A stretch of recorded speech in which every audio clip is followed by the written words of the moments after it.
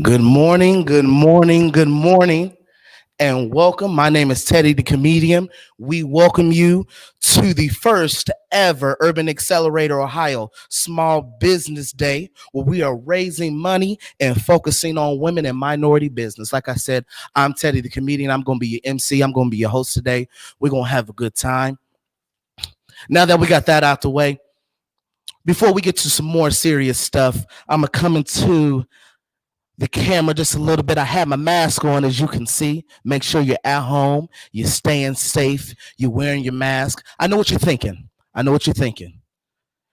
Raising money for minority and women businesses. It gets real political. And I can see how it's political. Let me tell you why. They got this fine chocolate brother in front of the camera. He got a 95% full beard. I still got a little bit of, I don't know if you can see it because of how wide the camera is, because we got a 6 feet from the camera too. But I got like a little scratch part right there. You see that right there? That's the 95%. God ain't blessed me with that hair. I didn't use my Beijing this morning because I was busy. I got the turtleneck on with the one chain. We all love a fine chocolate brother with a black turtleneck on with one chain. It makes me also feel slim. I've been working out. I started working out 3 days ago because I knew I was hosting this. Shout out to my trainer D Bell here in Columbus, Ohio. Bar Life. Um, when I realized it was called Bar Life, I thought it was a bar, and that was the life. That's all right. I'm feeling slim and trim, but we're gonna have a good time today. It's 8:30 here on the East Coast. We have people from all over. This is a virtual. I think this is like the first virtual telethon. This is new. I'm used to having people here having snacks. Ain't no bacon, ain't no biscuits, ain't no orange juice. It's just me, my guy Ski in the back, and this mic and this turtleneck. But we're going to have a good time today. If you're on the West Coast, you're probably not up. They won't get up to about 12. All the good jokes will be gone. I'll be out of gas by then. I'll be ready to go home. Um, I hope everybody's staying safe out there. COVID done got a lot of us. Santa's gonna have COVID this year. That's what I'm gonna tell anybody asking for a present. That's not really funny, but the way my money's set up, um, I've been getting the bare minimum. I didn't get that unemployment. I didn't get that unemployment. That's why I'm doing this virtually. That's why I'm doing this virtually. We got a good rundown today. A lot of businesses, a lot of strong, beautiful women. I haven't seen them, but all women are beautiful. They're gonna come on here. They're gonna educate us. They're gonna tell us how to get some money. You can donate. I'm gonna tell you how you can donate. Actually, real quick, you can donate. I believe there's a link up there where you can donate through this link. That's a lot of links being said. I'm still nervous, I guess. I'm still trying to get the flow of this. You can donate $25, $75, $100, $125. We are raising money because listen, we need to invest back in this community, excuse me. We need to invest in our women that invest in us. So let's move on. They got the time up there so I don't run long. We have the organization that's putting this on is the Urban Accelerator here in Columbus, Ohio. And I'm honored. I am so honored to be a part of this. Urban Accelerator was started a few years ago by three lovely people. They're going to come up about 9:20, and they're going to talk to us and give us a lot of good information and tell us who they are. I'm going to tell you the three people, and then I'm going to let them I'm going to say a little bit. Get you warmed up, get your mouth watering, like on Saturday morning when you used to have your mama cook them biscuits and cook that bacon that I've been talking about, and you smell it in your room while you're watching Power Rangers right before you got to do them chores. I'm going to get you warmed up. The three people, we have Ski. Yesterday was the first time I found out his name was George. That was really weird. We were doing a little mic check. We were doing a final, making sure everything was good. And our guy, Sean, that has been helping us, he said, "Hey, George." And I looked around. It was two young ladies and a man. I was like, I thought your first and last name was Ski. I don't know why. Let me tell you a little bit about Ski. He's retired from the Air Force about 5 years ago.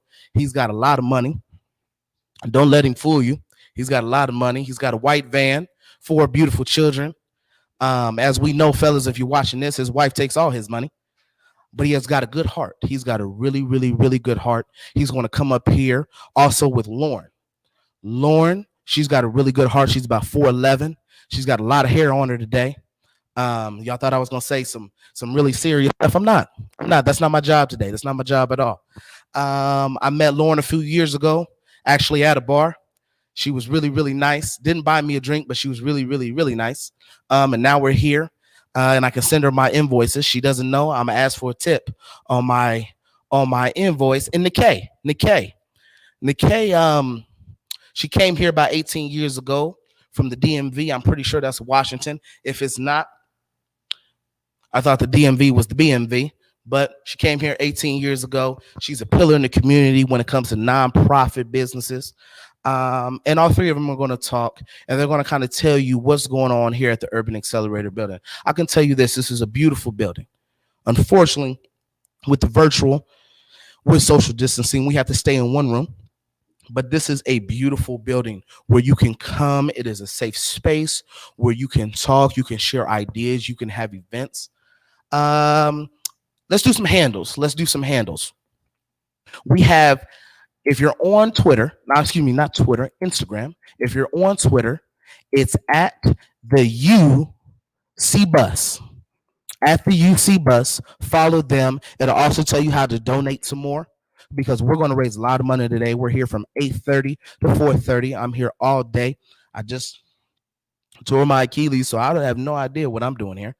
And I'm standing, and I got Timbs on. As you can see, even though I'm fine, I'm short. But in my heart today, because of these Timbs, I'm 6'3". You can also follow me on Instagram. My Instagram is spicy. I want to let you know my shirt's always off. I don't have a 6-pack. I got like a 3-gallon. At the beginning of 2020, I had a 24-pack. Now I have like a 3-pack, 3-gallon, and slimming down. At Hey Teddy the Comedian. I'm going to be taking pictures. We're going to have a good time. Like I said, we are all over the world today because this is virtual. So share it. Tag me. Show me some things. Let me shout you out, young ladies. If you have a business, we want to raise money. We want to be here. We want to show that we do care. Let me back up. I'm a little too tall for the screen. I keep looking at the screen. I'm a little too tall, as you guys can see. I will be at the top of the hour, every hour, maybe the bottom of the hour. Actually, I'll be at the bottom of the hour at 9:30. I got a monologue that I'm excited to talk about. I believe, and I'm just going to give you a quick taste. I believe that not only men, but Black men need to take a stand for these women. I'm going to say that again. So everybody can see. Let's make this go virtual, because we need to understand a few things in life, that these women, they stand up for us. No matter if it's giving $1, it's no matter if it's raising us, if it's washing us when they're sick. It is time that we stand up for them. We have the opportunity to start over and be there and do the right thing and start this generational thing. So we will be back. I will be back at 9:30. The U will be back around 9:10, and I'm gonna let you guys take it away. I'll be back.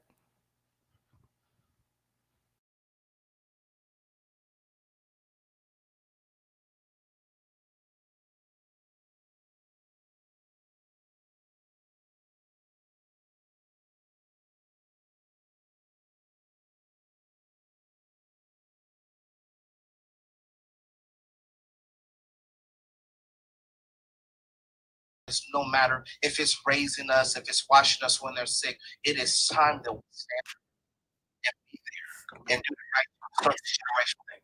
So we will be back. I will be back at 9:30. The U will be back around 9:10. Good morning. Good morning. Thank you for joining. It looks like we're having just a slight technical challenge, but all right. Looks like we're live. Hello, I am Tana Batiste with TanaBatiste.com. I am a leadership and business strategist. I'm so excited to be here today with you all, and I'm looking forward to our presentation. Just one moment. We're having a slight technical challenge, and I just want to make sure that I have everything ready for you. Like I said, I am the CEO and founder of TanaBatiste.com and Drew Alexander Consulting. I am a business and leadership strategist, which means I move people and companies from dreams, goals, and ambitions to actions, implementations, and results. I build strong and strengthen legacies. TanaBatiste.com focuses on the individual, developing as a leader, pursuing personal and professional goals. I groom leaders that are worth following. I spend dedicated time designing plans and content that will assist people in building their legacies. Drew Alexander Co. is a boutique consulting firm that is laser focused on nonprofits with the focus on content experts in every features that enhance an organizational stability, sustainability, and success. So today we're going to dig into leadership. Different situations require different types of leadership, and the typical corporate strategy is designed to really promote those who are good at tasks. But being good at a task does not mean that you are a good motivational person for leadership. And so that is something that we can develop and work on. And that's what we're going to talk about today. As small business leaders, we've all promoted ourselves into this leadership role, which is amazing and daunting all at the same time. And so we wanted to talk a little bit about how can we be leaders that are worth following. Today's presentation, we'll go over what being a leader means, why it matters. We'll look at some common leadership styles, and then we'll finish up with some best practices so that you can be a great leader. All right, let's go. Maybe let's go. So there we go. All right. So what does it mean to be a leader? In my estimation, I've had several managers and some great leaders. And we've all, if you've worked a job, you've experienced at least a manager. But being a great leader is not necessarily an experience that everyone has. And so my sincere desire is for you to be that experience for those who serve under you and those that serve alongside you. A leader is role over title. A leader can be a colleague, a leader can be the actual leader of the organization, but it's not just based on your title. And so you can be a manager and in the midst and be a great leader.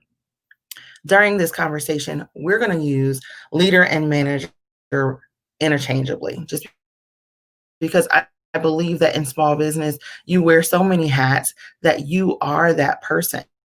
And so there is no distinction, really. A leader must be a visionary. They have to have an idea of where are we going and what are we doing and how are we going to get there. So even if visionary is not your natural style, every leader has to have a component of visionary in their repertoire. The key here, though, is that people are the focus. No matter what leadership style you fall into, if you have no one to lead, you can't be a leader in every step of the process if you want to be successful. Okay. So why does it matter? Why does leadership matter? Okay, it matters in these 4 areas specifically. In productivity, if you want your staff to be productive and your customers to remain content, your staff are going to need direction, and that direction comes from the leader. It's going to hit you in your profits, in your pockets. Not only is profit directly aligned and attached to your leadership, the profit margins will directly link to employee retention. Did you know that the cost to replace an employee can be 18 to over 200% of their salary? Can you imagine having someone with you through June, then needing to replace them and paying for them this year 2.5 times? That's going to hit your pockets in a big way. And personal fulfillment, we think about job satisfaction, both yours and your team's. That matters, and it comes from leadership. longevity.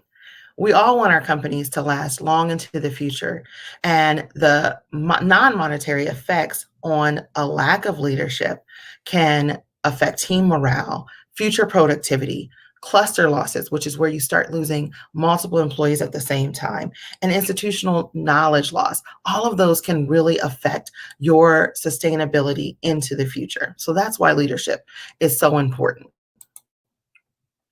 So in our next slide, we're going to look at some different types of leadership. And I see, I'm waiting for the screen to reset so that you can see the entire thing.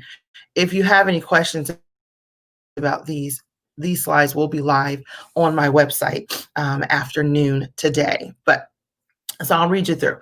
The coach style, which is actually one of the highest styles noted, and it is the style that is highly attuned to the strengths and weaknesses of those that are on your team. This leader takes the time, work to strengthening their core skills and strengths. They will give them feedback and help them develop SMART goals. The drawback of this time is it can be really, really time significant. You have to take time in order to lead this way.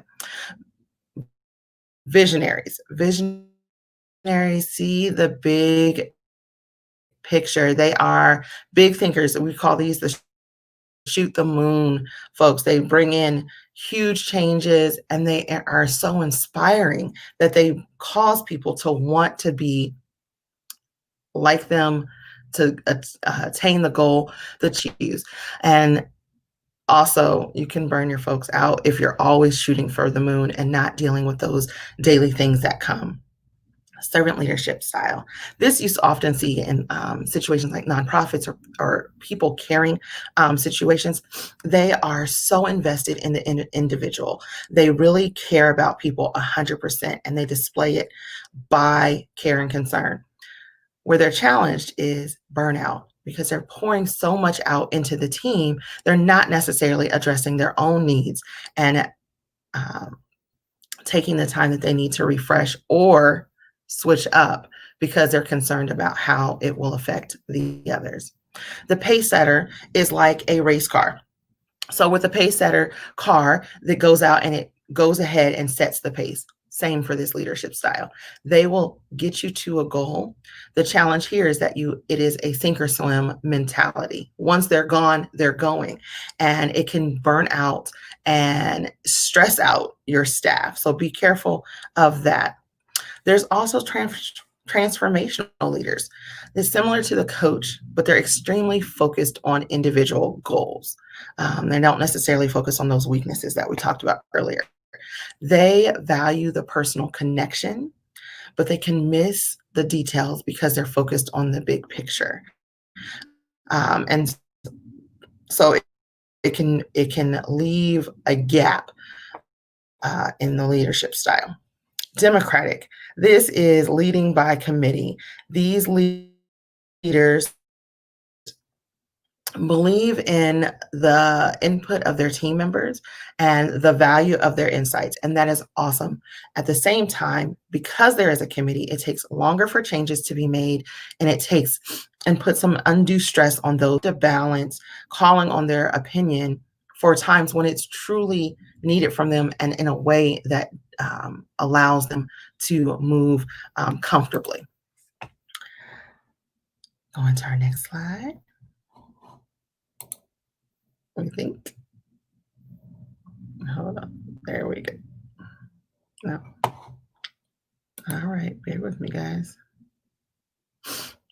All right. I'm going to go ahead forward, and it'll catch up with this. Our next style is autocratic. There we go. This is a highly results focused and authoritarian style. It is high production, but at a high cost. The burden of decision-making falls solely to the leader. They're very rules focused, and there is commonly accompanied by an inflexibility that can be a put off in the end to staff. The transactional.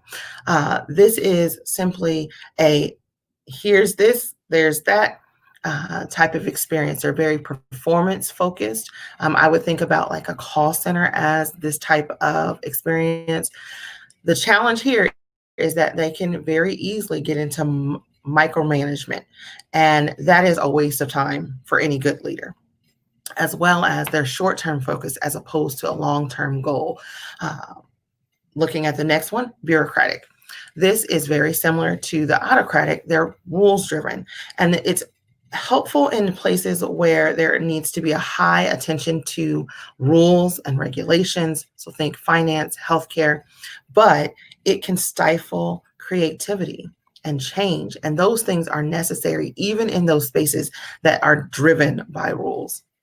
And finally, I call this one the non-leadership style. So the hands-off leader really has the autocratic components of here are the rules as a boundary, but don't really give you what you need to lead, and leaves the team to figure it out on their own. So the con is that it lacks direction and support. And for a lot of people, they're going to find that a huge turnoff.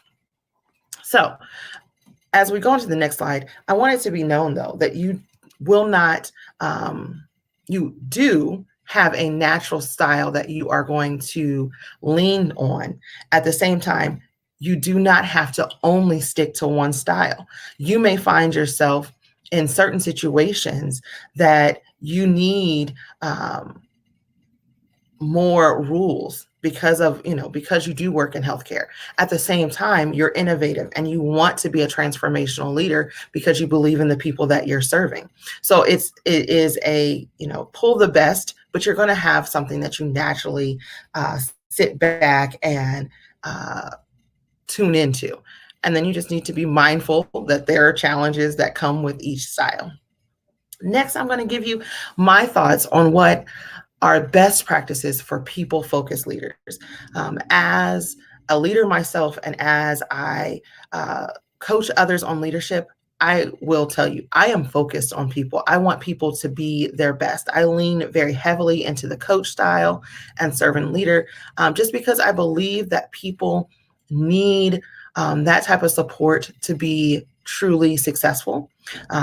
For me, I have seen it come to fruition by providing people the support they need to be their best. Production, retention, and profit all increase. So the next thing I'm going to tell you about is people. So kind of going into that point, valuing people. Listen to the people.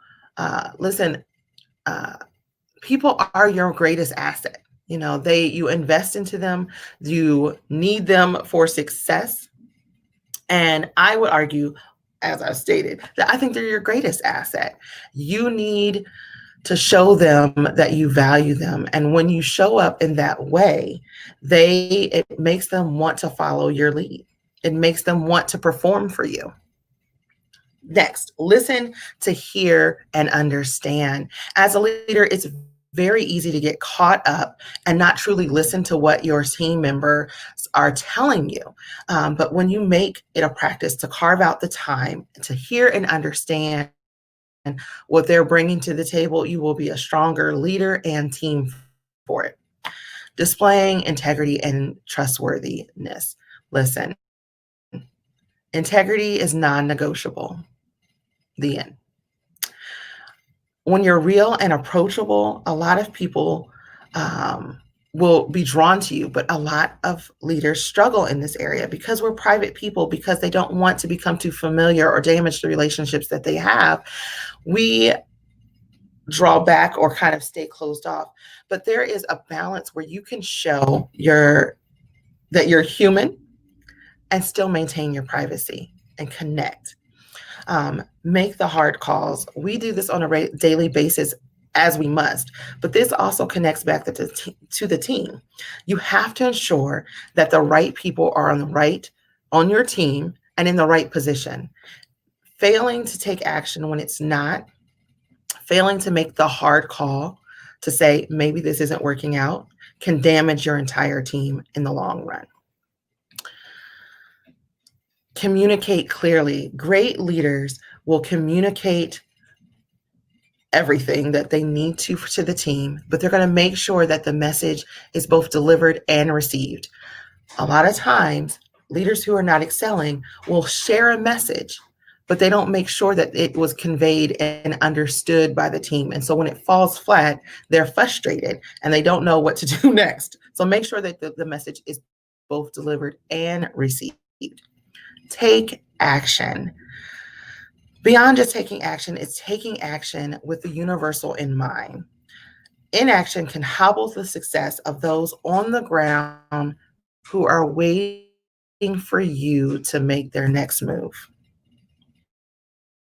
This is one of my favorites.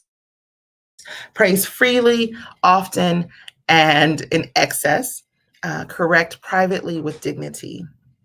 I am such a proponent of this. I find that when your team, find out how that your team needs to hear your praise, and each individual. Some folks are going to want to be loud and in charge and hear it out in the world. Others are going to want to be told privately. Some are going to want to see it in a bonus or a monetary gift. Likewise, commit to delivering correction privately and doing so with the highest levels of dignity. I'm going to say that again. Privately correct and with the highest level of dignity. A misdelivered correction can erode trust, while properly communicated correction can change the entire game. I have receipts for this. It is important that when you are correcting someone on your team, that you do so in a way that they can hear you, they can hear your heart in all of it, and that they recognize that you're there to support them. Now, that could be correcting and supporting them to a transition outside of your company. But even if you're doing that, even if you're making a transition where someone is departing from you, doing so with dignity will speak volumes to not only that team member, but everyone on your team. Okay, and finally, have a clear vision. Above all else, you have to know where you're going. Know that you cannot get there alone, no matter what. As much as we think we cannot do everything. We cannot get to the goal on our own. And include in your vision how you want your team to feel about following you. And then work towards that. All right. I am so pleased to have had this opportunity to chat with you. I hope this puts you on the path to discovering and growing your leadership style. As I mentioned, these slides will be on my page in about an hour or two. You can come there and grab them. It would be my pleasure to continue this conversation with you.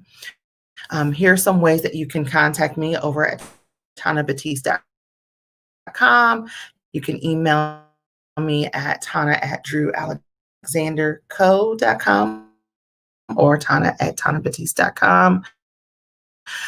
Check me out on LinkedIn.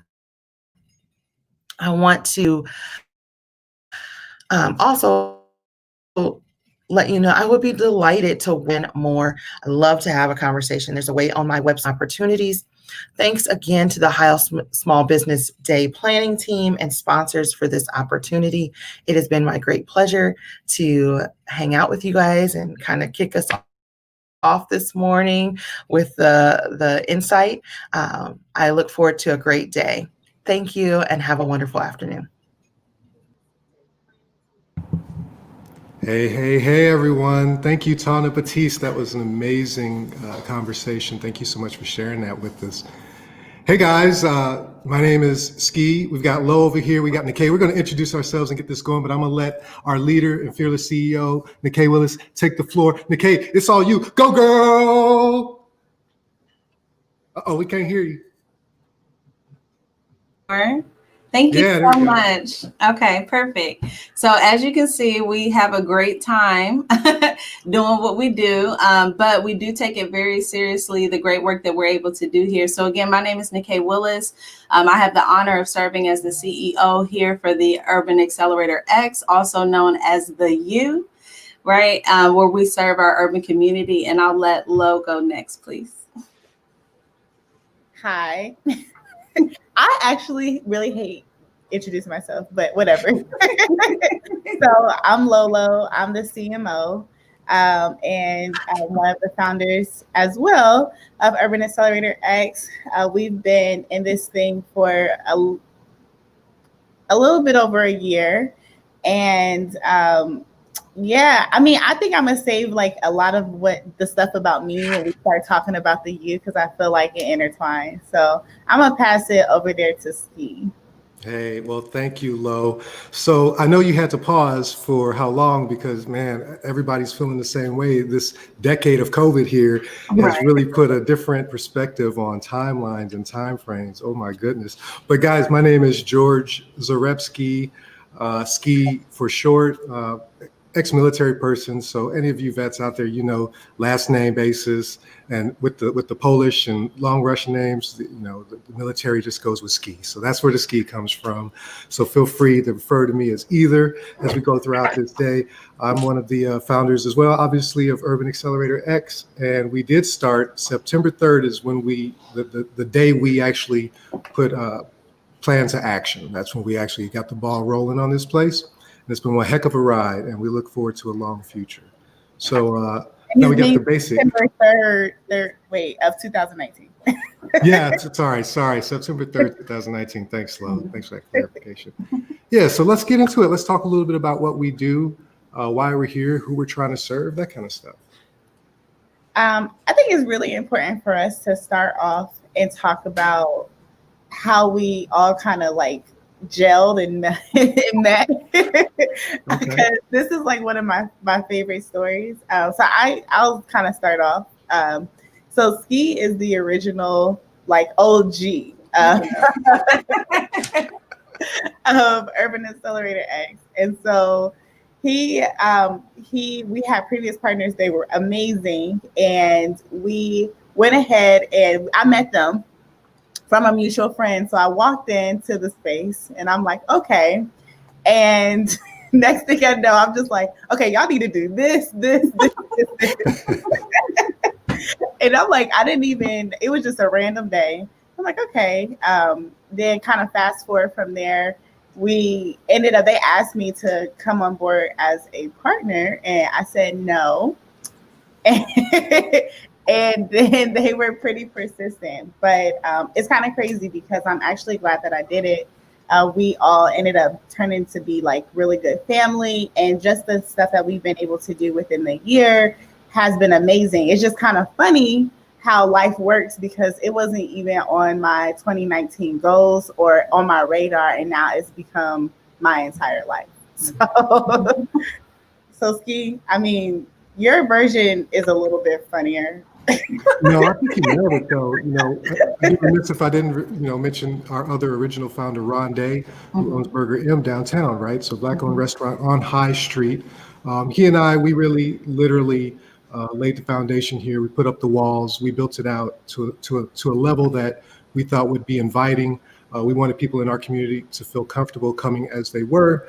Lo can attest to that on her first visit here. And she's right. As the story goes, we knew that two middle-aged men, was not the full diversity and dynamic that we needed in our leadership team. So we were actively looking for people to fill roles.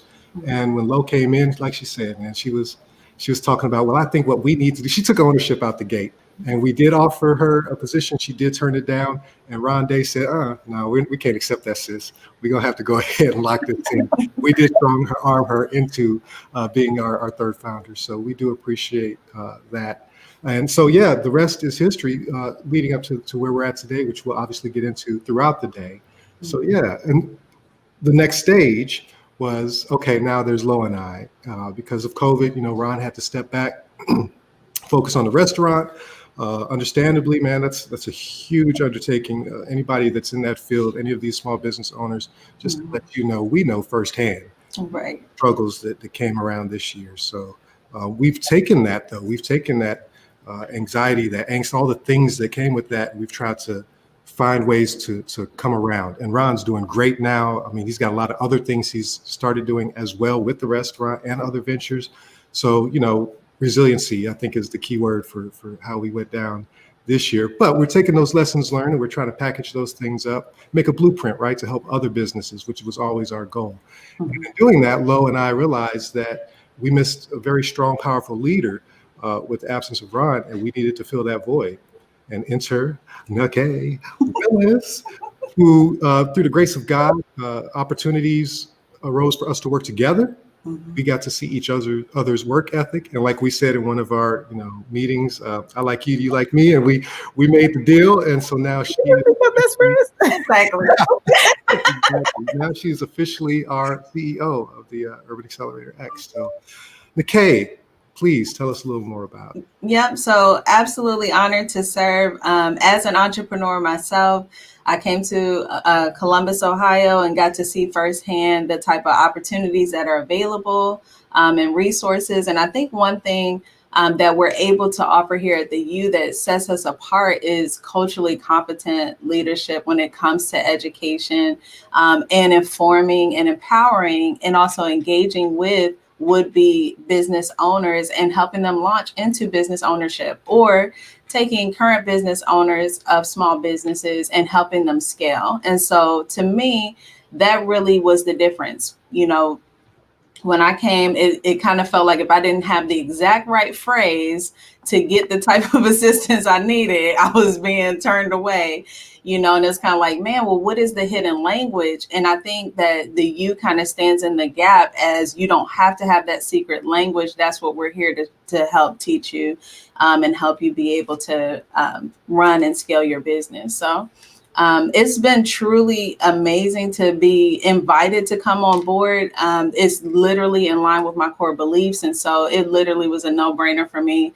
I think we made this deal probably in a 20-minute meeting. We're like, okay, exactly. Anybody hungry? What's next? So it's just been truly amazing to be able to work with such talented individuals who not only have a heart for this work, but the hands for it too. Yeah. It's kind of funny. I think about the journey for entrepreneurs that we're serving. I think about how it kind of correlates with our relationship with each other. And so I've always said, Ski and I, we have very similar personalities in a lot of the things that we do. And certain things were opposite. But we needed Nake because of the fact that she absolutely balances us out. We can't have two people who are kind of go with the flow and wants to help everybody. But so I think about it in that aspect because we all have different personalities, where sometimes you kind of get a little bit urban, a little bit that slang and fun. And then, we have the personality of being professional and being able to educate. But the thing that I like about it most is the translation. Mm-hmm. And so you spoke to it when you were saying, how do I ask, or how I have to say the right thing in order to get the right resources or the right education, the right assistance. And so I think that's what I really love about the whole concept of the U and what we've built, because we work with such a wide range of individuals. Like we've seen some people who are the top corporate, very, very polished, very, very put together, and they felt comfortable in our space. They've given us information and we've been able to give that back to them in dialogue. But then we also have been with people who have no idea any type of business terms, no previous knowledge of anything. And to most people might seem like they're a little bit rough around the edges. And so but they also feel comfortable in our space as well. That's kind of crazy to be able to have that wide range of people be in our space. So I say all that to say that that's what I really, really appreciate about what we've built, is that we are, I think of it as translators. and being able to take the information that needs to be given to the community and giving it to them in a way that makes sense and not making people feel alienated or ostracized because they don't know a certain term about taxes. Yeah, I think that's super important, especially when you're looking to serve the urban community that already has to do so much code switching in all other atmospheres. And to me, you kind of launch into business ownership, or you aspire to it because you want a sense of ownership and a sense of identity that sometimes corporate settings don't allow you to have. As well as you want the financial freedom of being able to live the type of lifestyle that a corporate setting would provide for you. And business allows you to do all of those things. And so it's important to have a community resource that understands where you're coming from, and allows you to keep that identity while you still scale into a professional business. Yeah. So let's be real clear then. Let's be very deliberate and tell everyone exactly what we're here for. Because even with all the change that we've seen this year and the change in leadership, the change in the environment, one thing's remained consistent. Our goal, our mission is to provide education, training, and resources and financial assistance to people that want to start a business or grow their business. And we're focused on the Main Street businesses. Some people call it lifestyle, some people call it mom and pop shops. We're focused on those entities that are not trying to get a quick exit, like a lot of the tech startups and that kind of thing, right? People that don't want to share equity, people that want to keep complete ownership of their business and control their business, people that may want to hand it down to generations. That is our focus. And while we are all inclusive, as you alluded to earlier, Lolo, we do focus on people of color and women. So that is our specific focus.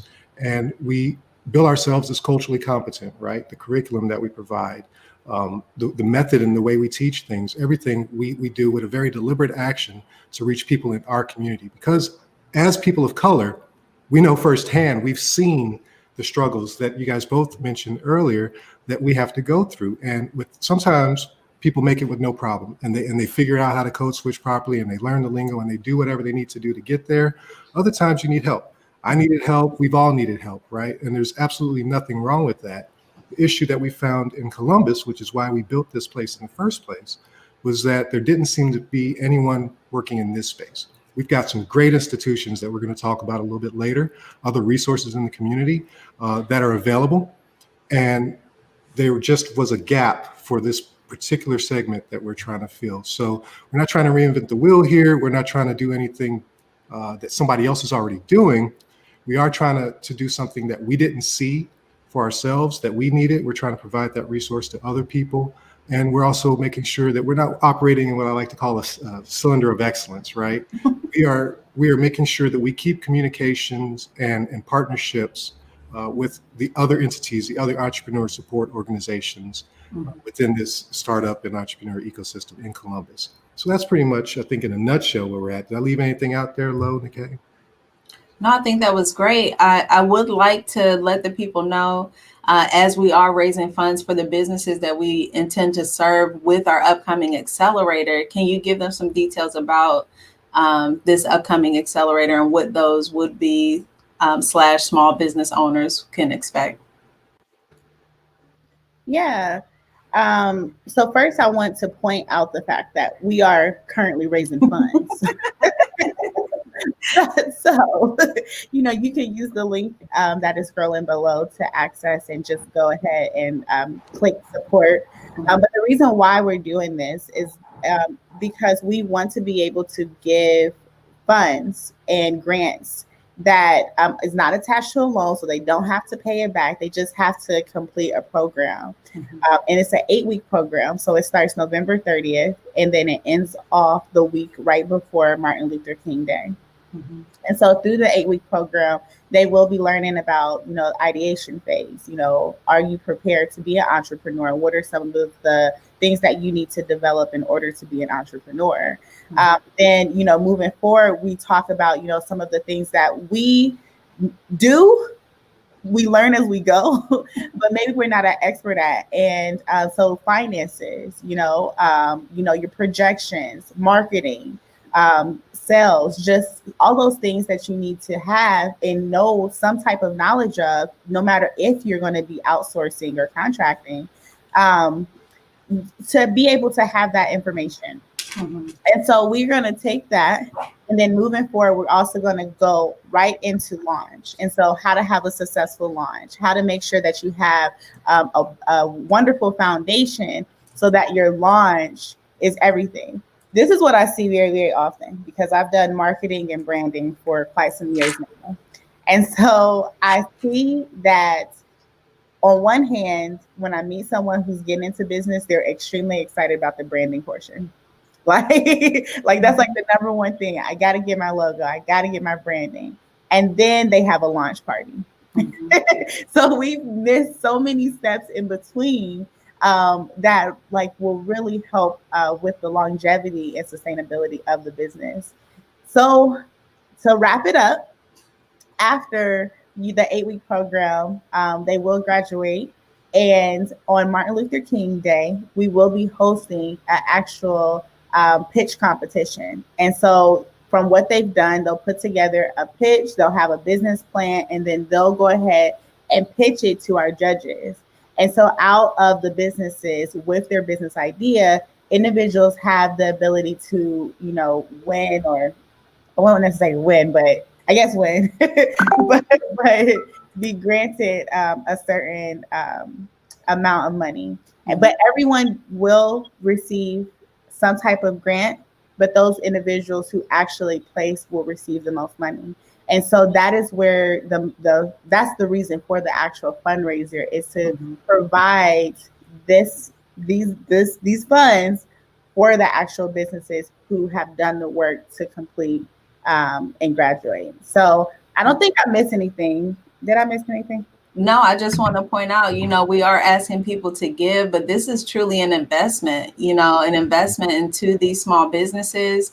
And it's a good investment, right? Like Lo said, they'll be educated. They'll have a solid business plan, and that's the whole point of going through that accelerator and then being able to accept the funds. Is you're literally sowing this seed into this business that will bear fruit. And sometimes that's bearing fruit of just being successful. Sometimes that's bearing fruit of also bringing new jobs into the community and having more employers that are culturally competent because they're from that same culture. So this is definitely a long-term investment thing. So you can literally be proud and be proud on your taxes. And to our cohort, I think we'd be remiss, for our potential cohort, applications have been coming in. So those of you that have applied, don't worry. We haven't forgotten about you. We are getting back to you guys. But yeah, for those of you that will be in the class, please know this 8 weeks, it's deliberately made out so where there's a light workload. It's a light overhead, right? So we understand people have families, they have responsibilities. It's COVID season. There's a lot of stuff going on. So a lot of this is actually, all of it will be done virtually. And it's going to be broken up into digestible segments that you guys should have no problem digesting. If you do, though, we're going to be communicating with you the whole time. So it's not just going to be, hey, here's some work to do and go at it. This is, engagement is one of the key components of what we're doing here that we think kind of separates us a little bit. We really want to work with each of you individually to make sure you're getting the most out of the program, that we're satisfying your needs as best we can.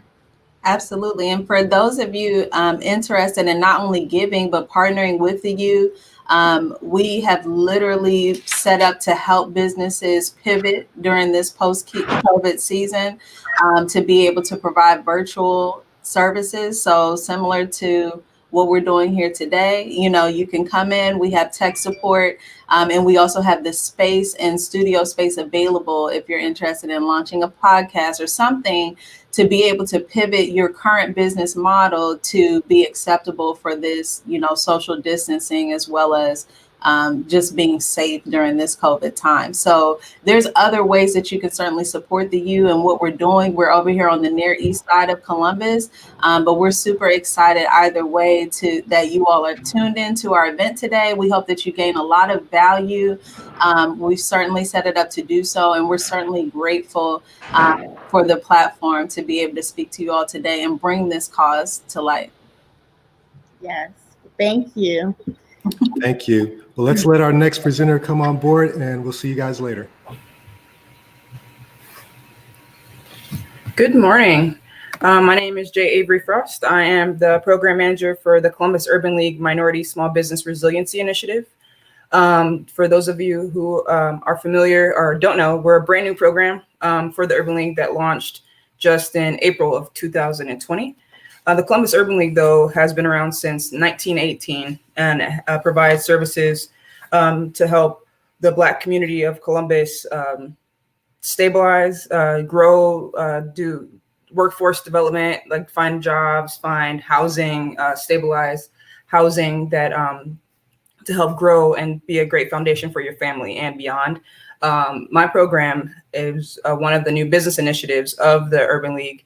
And I'm really happy to be here today to present to you all because not too many folks are aware of the different programming that we're offering specifically for businesses. So like I said, we were founded we launched April 20th, 2020 to be an economic first responder for small Black businesses and minority-owned businesses here in Central Ohio. And so what does that mean in COVID times? Because we are a COVID response program, specifically, how do we help our businesses stay open? How do we ensure that our business owners are able to continue keeping their employees on board?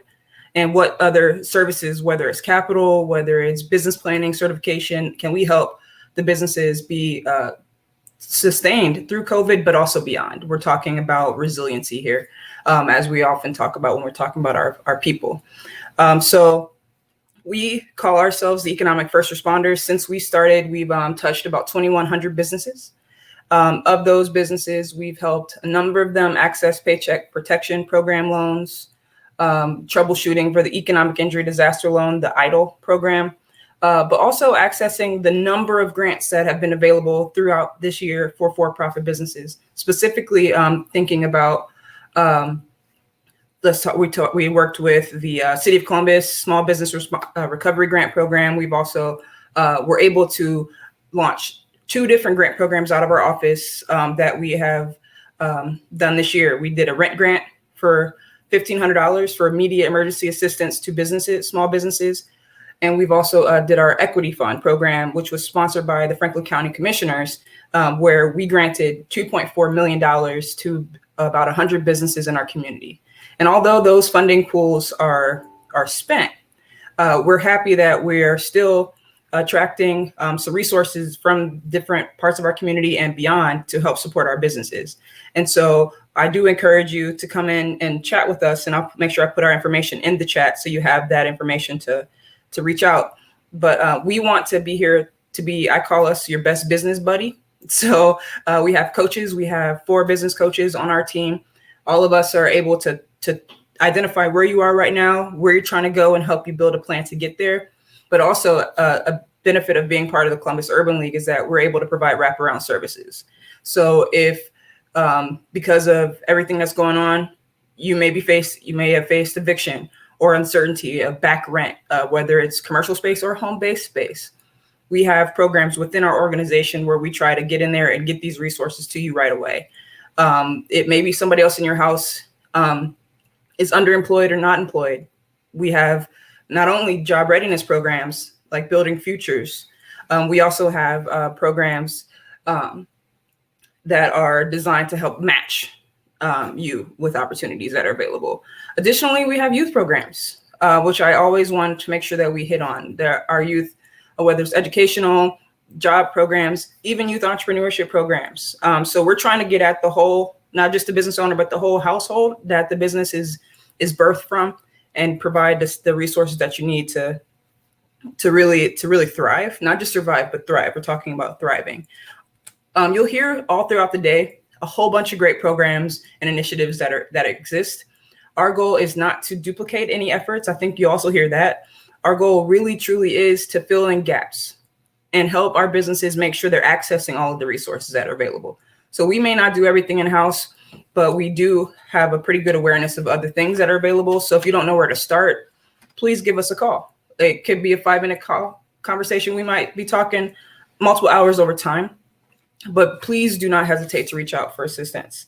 So our services, just so you're aware, we do the business coaching, and all of our services are free. Let me just start there. So we're not going to be charging for any of these services because If we have it to give you, we're going to give you. But we have one-on-one business coaching as well as group business coaching that'll take place in maybe small groups, but also workshops that run the gamut. And I'll go through those. I think we're doing startup stuff. We have some business planning things coming up, not only that we do, but also that our resource partners do. Certification, as far as the minority business certifications that you may hear about, like minority MBE, Minority Business Enterprise, WBE, Women's Business Enterprise, etc. We have a specialist in-house that can help you package your applications and get that through in a less painful kind of way. Not that it's painful, it can just be cumbersome sometimes. Marketing and sales. So you do what you do well, but you need to increase your customer base. How can we be working with you to identify and really target those folks? And then also, because everybody who comes to us at this point has been, by and large, for financing. So how do you get from where you are, which may be undercapitalized, to having the cash flow that you need to grow your business in the way that you want to? That is something that we have just brought on a new teammate who I'm very excited to have with us, Chandrita. And then also we're launching a new program with JP Morgan Chase here in the next coming months, where all we're doing is talking about that. How do you fill the gaps? How do you get your package ready so that you can apply for one of these programs that as they're coming up? So many people weren't able to access Paycheck Protection or some of the other loan programs because they just weren't ready. So we're going to do our best to be proactive and make sure that you are ready as we're coming aware of different programs that exist. And yeah, so at the moment, right now, we're just focusing on these one-on-one intakes. And I'm going to make sure that I drop our contact information into the chat, or make sure that we get the comments here for you. But you can reach us. You can visit our website, cul.org. And right there on the front page, you'll see a little button about the Minority Small Business Resiliency Initiative, which is our program. You also can always call 614-484-0940. And whomever answers the phone can answer any questions you have. And yeah, our information went right there into the chat. If you go to that link, bit.ly/MSBRI_start. Sorry, it's long. You can go ahead and do our intake form so that you can jump some of the steps, answer questions about your business so that we get you paired right away with the best appropriate business coach. But like I said, and I'll say this forever, no question is a dumb question. Please make sure that you reach out to us. One, I want to just say to our community, sometimes it feels like you're by yourself as a business owner, but there are a number of resources that are available and here to help your business. So please call me, email me, afrost@cul.org, or just give us a call. I think that'll be the most responsive way to make sure that somebody gets in touch with you.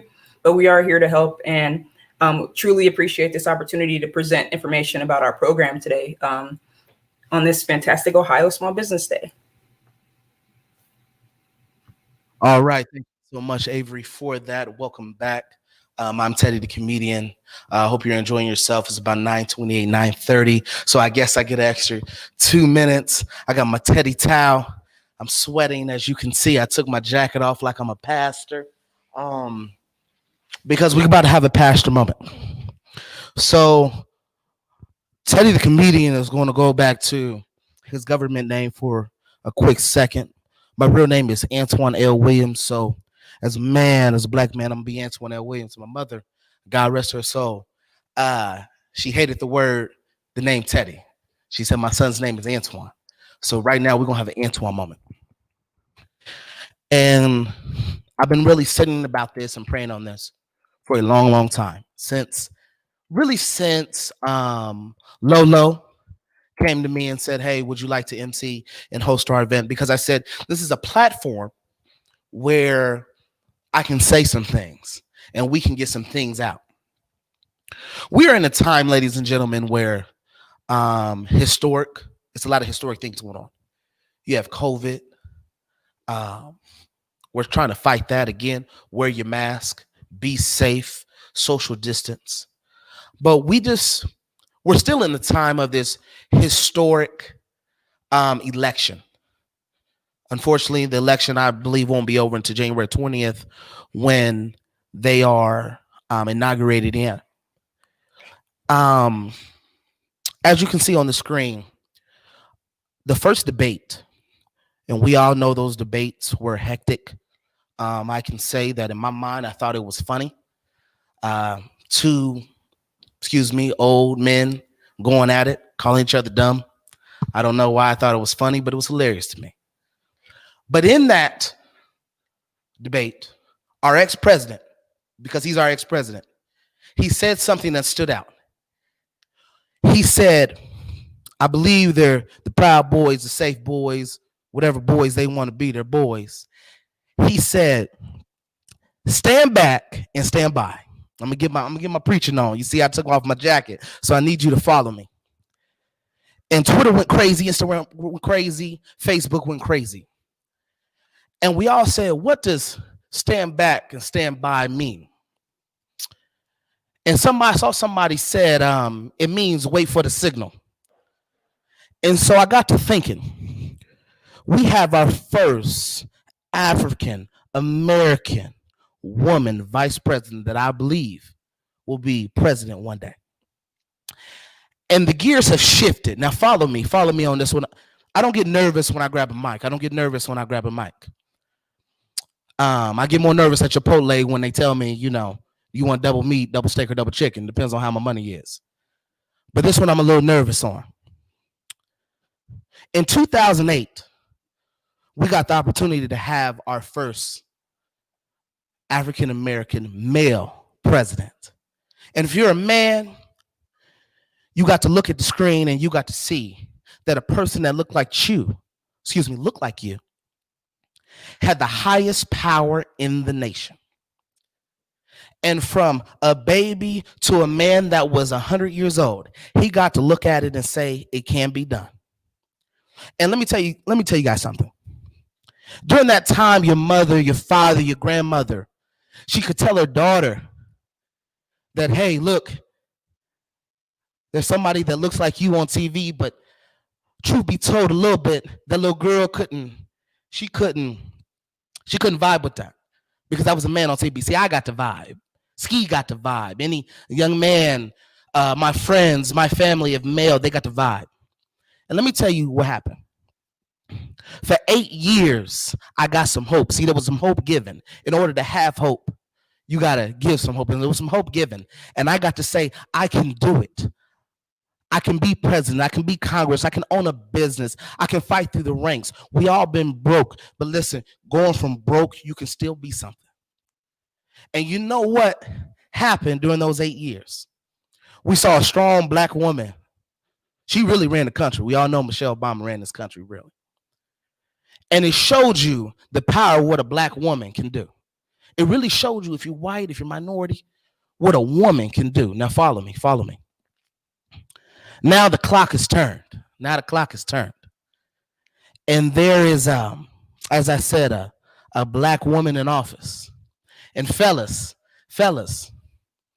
I got to thinking, we need to stand back and we need to stand by because they're going to need us.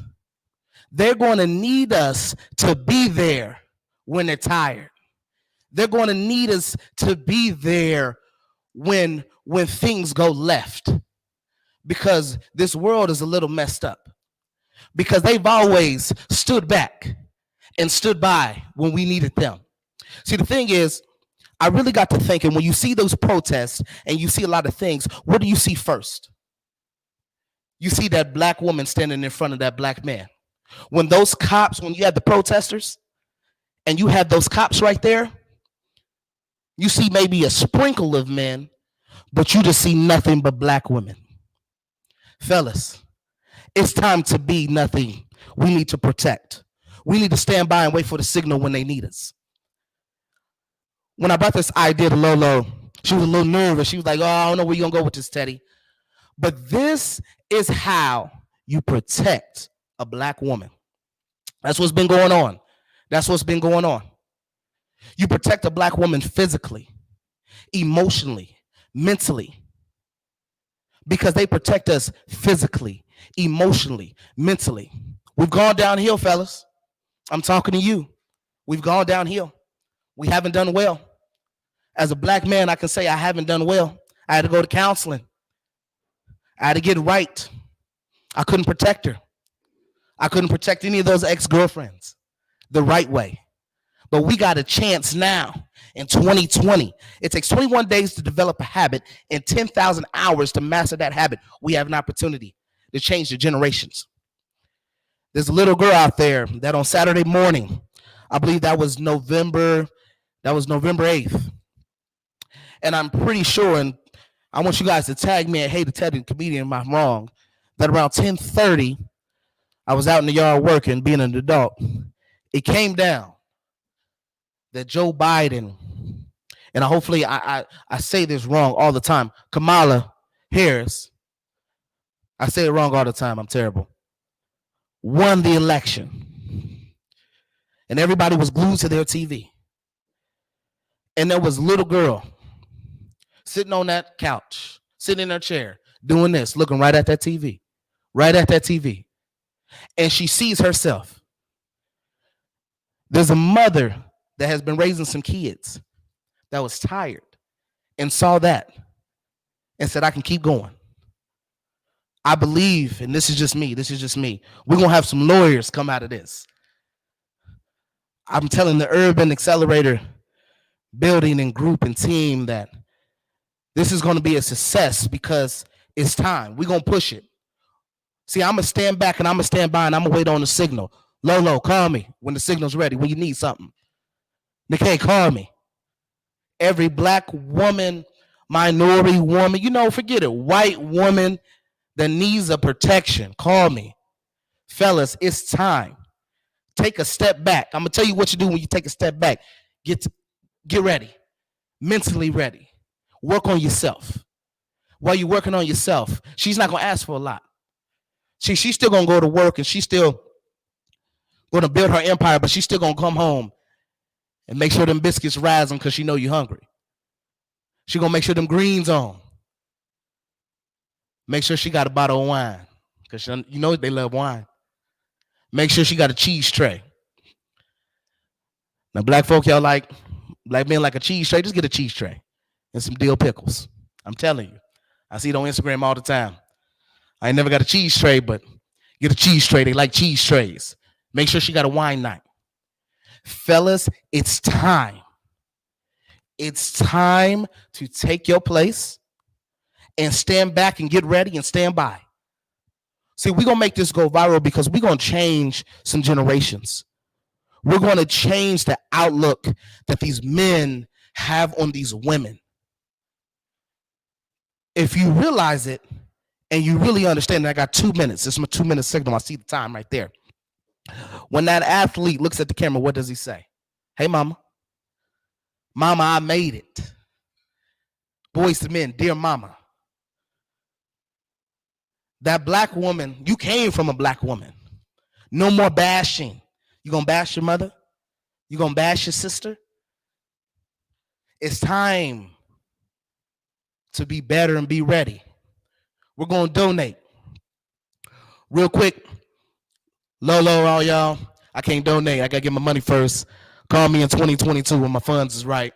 I'll donate a little bit more money. You see, I'm donating this turtleneck and my time. But that's what we're going to do. That's the serious note today. We're going to stand back and we're going to stand by and we're going to wait on the signal. We're going to change the generations. We're going to stand up. No more sitting down. No more being second tier and making them feel second tier. Walk on the right side of the road now. Stop letting her walk outside when it's cold and she ain't got no jacket on. You know she's going to leave her jacket at the house. Be there. Protect these daughters. Be in their lives. That's what we need to start doing. It's the small things. It's the small things. All right, that's my bishop moment. We're having a good time. We're going to switch over. I believe we're going back to the Urban Accelerator, Lolo, Nikkei, Ski. We're going to go back to them. That's my pastor moment for the day. I hope I made my mother proud on that. I think she'll be more proud of the turtleneck that it's a little slim and trim. We're gonna go back.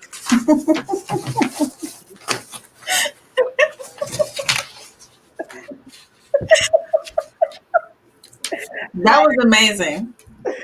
That was like, thank you, Teddy. Just thank you. I mean, I think that the message was great. It was right on point, especially with us emphasizing women in minority business, but women.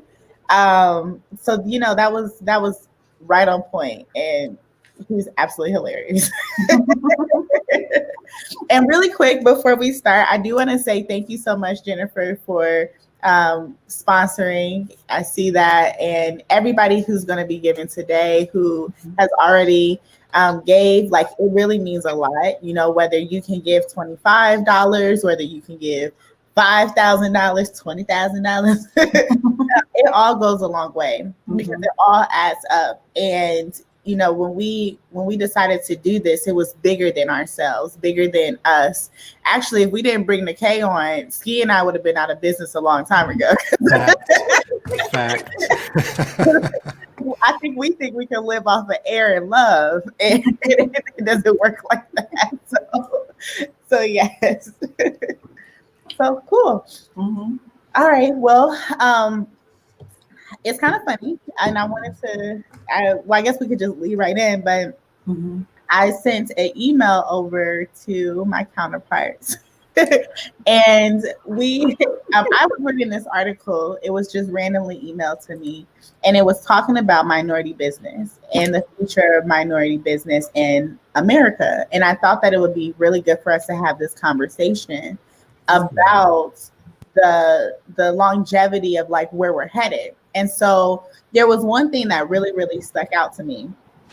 And the thing that really stuck out to me was we are, as minorities, as people of color, we are headed to being the majority. And that is something that, is absolutely amazing to me. So in the next 30 to 35 years, it was saying that we're going to be the majority. The issue is that, unfortunately, businesses that are ran by people of color are, they make up less than 90% of the actual workforce. And so that's actually really, really scary to think. And so we've talked about, and they were really kind of going into more of an extensive dialogue about it, but it was really good because it talks about with the businesses that we have in place and with, white people being in a position where they're employing a lot of the America, the businesses have reached this cap, with us bringing in way more people and and people having people, especially during COVID. Right. But with that being said, moving forward, if minority businesses are not able to scale, then we're going to be in for an extreme economic crisis because there will be a shortage of job opportunities for the simple fact that most businesses that are ran by people of color are either sole proprietors or they have less than 5 employees. And so if we think about that and we're like, hey, or even the salary rate of being able to pay those people. And so I just wanted to really talk with you all and kind of just have this conversation around what does it look like, within the next 30 years? And what can we do to make sure that minority businesses are scalable? So I think part of it is definitely the work that we do with the accelerator. I think just like in other key areas that Black people and minorities have to almost overperform just to be viewed the same as other ethnicities in whatever it is that they're doing. So in business, I think part of the reason why our businesses tend to be smaller is because we're not given the same funds or the funding is disproportionate. And so with the work that we do with the accelerator, the hope is to be able to set these businesses up to be able to be excellent in the eyes of the lender, excellent in the eyes of the investors like yourselves viewing live, to set them up basically for excellence so that they can have that longevity and scale. So I think that's a huge part of it, as well as a lot of entrepreneurs. I think Grant Cardone said, if you're not sure how to branch out and become an entrepreneur, that's your first lesson, figure it out. And I think it speaks to, that a lot of entrepreneurs are self-taught. And while it does give us this wealth of not just knowledge, but like wisdom about what we're doing in our approach, there's time lost in that. That's just the honest truth. And so it takes, might take us, 10 years to scale versus another business who has the funding, who has mentors in place that have already made the mistakes and can literally take their hand and guide them, might only take them 2 years to scale. And so a part, at least, we don't want Band-Aid solutions to a compound systematic problem, but at least a part of that is being able to educate and stand these businesses up so that they appear excellent where they're in competition for things like funding. Yeah, I agree. Yogi clearly agrees. Oh, gotta get up here. But you're right. I mean, I think about, and Ski and I've had this conversation quite often. I think about when I started my business, it was terrible, and and I think about all of the things that I wish that I would have known now. It would have saved me so much time. It would have saved me, missed opportunities, failed relationships. So if I can be able to help cut that time in half for someone else, that would be a huge thing for me. How do you feel about that, Ski? Man, there's so much to unwrap here. It's a lot, right? It is a whole lot. And I feel like as I listen, and just for everyone out there, this is our first time having this conversation. So I've got my pen and my notepad over here to take notes. But first of all, we don't have the answers to everything. The three of us on this screen right now, we have our own specialties, we have our own gifts, but we don't have all the answers. And so we're heavily dependent upon the network here. And fortunately, in Columbus specifically, I've been to a few cities in the world, and Columbus really stands out as being one of the cities that welcomes small businesses and entrepreneurs with open arms, right? That is a blessing. And so we have to take advantage of that. So our core mission is absolutely dependent on all these other great people in the community. Again, we'll be talking about a lot of them, and some of them will be presenting and have presented today already. And it doesn't stop there, though. It takes more than that network. It also takes complete circle of, I'll say, a blanket, right? So mental health. Let's just put it out there. Mental health is real. I have a therapist, and it has been the best move I've ever made. A lot of people have therapists, don't even realize it. It may be the best friend, it may be the mom, it may be whoever. Some people don't have that, right? And especially when we get into this entrepreneur journey and we get our heads down and we're grinding out, doing whatever our special thing is, we oftentimes forget to give ourselves the love and time and dedication that we need. And then also that bleeds over into physical wellness, right? We're not doing exercises, we're not eating properly, so there's all these components, not to mention the other environmental components that people of color have to deal with disproportionately to other so-called races. So there's a lot of things that go into being able to have this balance in order to be able to go on this entrepreneur journey. And I know that's not a direct answer to your question, Lo, but it's just the thing that was in my mind as I'm listening to us talk about this. And it's a very large nut to crack. It's very hard to figure out. There's no one thing, right? And it's different things for different people. But in order to figure it out, we have to engage with these people individually, with these companies individually.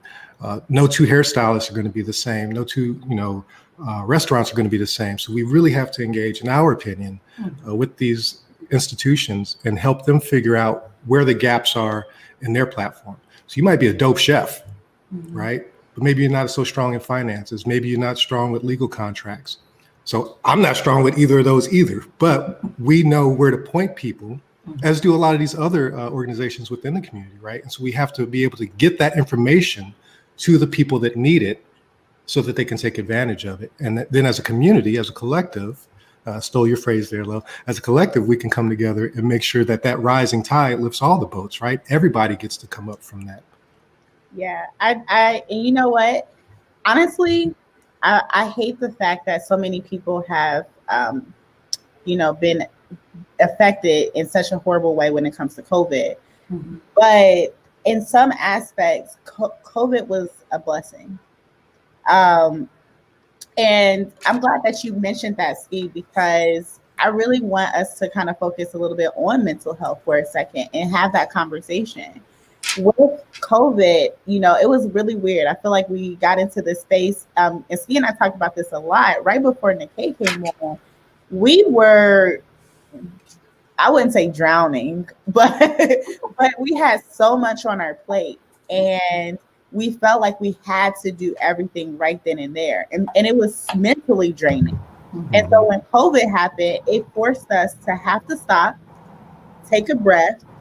And when we stopped, it was like, wait, nothing burned down, nothing crazy happened. And it allowed us to be able to do what it is that we wanted to do, to really hone on, okay, what are our goals? What is the mission here? How can we articulate that? And how can we represent that every day in what it is that we're doing? And so I think about organizations, during the COVID experience and when we got shut down, that 3-month period, it was actually great because it allowed me the space to be able to slow down, to meditate, to really work on my mental health. And so now I have a lot going on. I'm in school, we have the U, and there are times where I feel overwhelmed, but I go back to the practices that I kind of picked up when we were having this. And it's like, okay, just because I am an entrepreneur doesn't mean that I have to get everything done today.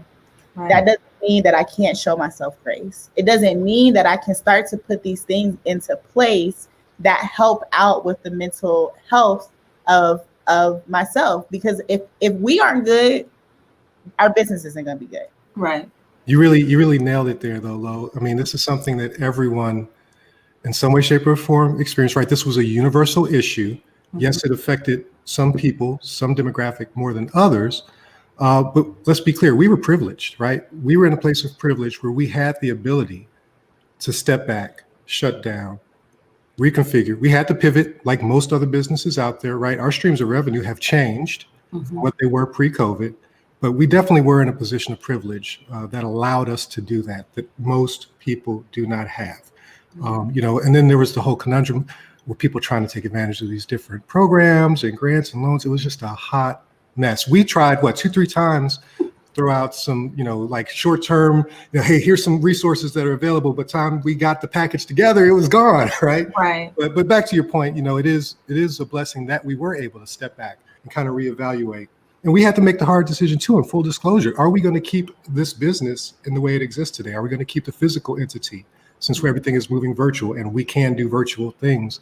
All of that was added to the mix. So it was good that we had that time to sit back and kind of think about those things and figure it out. But yeah, I just wanted to make it clear that we definitely were blessed to be able to do that. We were from a position of privilege for that. And I mean, think about it, like starting a business is you're embarking on a life journey, right? So think about how much support there is for any other life journey, like for a student, right? A student, their housing, right? Some of their food is built into the cost and the initial loans that it takes for them to just be a student, right? But there's nothing like that for entrepreneurship. And I think that's why when we talk about collective, that's so important, for businesses to be able to lean on each other and see each other as sources of support and resources versus competition or something else that you have to pay for, right? You tend to hire someone who has an expertise in a certain field because it saves you time, but also that mental strain and effort of literally trying to force yourself through to learn it, right? So for me, that word collective is so important. And Chandrita actually posted about it earlier today. She said, or yesterday, she said it's not about another business opening and being competition.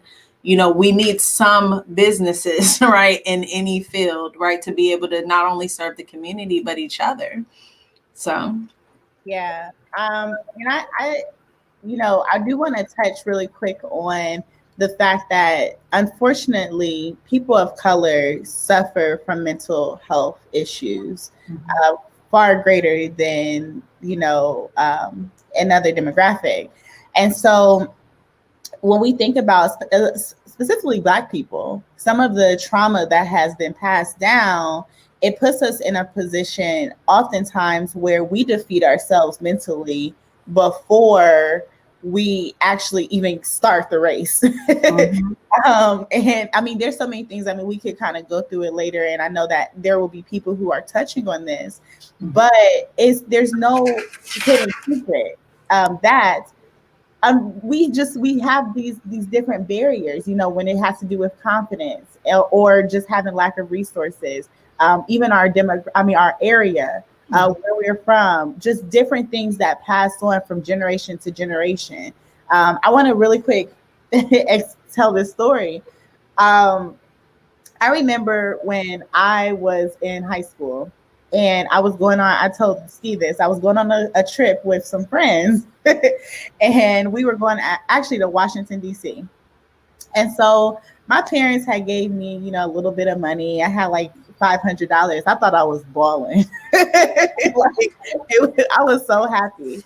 And so we get on the plane and my friend is checking her bank account. At that time, I had just got a bank account and it was like, little underage one or whatever. She was checking her bank account and I had never seen a bank account that had that many numbers in it. And I was just like, my mind was blown. She's just like, oh, this is just my savings. Oh, but this, and it was just like absolutely crazy. I had to keep my composure like, yep, I got the same amount of money in my What a coincidence. But that was one of the first experience where I realized that I was set up different. And a lot of it had to do with my family because it was my white friend. So my family from generation to generation, they had barriers. And they did not get to pass on, thousands and thousands or even millions and millions of dollars. Right. And it really changed my perspective of, okay, now moving forward, what I want to do is I want to set up a legacy for my family so that we can start to pass that down. So I really want to highlight, some individuals in the community that are doing really, really good work when it comes to healing people of color, healing these places, empowering people of color, letting them know that we can change the tide, we can change the tone, we can change the generational curse that is among us. And so one of the people that I really love, her name is Toby Ewing. And she's been doing a really, really great job. I think it's called Beauty is a Metaphor. But she also, during COVID, does like virtual yoga. But she speaks to the experience for people of color. So she actually has yoga sessions and meditation sessions that are specifically for people of color. So I absolutely love that. Maroon Arts Group is another organization. They are amazing. I met Marshall Shorts a little while ago at Willoughby's. We'll get to Willoughby's later. But Marshall Shorts, Fev, and Maroon Arts Group, actually, they're absolutely amazing. They run different types of programs. They actually host like a Unlearn series where you're unlearning different things for a generational curse when it has to do with people of color. So they have so many different programs. They heavily educate about mental health. They heavily educate about our history. So many different things. Achia Reed, she actually wrote 2 different books and she's absolutely amazing. She talks about, freedom and empowerment. And there's so many different people. Another one that I will say real quick is Replenish Spa. And not just because it's a spa, and I like the spa day. But they also do so many different programs as well that talks about healing from within, and really healing our mental. It has so much to do with the success of our businesses. So those are some that stand out. I mean, there's so many different ones in Columbus, and I'm really proud of our community. I love Columbus. I love the people of color here. But I'm super, super proud of what it is that they're doing. And so yeah. So thank you. I'm glad we were able to have this conversation. And go ahead, Teddy. Go ahead and take it away for us. All right, thank you so much.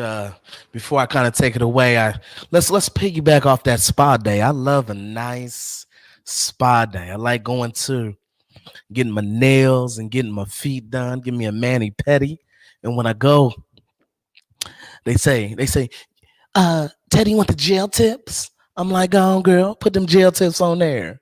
Let me see the sparkle in it. And like when they massage my hand and they get to massaging my feet, I'm like, oh, you want my number, baby? That's what you want. Get to putting a hot towel on my legs. I'm like, I didn't know my legs could feel like this. I'm like, ooh, I'll be right there.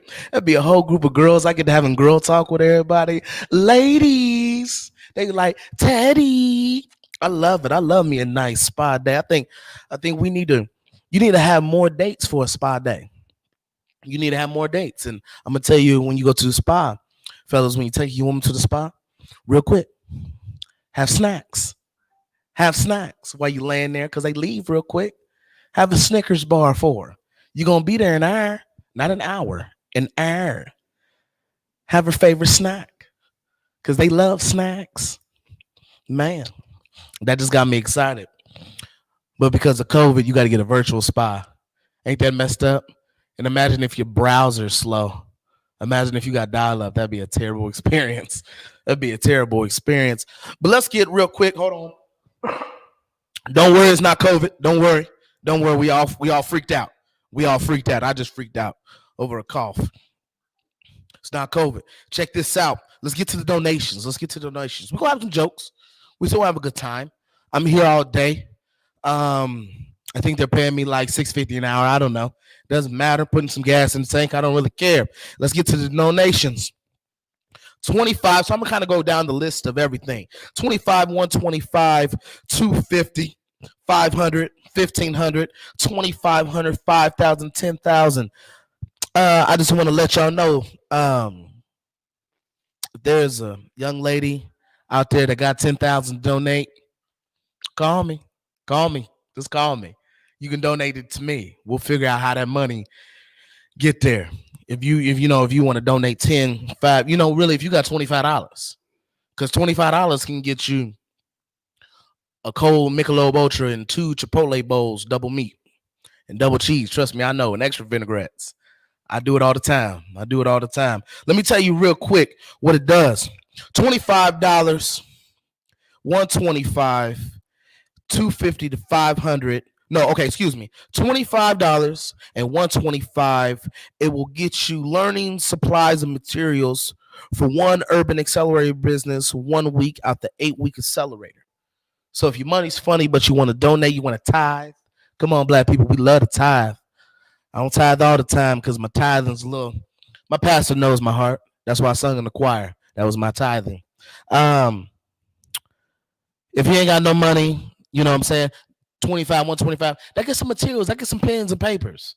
That gets Ski back there to change the camera for us. You know what I'm saying? Ain't a lot of changing, but it's enough changing. Now listen, let's get to that 250. What's 250? That's an Apple Pencil. That ain't that PS5 yet. That ain't that PS5. Fellas, it ain't that Birkin 4. There's a couple Aldo bags. But that 250 will get you that learning supplies for 2 weeks. 2 weeks out the 8-week program. Now that 500, now let's keep going. We got about 6 minutes. That 500 will get you for 4 weeks. Now 1,500 will cover the whole thing. All the supplies for 8 weeks. That's what that 1,500 is going to do. 500 get you get a You Have a Dream small business grant for one urban business who has successfully completed the 8 program, pitch, or Martin Luther King Day weekend. Excuse me, my teachers are pissed. They told me I should learn how to read. That gets you that. That's that 2,500.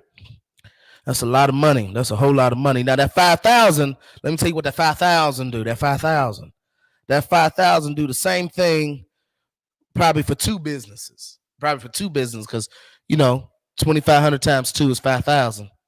I'm going to go with that. And that 10,000 is for 4 businesses. Let me also tell you what it gets. It gets you 4 good morning text messages from me. 4 good morning text messages from me. It gets a personal FaceTime call with me. Just to tell you thank you.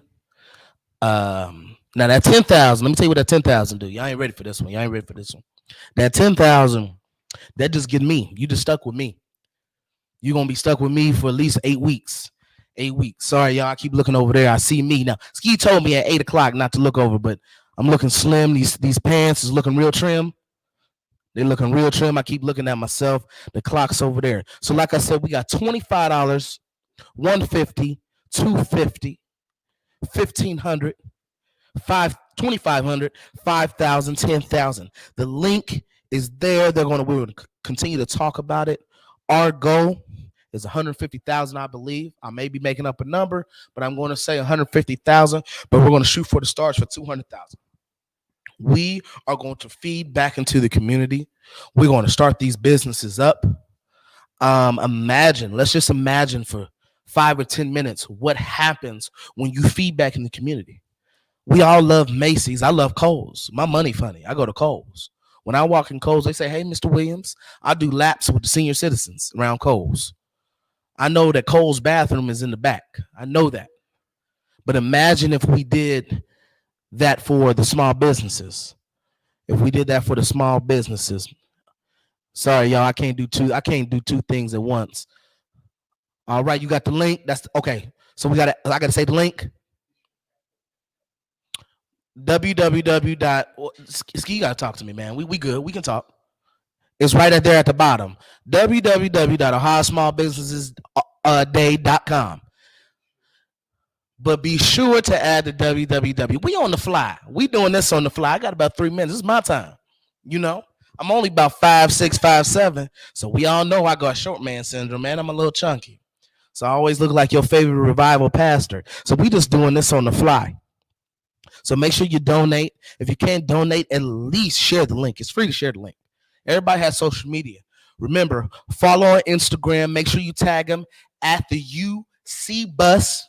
Make sure you follow them. Make sure you tag them. Post a pic. Screenshot it. Show that you're watching. You can follow me, Hey Teddy the Comedian. What I'm going to do a little later on, I'm gonna shout out some businesses, some black businesses around here. We're going to see. We got a live grill session. I'm gonna get out there. I'm gonna grill. I got some lamb chops that been Sean he's working the board. He don't know how excited I got. When I got the lamb chops and I put the seasoning on there, and I got the sprinkling in. I just got excited again. I'm gonna take this turtleneck off. I'm gonna get real naughty in there. But make sure we donating. We got about a minute left. Before we go to Michael. Make sure you wear your mask. And I'm, other than saying donate, I'm going to say this time and time again. In order for us to have a 2021, in order for us to have a 2022 and so forth, so our kids can go back to school, I'm going to talk about them kids because I know you're tired of them in your house eating snacks. You got to put a mask on. Put a Urban Accelerator mask on. Put something over your face. We got to stop this. I know your breath stinks. Now you question, should you have brushed your tongue and your teeth and your gums? I know it sucks. But put a mask on. Next segment, next time I come back on at the bottom of the hour, we're going to take my temperature. We're going to make sure I'm okay. All right, Sean, we're going to send it over to Michael. I know he's ready. I know he's going to drop some knowledge on us. Great. Thanks, Teddy. Appreciate it. I want to echo what you've been saying. I think the work the Urban Accelerator is doing, the work that the Urban Accelerator is going to do is huge, and I would encourage everyone to participate, everyone to donate, or really invest. What you're doing is not a donation; it's as much as an investment in the community, into businesses in underserved areas. And I would encourage you to absolutely jump on that because it's a great opportunity to really make a difference. And that's what we're all about here today. My name is Mike Bowers. I am the District Director for the Ohio Small Business Development Center in Columbus, Ohio. And wanted to share a little bit about the SBDC, but also talk a little bit about some things you might want to think about as a business owner or a prospective business owner. The Small Business Development Center is a national program that is supported in part by the Small Business Administration, the SBA, to basically provide support to prospective and existing small businesses. The program has been around for many years. It's been in Columbus since 1985. And what the SBDC does is it provides primarily, the thrust is advising. We'll provide one-on-one advising, one-on group advising to individuals, to entrepreneurs, to small business owners, to help them start, build, and grow their business. And the great thing about it is because the support that we receive from the SBA and other partners, we receive support from a number of partners, including the City of Columbus, Franklin County, the state of Ohio. We provide advising free of charge to the user. So our goal is to basically allow you to learn more about the process of starting a business, to allow you to take the steps to prepare yourself to be successful, and then to be able to execute. And we will work with you one-on-one all the way through that process. Again, the advising services are free. They are always free.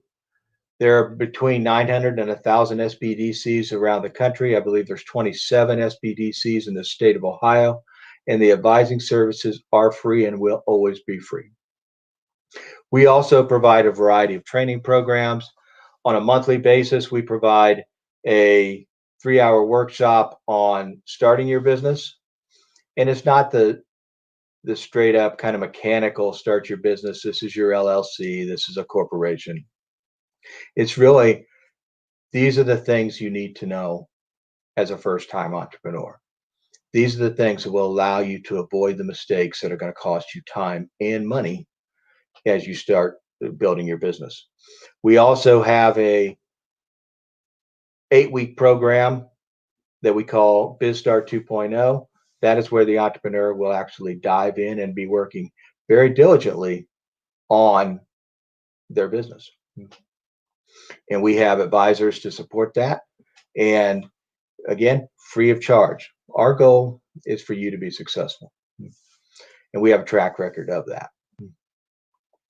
I also want to mention on December 11th at 10 o'clock in the morning, we will have our 17th annual Capital Crash Course, which is all about funding and financing your business. We will have experts there to talk about what it is that you want to do to fund your business. How do you prepare your business to be stronger? And how do you find the resources and the opportunities to fund your business? And I want to kind of talk a little bit about, go down that path. So the Small Business Development Center here at Columbus State is based at Columbus State. So we are part of the community college here in Columbus. We've been involved with Columbus State for 16 years, and it's a great environment to allow us to really share information and allow individuals to be successful. The thing that I think that we've found over time, and it's especially true right now, the situation is in flux. The economy is in flux. The environment is in flux. Nobody really knows what things are going to look like in 2021. Nobody really knows what things are going to look like, to be honest with you, in December. So there's a lot of change. And you may say, well, maybe this isn't the best time for me to be thinking about developing a business or starting a business. When you see change in the market, when you see change in the environment, that is really the perfect time for you to start a business, because change equals opportunity. You'll be able to look and see what is out there in the community that is not being served. Where are the gaps? And organizations like the Small Business Development Center, like the Urban Accelerator, will help you identify those gaps and help you target those gaps and help you focus on building your business around serving that market. So just because there's a lot of change and a lot of flux doesn't mean you shouldn't start a business. And if you're already in business, you may say, this is the really tough time to be in business. Well, it's the same deal. You know, that's why they use the term pivot. If you see opportunities, then you need to think about pivoting. And again, organizations like ours and the Urban Accelerator are perfect venues for you to work with to help think about your market, your customers, and what you should be doing going forward. I would also encourage you to leverage these opportunities, leverage these services to prepare yourself in your business. Anybody who is starting a business, if they are not prepared, if they don't understand their market, if they don't understand their customer, and they don't know everything that is to know about those businesses or those customers, they're not going to succeed. And I don't care if it's the golden age of entrepreneurship or if it's an economy that's been ravaged by COVID. You need to understand your market. And knowing everything there is to know will allow you to be successful. And that's where support from these organizations is really, really important. And I want to say to you that I have been involved with the Small Business Development Center, I believe, for 18 years. I can't believe it's been 18 years, but it's been 18 years. It's been a long, long time, and I've seen a lot of changes in the economy. And one thing that I'm really excited about, that, as they said in the previous session, Columbus is a great entrepreneurial center. There's all kinds of support, both from public sector and private sectors. There's all kinds of support from existing entrepreneurs that want to help people, that want to basically lift people up. We have a program called Kiva, which is a combination of crowdfunding and traditional lending that allows entrepreneurs to receive microloan funds without even thinking about their credit. It is a true microloan fund. It's probably the only true microloan fund in the city of Columbus. But it's all about lifting other people. It's about your community investing in you as a business and a business owner. So I want you to realize that Columbus is there for you. Central Ohio, and I know this is statewide, and I know a lot of people in other areas of the country or other areas of the state that are also developing a number of programs to lift up entrepreneurs, because entrepreneurship and small business ownership is truly the only path to wealth that there is. It's not about being an employee, it's about being an owner. It's about creating wealth. So I would encourage you to keep thinking about this as being a great time to be an entrepreneur. And This is a great time to be an entrepreneur. It's a great opportunity for you to grow. And this program today, the Urban Accelerator, it's a great, great venue for you to look for support and find success. Michael, thank you so much. 18 years in the business. Thank you for your service, man. You know, SBDC is the OG, right? That's the original place to go to get help with your small business. So we're very appreciative of our relationship. We're very appreciative of the work that the office has been doing for so many years. And it's kind of like McDonald's, right? You go anywhere in the country, you know what you can expect to get off the menu. So super valuable resource. And the fact that you've seen all of this change is a great, I think, segue into this session here, because we want to reference some data that's come out. We talk about organizations that do the work on finding out information that is tangible, deliberate, something we can act upon. And this next session is going to cover some information that has the likes of Kauffman Foundation and others that have done this research that shows that this is, you know, objectionable information. It's not just what we feel, what we think. This is actual information that a lot of people have spent a lot of time, including agencies like the SBDC and Kauffman Foundation, to put this information together. So with that, Lo, I'll let you take us into this segment. Okay.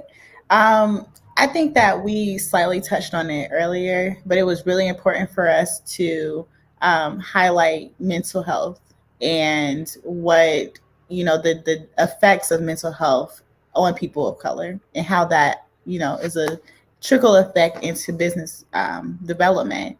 But, you know, I really want to take a step back and go back and like really explore what it will look like for the landscape of our businesses if we don't start to partner up, not only with our community, but even with our government agencies. And having SBDC on, and it really made me think about that right before we came on, how important it is to have those businesses and our businesses linked with our community, linked with government agencies, and pushing this agenda of moving forward minority businesses and businesses founded by women. Because like we spoke about, and if you're just joining us, you know, I wanted to share, I was reading something, I got something in my email, and actually I'll pull it up. It's called Cities and Businesses of Color, A Guide to Economic Growth. And so they talk about, they kind of lay out a blueprint of how to really get these type of businesses to scale in larger cities, you know, like we're talking about New York or Chicago. And so it was very interesting reading through it. And it talks about, you know, within the next 30 to 35 years, people of color will become the majority. But unfortunately, right now, the top 2% of the large corporations that are employing most of America are unfortunately not ran by people of color. And so what does that look like in 30 to 35 years? It actually shows, there's data that shows, and while we're talking, I'll pull it up, but it shows that we have kind of reached a plateau. You know, we went through a boom because of the industry where we had workers and people were making cars, and so there was a huge increase in jobs. And then we went through this tech boom, and so there was a huge increase in jobs. And so now we're kind of starting to hit this plateau of, okay, now they've reached a limit of how many people they are able to actually employ versus the amount of people who are being birthed or coming to America. And so what does that look like for us? If we as minorities, if our businesses are not able to scale to be able to employ more people, you know, what does that look like? So I wanted to open up the floor and get you guys' opinion.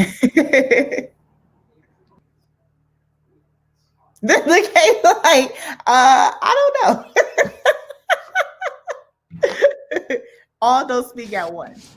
Right. I was okay. I thought your lips were moving. I thought, Hey, this is I was like, the tax. wait. This is the virtual tax we have to pay, right? Exactly. We'll have that body language to feed off of. But yeah, no, I think it's going to be interesting, right? Because those numbers that you just mentioned means that the dynamic of the culture of leadership is going to be significantly different than a majority of the employment base, right? And if that's not tackled, and I would venture to say from, childhood, right? Because a lot of the stuff that we deal with as far as our friction between our cultures is brought up in our own homes on all sides, right? There's no one person or one culture doing anything specific. Like it's happening all over the place. So we've really got to have deliberate conversations with our kids, our grandkids, and through the education system, in my opinion, leading up to this for the next 30 years, because we do have to figure out a way to have these uncomfortable conversations, to get into a position where we can accept each other's cultures, because there's no longer going to be the opportunity to exclude certain cultures from your workforce. They're going to have to be there. And you better learn how to engage and be able to communicate with different cultures. And that's not something that's necessarily been, a necessity, to use the word twice, up until now. But, with the numbers you're talking about over the next 30 years, or that this document is talking about, something's got to change there, right? We definitely have to have some deliberate, intentional growth in our society for this transition to happen smoothly. And it has to happen in a fairly short amount of time. When we think about the strides that we've been able to make as a community as a whole, when we look back, yes, we're in a great space, but there's still, catching up to do, so just like Lo was saying, there's actually an article that talks about how when they took the top 100 Black-owned businesses and compared them to just Walmart, there was like no comparison. Like these 100 top Black-owned businesses weren't even bringing in enough money to outdo Walmart. So for me, like that was just a big eye opener. And one reason why I'm so in love with the work that we do is because, I can see us launching, the next mega business. But just like Lo touched on, it's about really understanding industries and understanding the trend of the economy and being ahead of those trends. So right now, there's a huge opportunity to be ahead of, digital currency trends, to be ahead of tech trends, to be ahead of this virtual space trend that will have to become the new norm. And it's just important to be able to put our people in position to learn those things in advance so that we can lead those industries, because that's what it's really going to take, is us being at the forefront of industry leading economic drivers. Yeah. Actually, I want to say we had J. Avery Frost on earlier, and she's an amazing leader here in the community. I did want to take the time to just thank her for even taking the and participating in this, taking the opportunity to participate in this. But it brought me to this point of it takes leaders like her. It takes leaders like you and just different people to push in a local standpoint why it's so important for businesses and resources to combine. So I look at J. Avery, and she's, she represents COAC, she represents Columbus Urban League, and these entities work directly with our local government, directly with the city, directly with the county, who have funds. We pay taxes. Right. So they're able to trickle down these funds to push an agenda. And so I wanted to reference the small business agenda that they rolled out, where it focuses on, and I said I should be very specific, the Columbus, specifically Franklin County, small business agenda, where they focused on, and they did a study over a year time, and it showed that the areas of opportunity when it comes to small businesses are women and minority businesses. And so they've created this plan moving forward on how they plan to push and scale, promote these businesses. And so I think that the people like the J. Averys, like the skis and then the Ks, like the Chandritas. It's our opportunity and our duty to pressure our government, our local government, to get involved and push an agenda in these cities where not just Black people, but minorities Right. are heavily populated. And I'm saying that they shouldn't anywhere else, but I think it's really important, the Atlantas, the DCs, Mhm. the Baltimores, all of these different places where we're heavily populated, we need to be pushing these resources forward, so that we can help to scale these businesses. Well, let me take a moment to throw some shine on Columbus again. We've alluded to it earlier. We'll mention it again. But being a transplant to Columbus and having come here 2 years ago in 2018, I am just floored by the amount of engagement. And I had no idea that small business agenda, that whole assessment started around the same time I got here, right? We didn't find out about it until December 16th of 2019. But it really shows the value and the attention that the mayor's office is putting on this issue. That Henry Galat, who led this initiative, who brought in Next Street to do the assessment over, I believe it was 18 months or a year, and the community at large, right? Like, we've had people reach out to us as an organization. When we reach out to other organizations, we're always welcome with open arms. So big shout out, a lot of shine for these other entities within Columbus that are working together, both government and private, that are working together to make a difference here. So it was super exciting. Yeah, maybe COVID might have balked some of the progress that the agenda outlaid or laid out for us to work toward. But I can tell you from the inside that we've still seen a lot of movement, a lot of engagement. And let's just be real, this year, the climate in our country, with all the things that have gone on this summer, has really pushed some people that were maybe on the fence to the other side. They said, okay, yeah, now we can't just sit by idle anymore. We've got to, sitting idle is as bad as being on the wrong side of the fence, so to speak, right? Right. So a lot of people have stepped up, and I'm just very proud to be in this city at this time. It's been just an amazing experience for somebody that's not from this area, seeing how well this city comes together to work on that. So definitely just wanted to drop that shine on Columbus and the government entities that are actually, hearing what we're saying the same thing we're saying, and reaching out in very open arms to work with us. Right. Yeah, so I think that it might be good for us to point out some of the ways that we can use our power. Because I hear this a lot of people feeling like they're powerless, or sometimes we wait for things to happen. We've been dealt these cards, and sometimes it feels frustrating. It feels difficult. It feels overwhelming trying to get over the barriers that comes with being a person of color and being in business. Right. But I also feel like we have power. And so maybe it would be a good use of our time right now to talk about some of the things that we can do, that people in our community can do to support the overall landscape for minority businesses. Because it's not just for that business. You're not just supporting a small business. You're not just supporting a small Black business or a woman-owned business. Right. You are contributing to the economic stability. You are contributing to the overall American vision.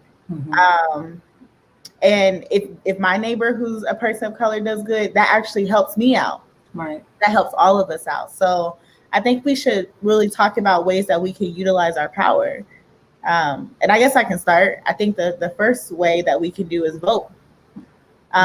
Vote and be involved in what's happening locally. And so those are our town halls, our city council meetings. Unfortunately, I know some people can't be to all of them, but just being aware of what is happening in our actual community and then using our voice to sway it to be in the way that is best for us. Yeah.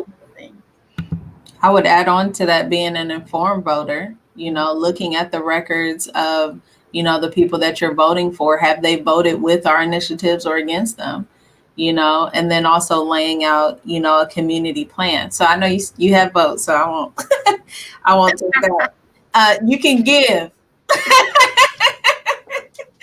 You can give. We have blessed you with the opportunity to be able to give and know that it'll go directly to help local businesses. But Lo, you're right. It's so much bigger than just buying buying from Black businesses. And we've talked about that before, how this is really an intricate thing. And there's several different things that you can do to really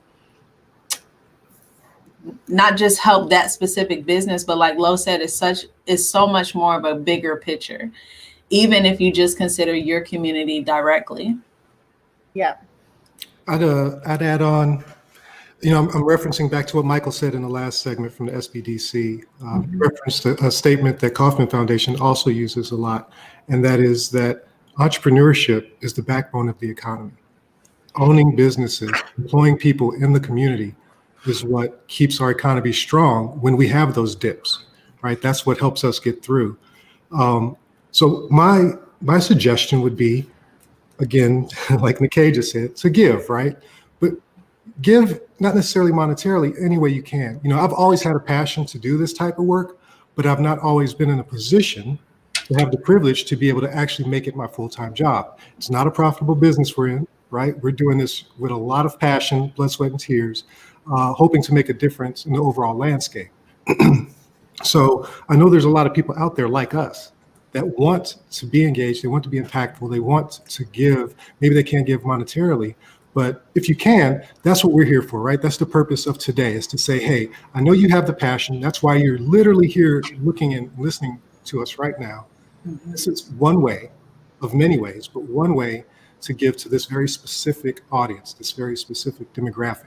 And in that way, you'd be doing your part to help the overall community. Again, the rising tide raises all the ships, right? So if you can't give monetarily, I think figuring out what your superpower is, as I like to call it, right? What is it that you're really passionate about, you don't mind spending your time on? And I know most of us already do this, but if you want to be deliberate about it, talk to us, talk to SBDC, talk to Venture Accelerator, or Venture Combine, talk to the different agencies, become familiar with and talk to the different agencies around the community to see if there's a gap, an opening for you to insert yourself to be able to help out. Even mentorship. Again, I said earlier, we can't do this on our own. If you are a professional in legal, or if you're a professional in finance, some of these really expensive career fields that small businesses have a hard time affording and oftentimes forego when they're starting off, which is just absolutely critical to do so, because if you don't have that strong foundation, you can have the best business in the world, but if your money isn't right, your contracts aren't right, your legal isn't taken care of, it's going to fall apart, right? So if you have skills that you're willing to donate in those areas, oh my goodness, come talk during one of our accelerators, talk during other education opportunities throughout the community, whether it's ECDI, the Women's Small Business Center. Like, all of these other organizations are looking for people to come educate their cohorts on different aspects of business ownership. So that would be my offer. Yeah. It's kind of funny because us being on here and talking, it reminds me of when I first started off, and I know we've all been there, so I feel like we can laugh about this Now, yeah, because it didn't feel good in the moment.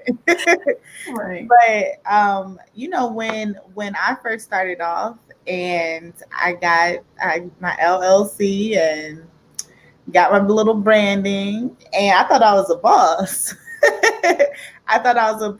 And then I went and I started speaking on different panels and talking to different people.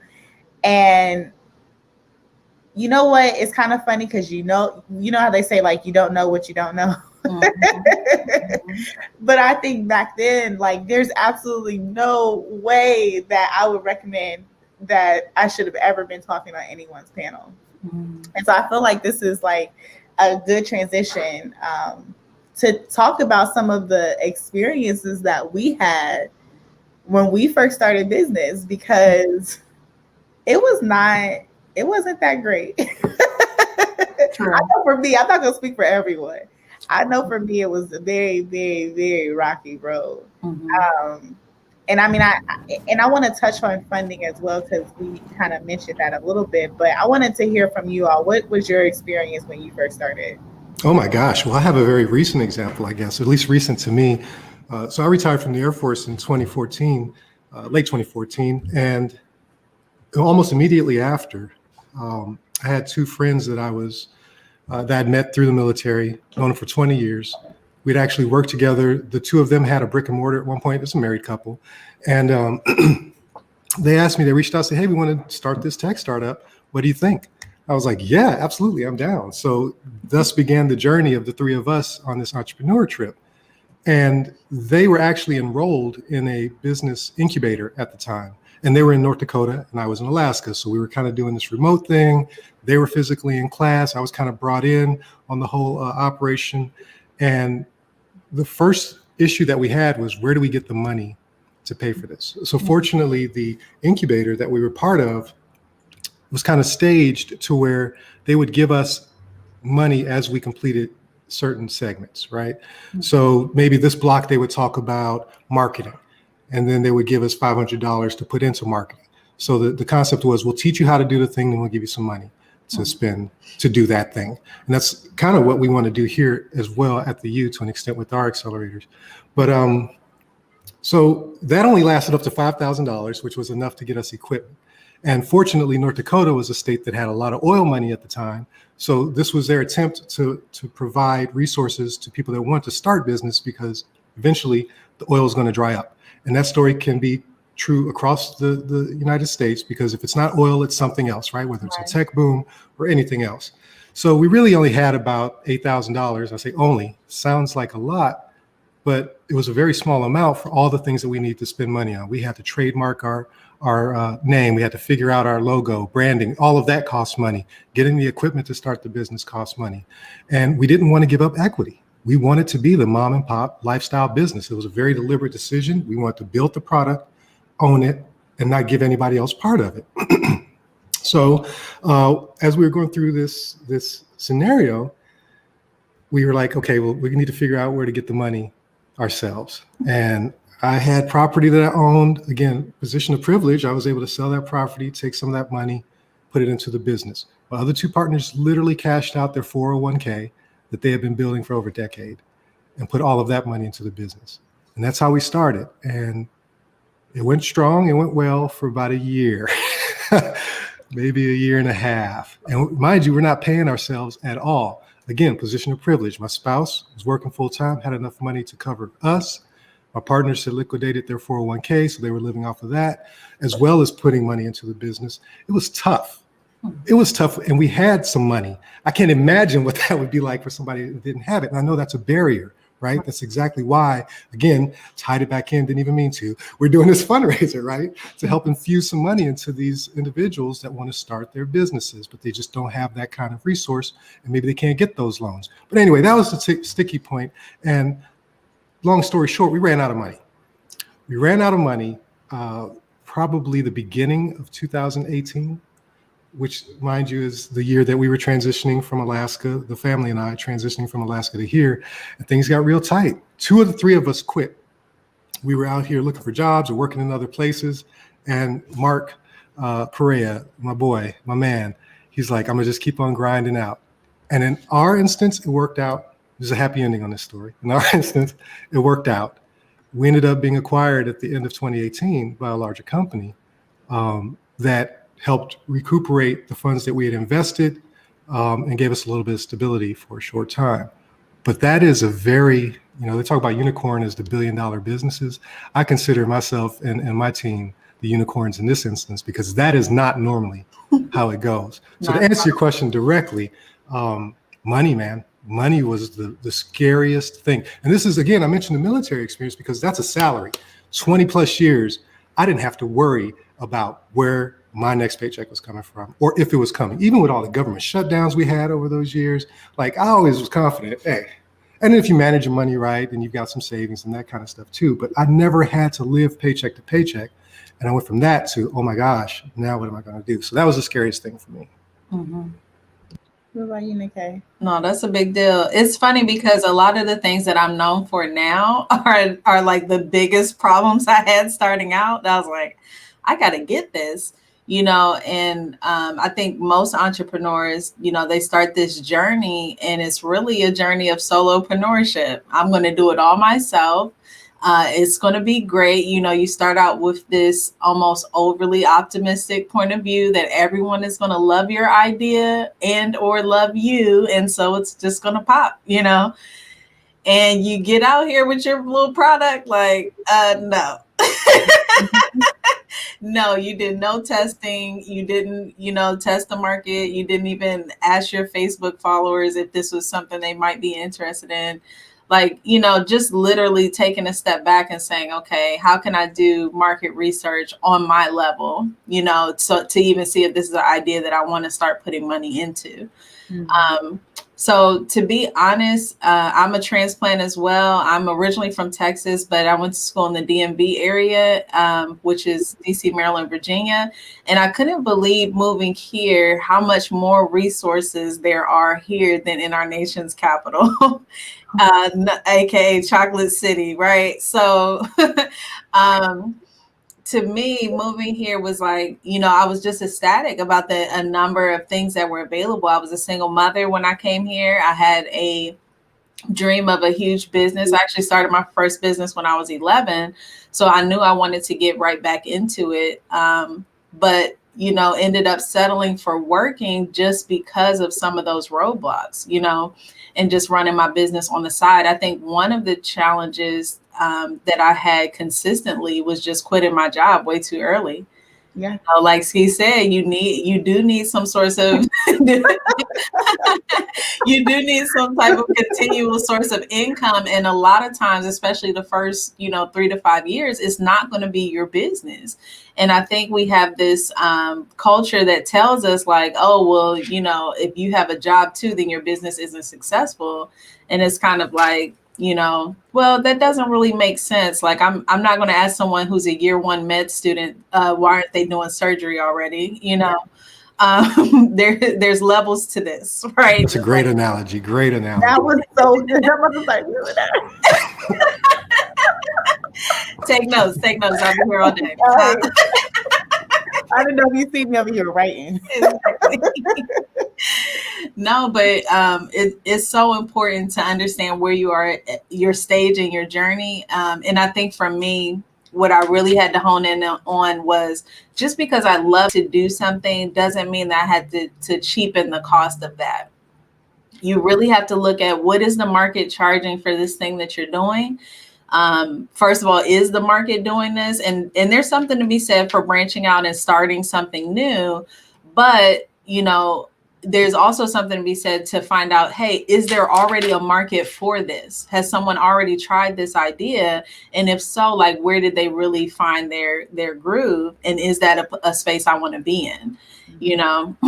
And, there's a saying everywhere on the internet, know your worth and add tax. And, that part I really honed in on probably my first 2-3 years of entrepreneurship as an adult. And because of that, that tends to be where I shine now, is creating simple systems. Hey, how can we make this work for everybody and not just be overworking myself or my team? And that's super important because people are what run your business from both sides. Which is why you're the CEO. Exactly.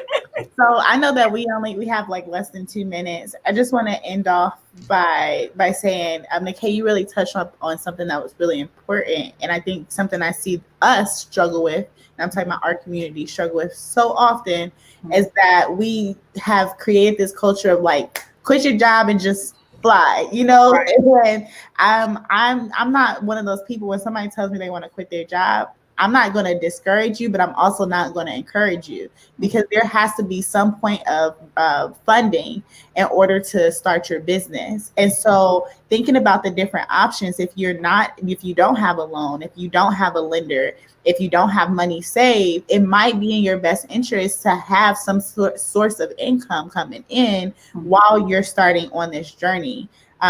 It just makes it a lot smooth. A lot more smooth, and you have that that peace of mind. But there are other ways that you can get funding, and I think that's something we should talk about a little bit later. I mean, you have, we're going to have a panel that talks about, VC funding. We're going to have, we're going to be touching on, crowdfunding and different things. And you can even do a fundraiser like we're doing right now. So there's so many different ways, instead of just having to get it out the mud or bootstrap everything. There are ways to help lay that good foundation for us. So I'm really excited, and I'm really excited to hear the next individual who's going to be coming up.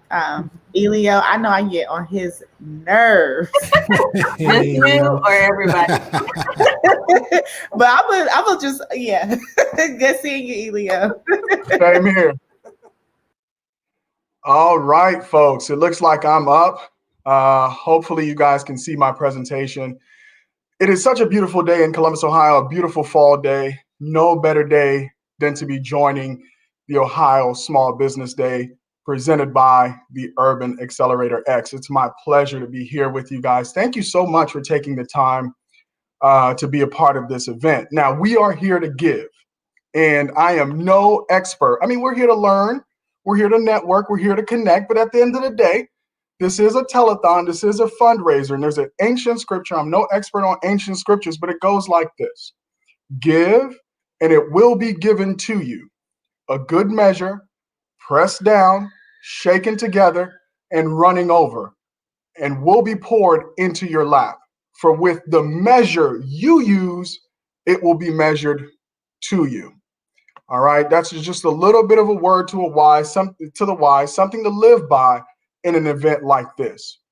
If you don't have it today, I mean, the minimum here is $25. I think I saw on the giving, and I've been there where that $25 means gas in the tank, or it means something for lunch, or it might be to cover that overdraft. I've been there. But if you can't give today, make that promise to yourself. Hopefully you guys are entrepreneurs and you're in the habit of writing your goals. You're in the habit of writing your intentions. You say today that even though I cannot give, you're going to write it somewhere. Today, I am going to give in the next 30 days to this cause, because this cause does matter. All right.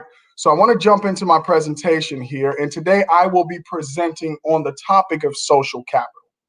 Now, a lot of times, and we use the word urban. I think the word urban oftentimes is substituted for Black, right? So I'm going to use those two things interchangeably. But when we're talking about Black entrepreneurs and we're talking about barriers to growing and scaling your business, we oftentimes talk about the knowledge gap. We talk about the wealth gap. We talk about capital gap in terms of money. We talk about other gaps that are impacting us. But the gap that I find that often gets overlooked that is critical is the social capital gap, right? And I work in the space of startups. So I'm the founder of 614 Startups, and we're a media company that covers the startup ecosystem in Columbus, Ohio.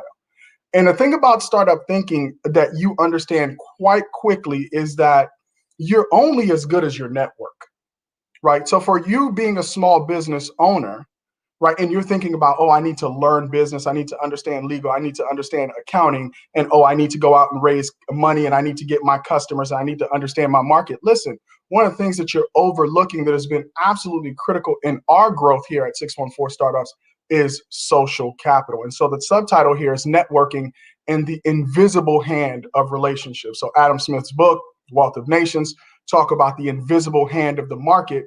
There is an invisible hand that is moving chess pieces on the board if you didn't know. And that invisible hand is the hand of relationships. So we're going to talk a little bit about that invisible hand.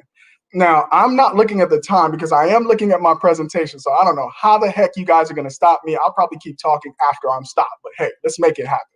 So what is social capital? Now, social capital. Humans have become the dominant species on Earth. There's no question about that. And really, I look at that in three phases. One, the humans that exist today have the ancestry of the survival of the most fit, right? Physically fit, mentally fit. We also have the ancestry of the most adaptable people. But in addition to that, we have the ancestry, or we have the DNA of the most social, right? So this is a three-part thing. It's not just about being fit, It's not just about being adaptable, and we all understand how quickly the world is changing, but it's also about being the most social. And business is not just a numbers game, it is a social game. All right. Just like money greases the wheels of business, so does relationships. And that's one of the big barriers I find for Black founders, Black small business owners, is that as much effort as they're investing into their business with their customers, with their vendors, you need to be investing as much, if not more. I'm going to go out there on a limb, since I'm betting it all on social capital, that you need to really be investing more in relationships. And we all know this cliche, network equals your net worth. And here's why. It counts for introductions, exposure to opportunities, exposures for collaboration like this. This is a relationship building thing that I'm doing with Lolo, with you, and with you guys who are on the call. And ideas, right? A great thing is ideas. So every time I sit down with Lolo and Ski, I usually walk away with one idea, right? Not necessarily that we did business that day, but they've given me an idea on how to do my business better. And what's most important is that all of these introductions, opportunities, collaborations, and ideas are not readily available to individuals outside of the network. And we'll talk about that a little bit more. So you have to have the mindset of a social entrepreneur. First thing is you need to take stock. At the very beginning, I gave you an ancient scripture on being a giver. Listen, you have to sow before you reap. And in order to begin the sowing process, you need to take stock of where you are. So let's just think about this, guys. In the chat, you can throw it if you have a number on some of these questions. How many people do I meet and interact with each week? How many new people, right? Not people I know already. How many new people? How many of those people are people in my industry? So if you're a restaurateur, how many other restaurateurs have you met with this week? All right. And if you're a restaurateur, how many people in the ecosystem that supplies restaurants have you met? Have you gone out to your supplier's plant and taken a tour and understand how food goes from farm to table, right? Next question, how many people within my network have I connected with another person in my network? How many connections this week have you made? How many other people have you introduced to someone else that they didn't know? And how many people have made money, keyword money, or developed valuable relationships because of my efforts?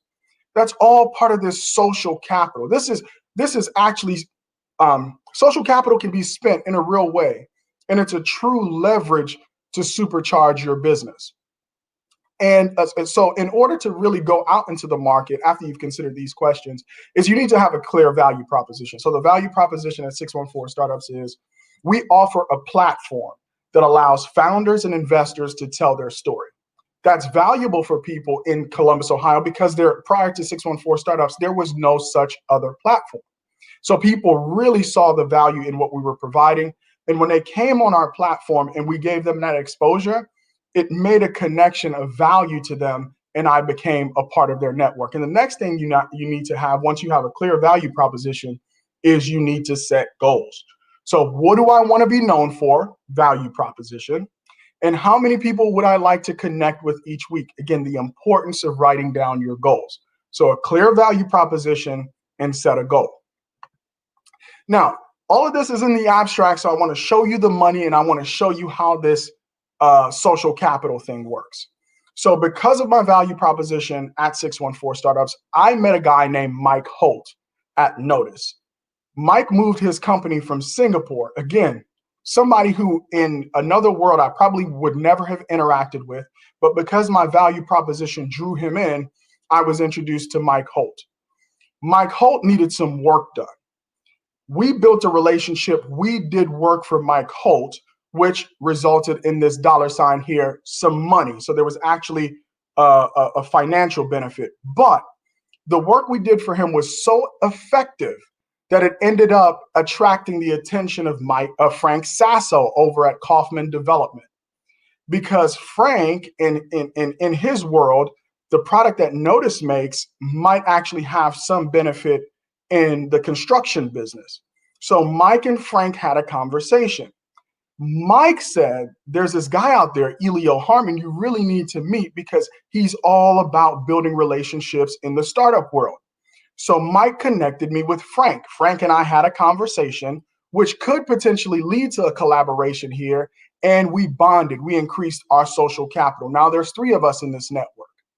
Well, while this is going on, Frank sent me an email after listening to a podcast that I did with Sherry Chaney Jones on a company called Shore Impact. Again, I'm talking about how this invisible hand is moving in Columbus and moves around the world. Frank heard the podcast that I did with Sherry Chaney Jones on her company Shore Impact and their ability to help not-for-profits measure impact beyond just the bottom line. Not-for-profits have a double bottom line. Frank introduced me to Elizabeth Martinez over at Big Brothers and Big Sisters of Central Ohio because she's looking for a way to measure impact, right? So then I introduced Elizabeth Martinez to Sherry Jones, right? Building increased social capital with Frank Sasso, making a new connection with Elizabeth Martinez and helping her solve a problem. I also increased social capital and created a potential deal opportunity for Sherry Chaney Jones. So there's some financial incentive there created. And the way I met Sherry Chaney Jones is after Ryan Frederick of AWH became a sponsor of the podcast. And I asked him, do you have any clients that would be a good fit for the podcast? So right within this small circle, this is just one node in my social network.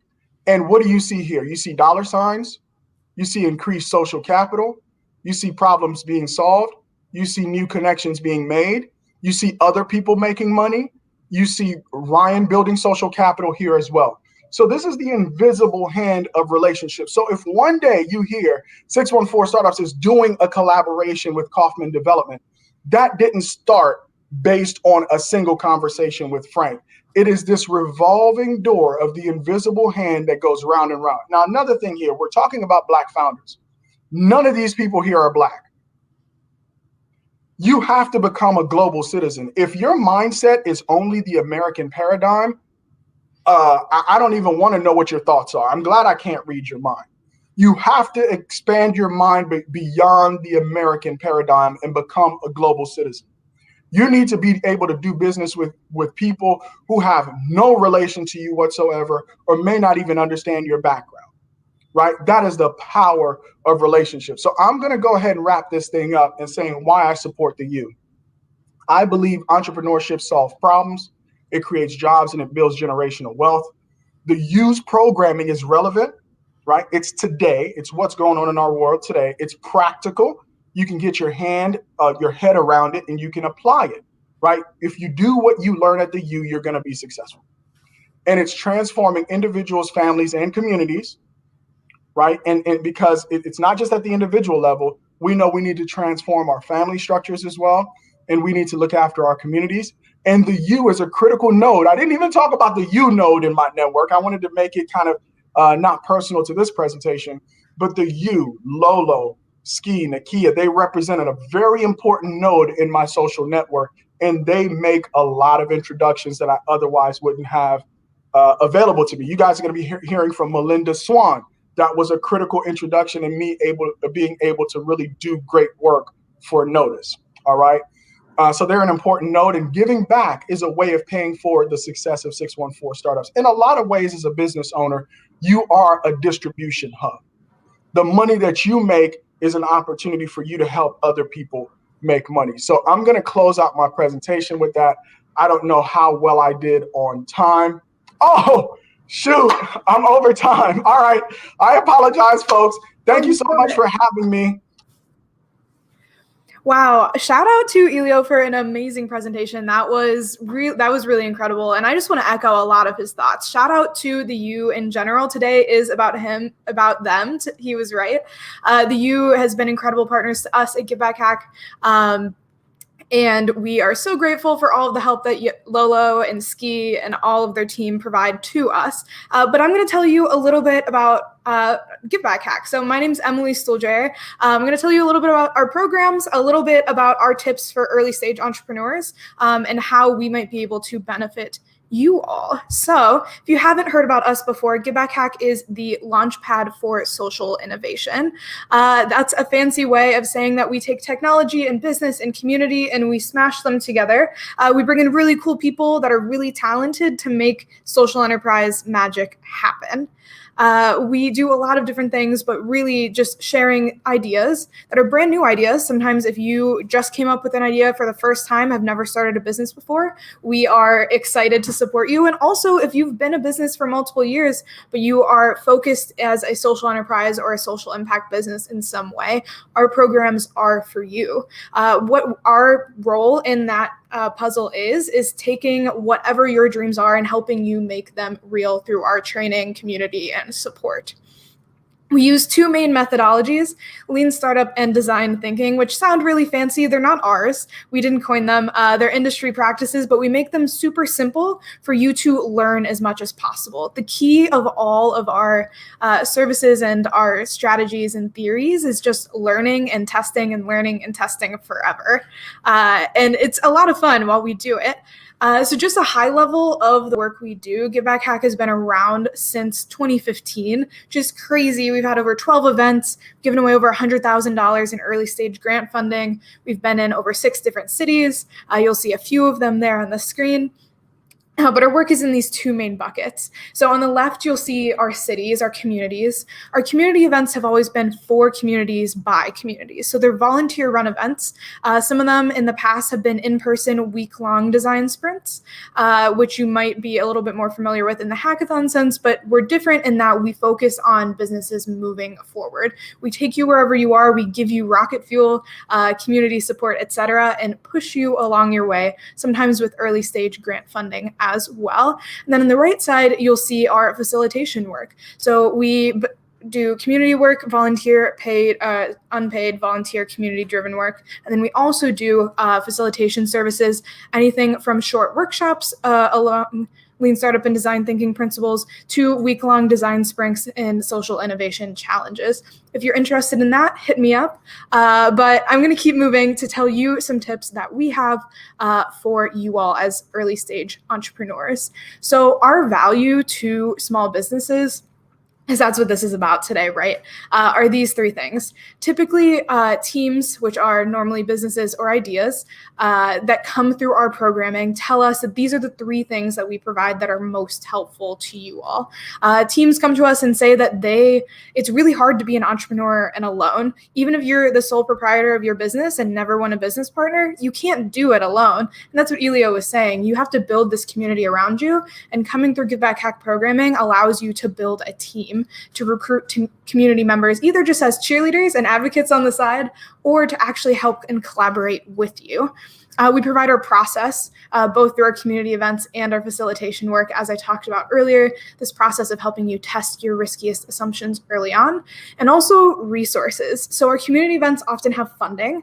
We're one of the only organizations that will give you no strings attached grant funding without being a 501c3, which is pretty rare and really exciting for us. We also provide Class A mentors, normally 25 per event, from all different sectors to help you work through your biggest challenges.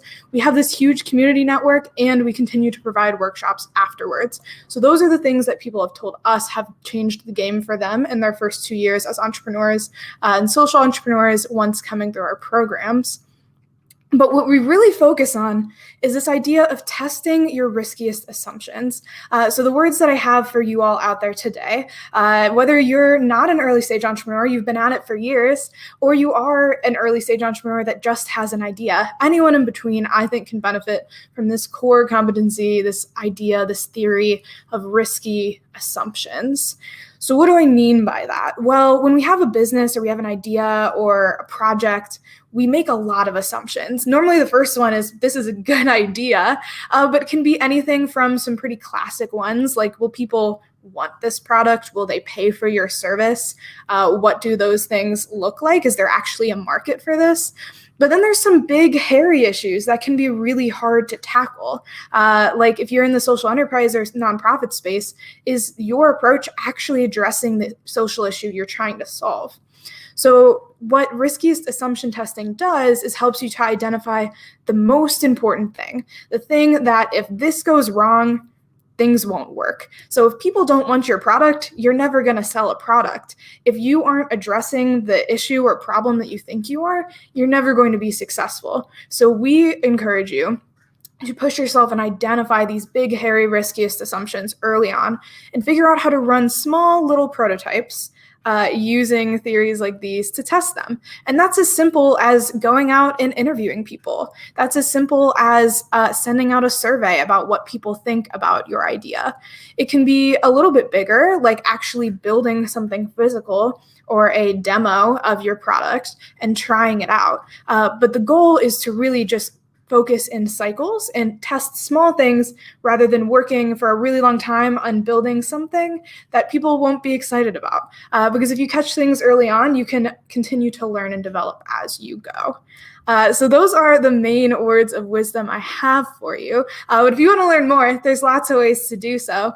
So our next community event, we're so close to picking a date, but I don't have one for you yet. We just had our first online global virtual event in October. It was a crazy success, actually our most successful event yet. We have 9 entrepreneurial teams moving forward that are active right now that I'm excited to see how their journeys go. But there's a few ways that you can get in contact with us. First of all, GiveBackHack.com has all of the information you need about our past events, things that we have coming up. We also have social media, as we all do these days, at GiveBackHack. You can follow us for updates. We'll be posting them regularly. And you can just email me. My name is Emily Stulger. I definitely subscribe to all of the incredible community principles. And I just want to give a shout out to the Columbus community, which is where we are based and where I live currently. I'm here to help you.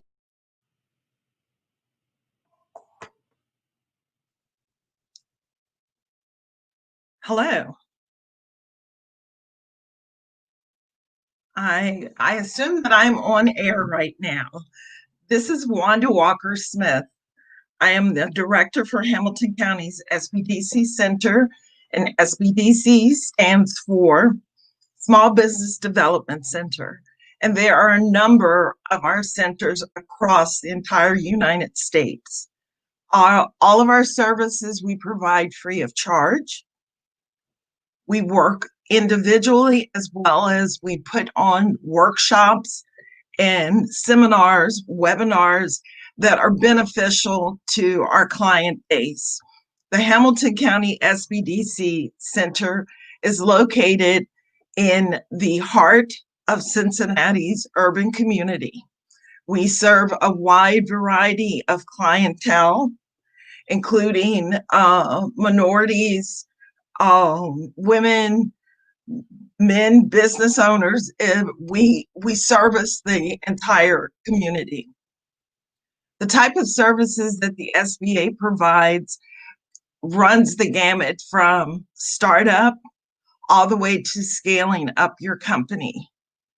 And with that, what we would do, if you are a startup business, most definitely contact us. I have 7 advisors that are available to work with you individually on your business plan or on your business growth. We have a number of clients who come to us and they have this fantastic idea, but they have to learn the skills and develop the tenacity to actually follow through on making that dream that they had of owning a business actually come true. So the consultants that the Hamilton County SBDC has available, and once again, I said all of our services are free of charge. We need you to register on our site. So if you were to go to Ohio, SBDCOhio.gov, then go to locations, look for Cincinnati UL from the drop down. And once you click on that, it will ask if you want to register for business services.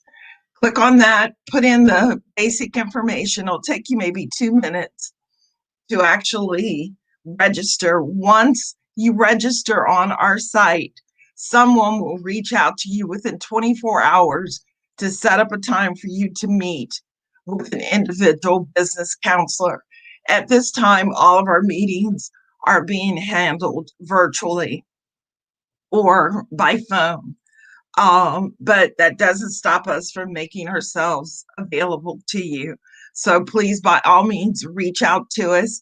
You can also call my number direct at area code 513-487-1274. Or you can reach me at www.walkersmith@ulgso.org. And we will reach back out to you and set up a time for you to meet with our counselors. And as I stated before, we will help you from that business idea that you woke up with and said, I want to get this started. A lot of people have that, but you have to develop the skills and the tenacity to actually follow through. That's where the coaching and the counseling comes in. If you are in the process where you have an existing business, but you need skills to learn and some guidance on how to market your company to grow, that's where we also come in to play. If you're not sure how you are actually reaching your clientele, or if you need another set of eyes to look at, maybe you need to go in this direction as opposed to the one that you're going in. That's where the SBDC counselors come into play on one-on-one counseling. We also provide workshops, and our workshops are open to the entire community. All you need to do is to register for that.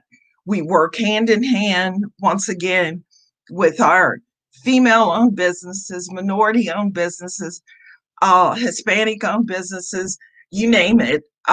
We work with the individual business owners, and we will listen to you.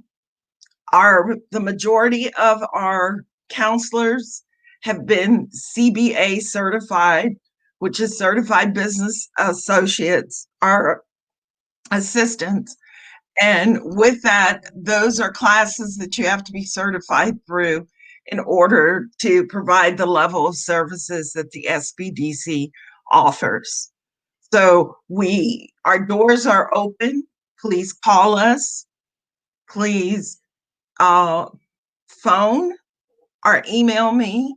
I would love to talk to you about your business plan. You're letting you know about the different resources that we have access to. We work with a number of entities that offer grants. We have a good relationship with the financial institutions that offer loans, and we work with the clients to prepare them so when we send you to a bank or a financial institution for a loan, that we have prepared you to be able to meet what their criteria is. That's how closely we work with you. No question is too small. If it's too big, we have resources that we can go to help us through that process. If there is anything that you need assistance with business-wise, please reach out to your Hamilton County SBDC Center and we will help you. I think I've covered just about everything. We are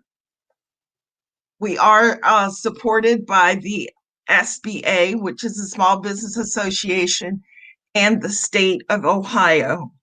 So by all means, feel free to reach out to us and we will assist you in any way that we can. Thank you for your time. Bye. Good morning, everyone. Thank you, Sean, to invite me to join today's Ohio Small Business Day. I'm very happy to share my experience and the business resource to everyone as a woman minority and a small business owner, and as the executive director of the Greater Cleveland Chinese Chamber of Commerce. My name is Soo Hee. I'm a business immigration attorney working in Cleveland, focused on immigration and business field. Also, I lead the Greater Cleveland Chinese Chamber of Commerce that focus on serving the Northeast Ohio Chinese business community and American companies who are interested in doing business in China. Firstly, I would like to introduce our chamber a little bit to whom is now very familiar with us. The Cleveland Chinese Chamber is a nonprofit organization and is the only Chinese chamber that serves in the greater Cleveland area. We cover cities like Cleveland, Akron, Kent, and Youngstown. Also, we have very close relationship with the Greater Columbus Chinese Chamber that we collaborate on events and share lots of resources together. So if any Columbus friends would like to know more about our two chambers or interested in attending our event or interested in Chinese market, please feel free to let me know. I would love to refer you to the Columbus Chinese Chamber's ED, Patrick McAllen. Around Greater Cleveland area, the specialized field including aerospace, automotive, metal production, chemical materials, food processing, healthcare, and the Bell Health startups. I think this is very similar to Columbus. So if any business want to do not collaborate with Chinese business, but also want to find a resource in Cleveland, we can be a help too. The Cleveland is also the home of many headquarters and top tier professional service firms. We have some contacts in each sectors. So if you come to Cleveland, definitely let me know. Cleveland is famous by institutes and international enterprise like NASA Green Center, Cleveland Clinic, Progressive, Goodyear, Eaton, Sherwin-Williams, Parker Hannifin, and many other world-known companies. So we have very good business resource here. There's lots of chambers and business events in Cleveland. And we sometimes host bigger event, global international type of event on healthcare industry. So if any startups want to visit Cleveland Clinic or want to link the resource between Cleveland and Columbus, please let us know. As a chamber, we help Chinese companies and investors to find good resources in Northeast Ohio. We also help American business to know more about China and how to do business in China. We sometimes refer our American friends to the Chinese contact that we have so they can build connections. And if there's any language difficulties or cultural difference, that we can be a bridge. We also serve local Chinese business community to network with other business community and the local chambers. So as a chamber, we host and co-host events nearly every month. Right now, we all move to online, remote webinars and networking opportunities. So the pandemic didn't stop us. We continue to schedule events every month. And also we established a close relationship with mayor's office, local city chambers, and other international chambers in Cleveland, such as British, France, Netherlands, India, Swedish, and other to share business opportunities.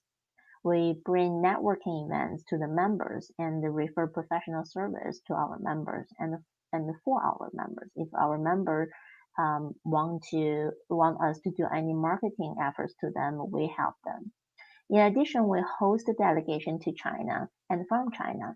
Last year, we bring a group include Cleveland Mayor's Office, Cleveland Clinic, Case Western Reserve University to multiple cities in China. We also host a Chinese business group in Cleveland and have a general consulate from New York to meet with our local business leaders. So if anyone are interested in know more about our chamber or attend our event, please feel free to subscribe our newsletter. I think, yeah, I share the information to Sean. Maybe Sean can later post on Facebook or other resource. Or if you just Google Sue He and add me on LinkedIn, we can establish the contact there.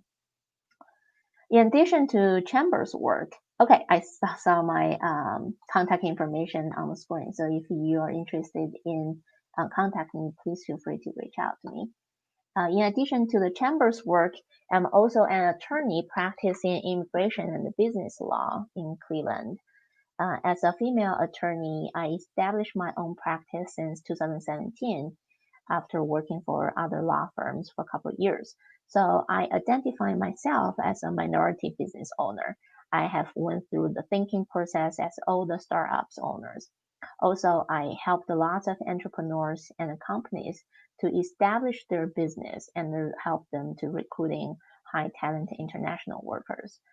So I have lots of experience on all sorts of employment-based immigration cases, like H-1B, O-1 visa, L visa, or help the workers to apply green cards, help their family members to do other type of family-based immigration cases. So based on my experience for startups and entrepreneurs, here are a couple things I would like the owner to pay attention when you establish your company. First, after you register your business in the States, make sure you get all the required license based on your business type, and make your operation agreement in writing if you have multiple partners. I know when you start a business, there's so many things you have to worry about, but make sure when you form the company, you make it step by step. And what I recommend is use the SBA or SBDC's resource. There are lots of training workshops and the free resource from those institutes. I myself use those resources. Even I'm an attorney, I got training. I still think those workshops are very helpful. In addition, always find CPAs and lawyers to help you on the professional works. It may save money if you choose to do your own bookkeeping or some simple contracts at the beginning, but make sure you really understand those terms, really understand, go through line by line on the contract before you sign it, because we do see some clients, they don't understand what they're signing for, and then there's come up some problem or even a case later. And also for the business networking, go to the local chambers or other international chamber events, help to branding your products and highlight your needs or what's your advantages, what's your product competitiveness, or just to know people, because networking is always a potential that you expand your business opportunity. I would say good business always start from referral, from good reputation. So if we, like myself, I start my business without doing any marketing, but because I'm a lawyer, so I serve my client, and if my client's satisfied, they will refer me to all their family members, all the people that know. They say, yeah, I know an immigration attorney who is really wonderful. I would love to refer you to. Or someone not only on immigration cases, they say, I know attorney, I know whatever case you give to her, she will make sure that you get the good result. So this trust really bring clients to new businesses. So, and also be aware, if you want to hire someone, make sure that you follow the employment law and immigration law requirement if you hire any foreign nationals. Those are first couple steps that all the business owners should consider about. Since I'm reaching the end of my introduction, I shared my contacts on the screen.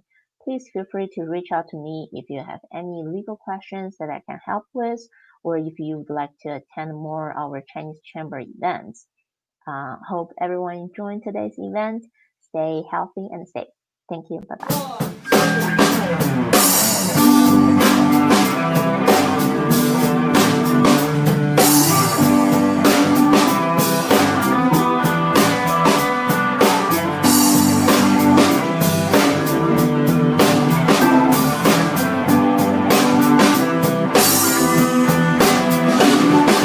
Sing about your future. I'll sing about the past. Sing about love. Oh, you knew she was gonna leave eventually. My sincere wish you is time to bloom for me. I'm doing fine. I put away my childish thing. I left you all behind and behind, behind, behind. Oh, my love. Oh, I've seen it all. Oh, and I see darker days.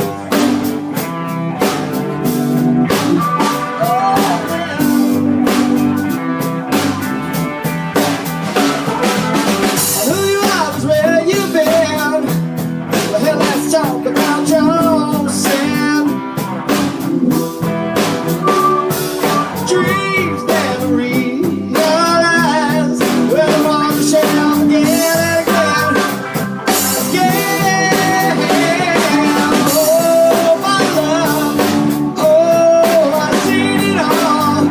Oh, and I see darker days.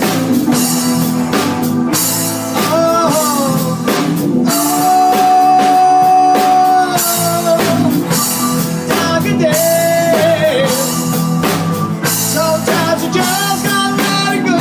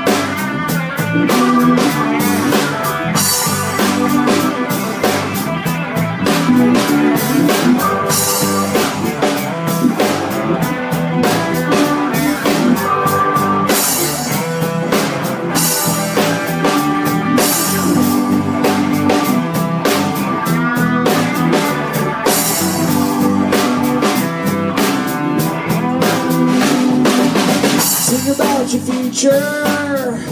Well, forget about the past. 'Cause if you fall down, we'll pick you up and brush it off your back. Brush it off your back. Oh, my love. Oh, I've seen it all. Oh, and I see darker days. Oh, my love. Oh, I've seen it all. Oh, and I see darker days. I see darker days. I see darker days. Yeah. I've been up, I've been down. But as the whole world keeps spinning around, I push out jump, the man kicking the ground. You can have it, I'll be back around. Yeah, yeah, yeah.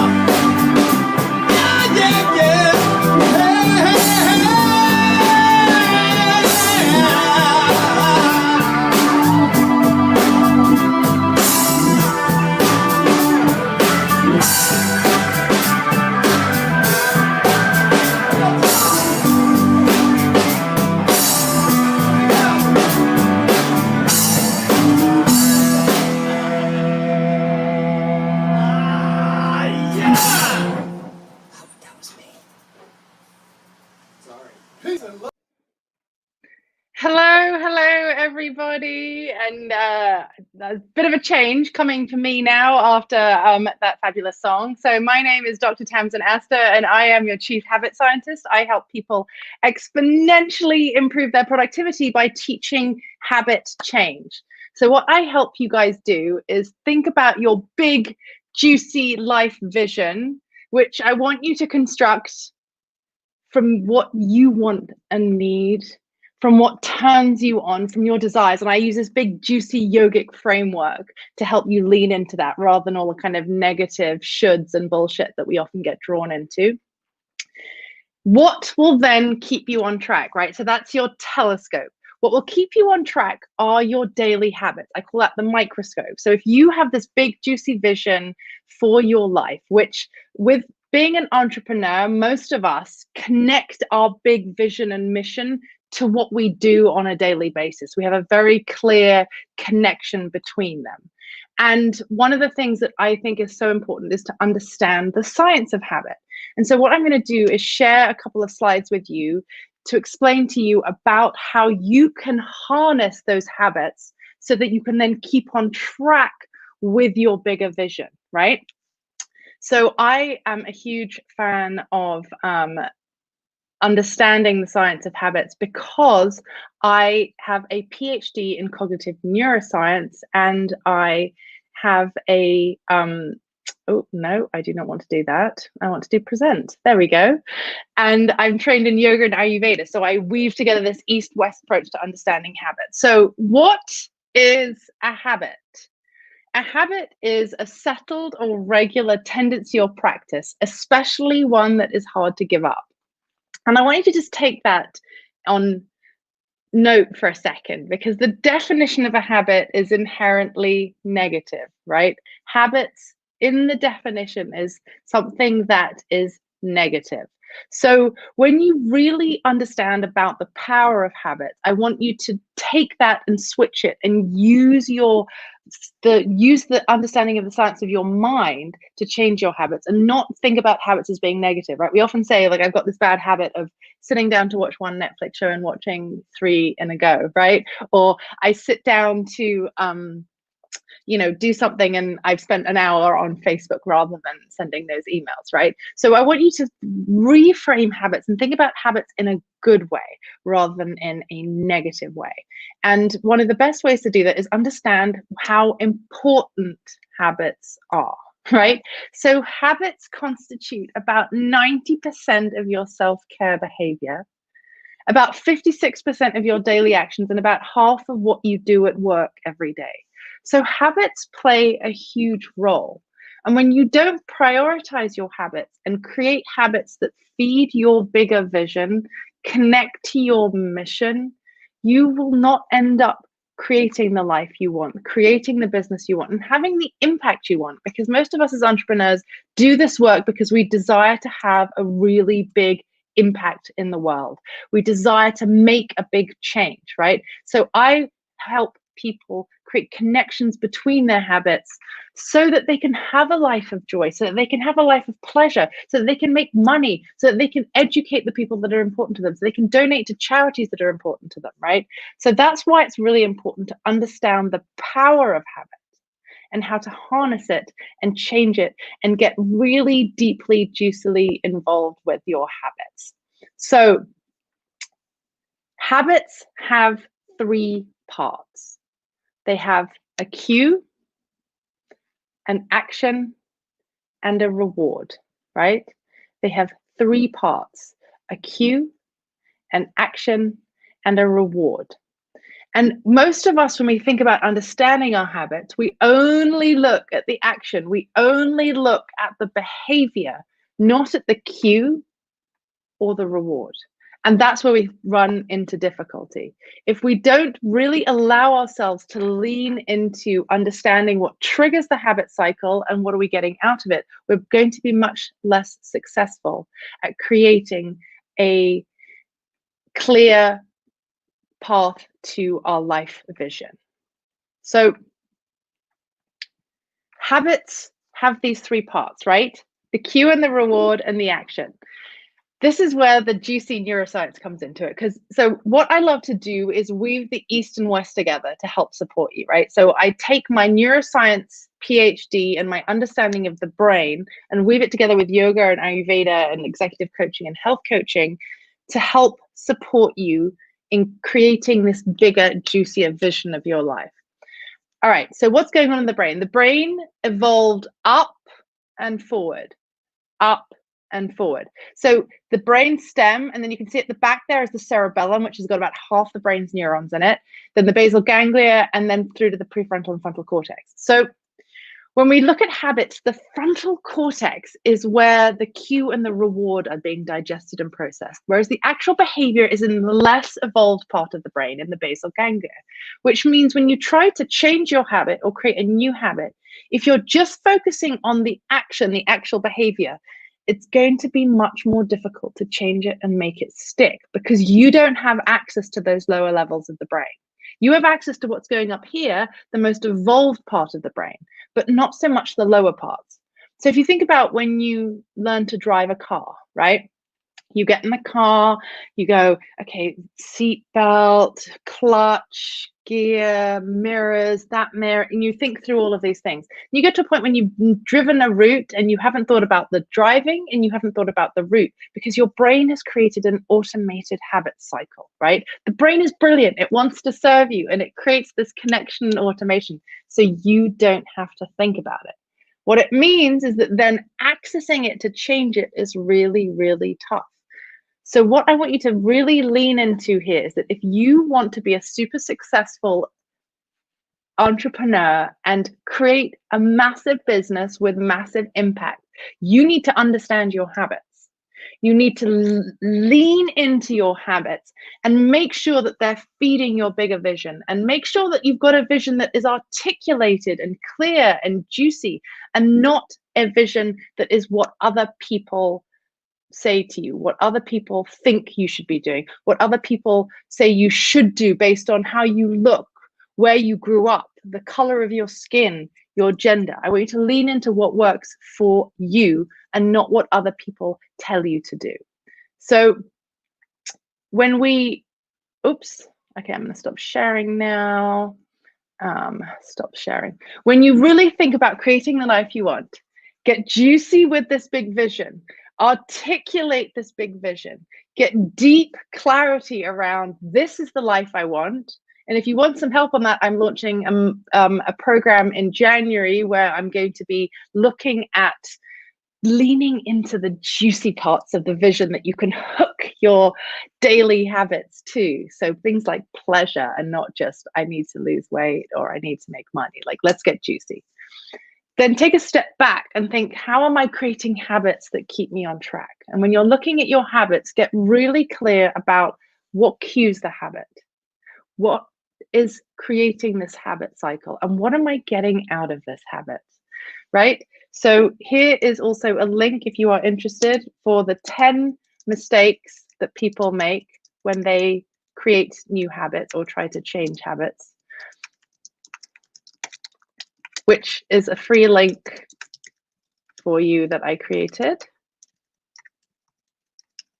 And you can find me on all the social medias. I'm mostly active on Facebook. I'm also on LinkedIn and Instagram. And it's been a pleasure and a joy to share a little bit of my nerdy neuroscience with you today. So I hope you all have a beautiful day and that you are successful in your Thank you so very much, Doc. Thank you so very much. And we'll definitely have that link up. But we want to welcome Max. Max, how we doing today? Good. How are you?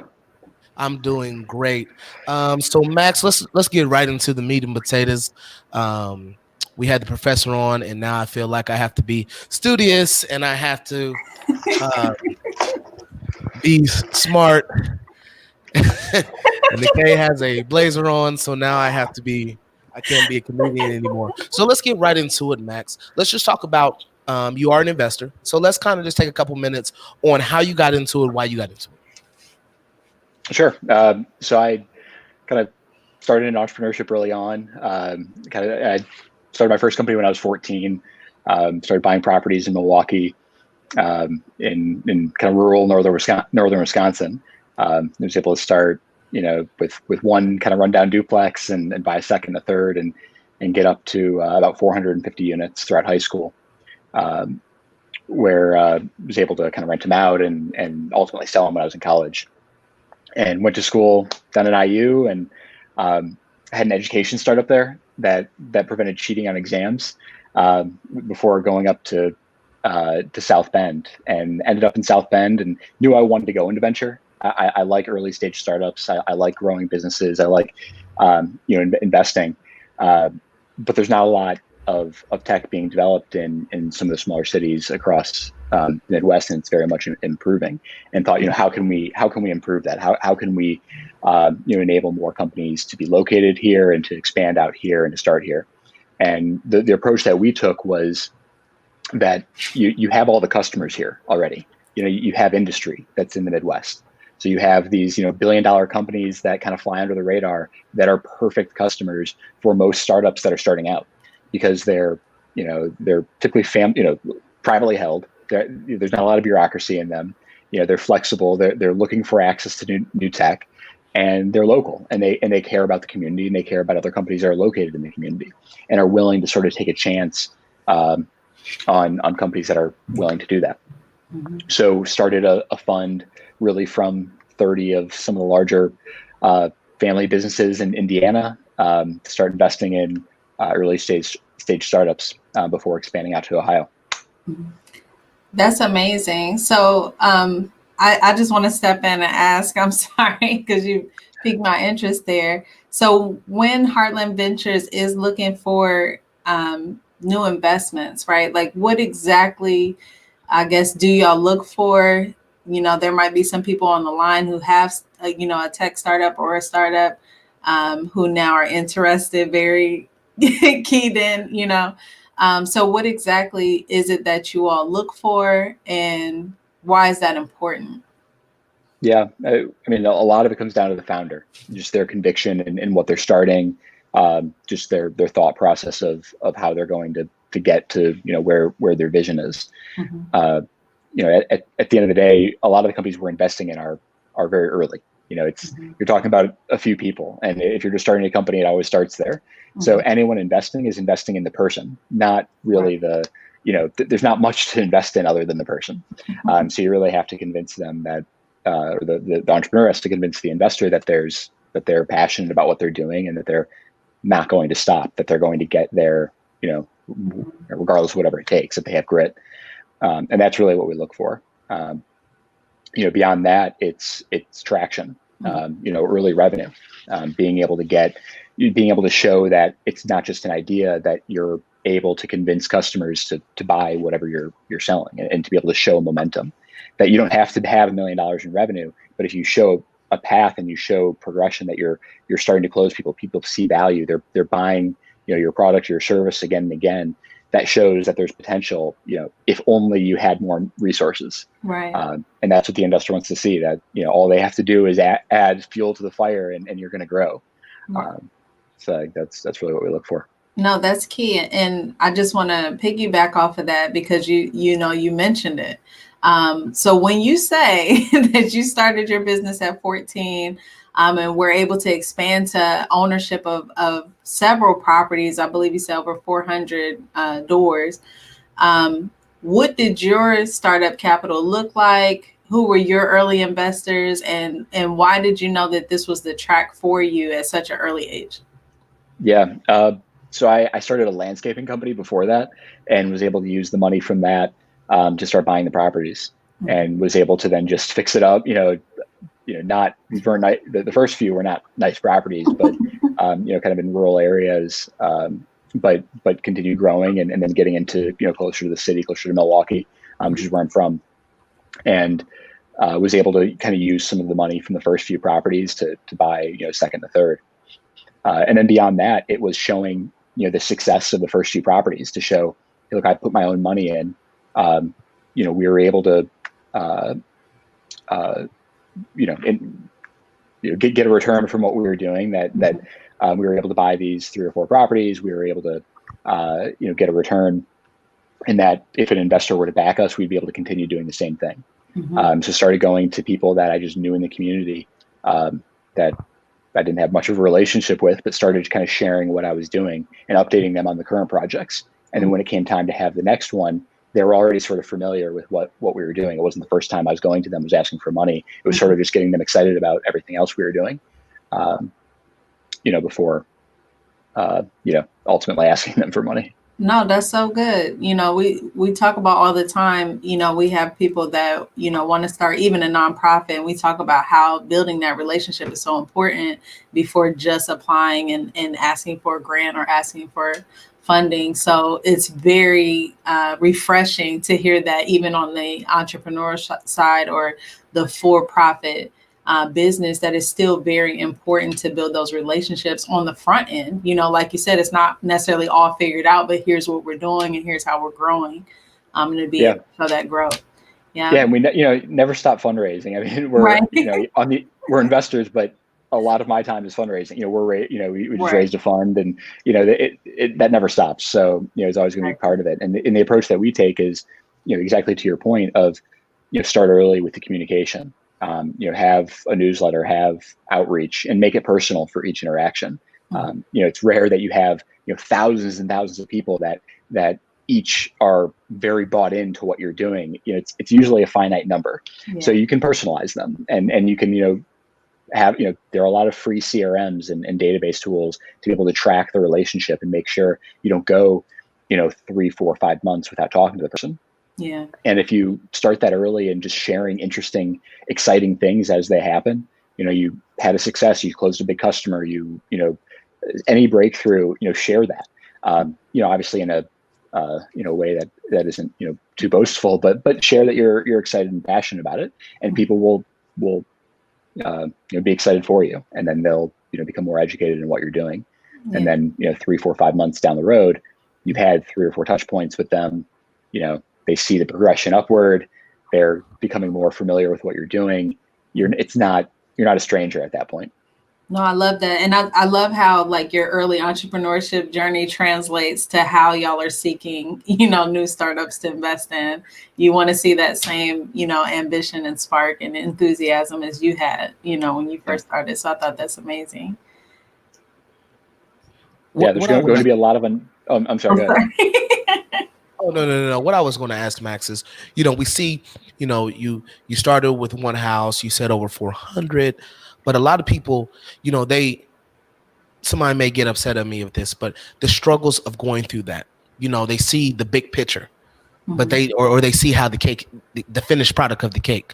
Talk about maybe some of the struggles that somebody that wants to go down this path is going to see, and to keep persevering through, because they're probably going to see the same struggles that you may have seen, and it may stop them. A no may stop them. Just kind of talk about those struggles and getting past that, because the next level is even sweeter. Right. Yeah. I didn't think was where I was going to end up. It just sort of happened. You just kind of put your head down and work, and then you look up and realize that's where you are. I loved it. I all of my free time, went to that. And I think that kind of paid off. I mean, there were a lot of struggles during that time. I mean, it was very hard to get bank financing, because, raising money from investors, with at least in real estate, is only one half of the equation. You usually need bank financing as well. And it's hard to get when you're, that age with no credit. And so you have to, really build those relationships and get credit and give up a lot to be able to do that. I ended up finding someone who was willing to co-sign. I couldn't get a loan, so I found someone who would co-sign, and I gave them a portion of the equity. So it's, identifying whatever your bottleneck is and not letting that deter you, just figuring out, okay, how do we have to solve it now? Can't get financing, don't give up. Just say, okay, how, what do I have to give up to get the financing? And that can be the case with anything. We had, when we got a little bit larger, we had, I was younger, and we had kind of a small maintenance team, and we had the whole maintenance division quit on the same day. Oh my God. So, whatever. And so it became a situation. I was in Indiana at the time.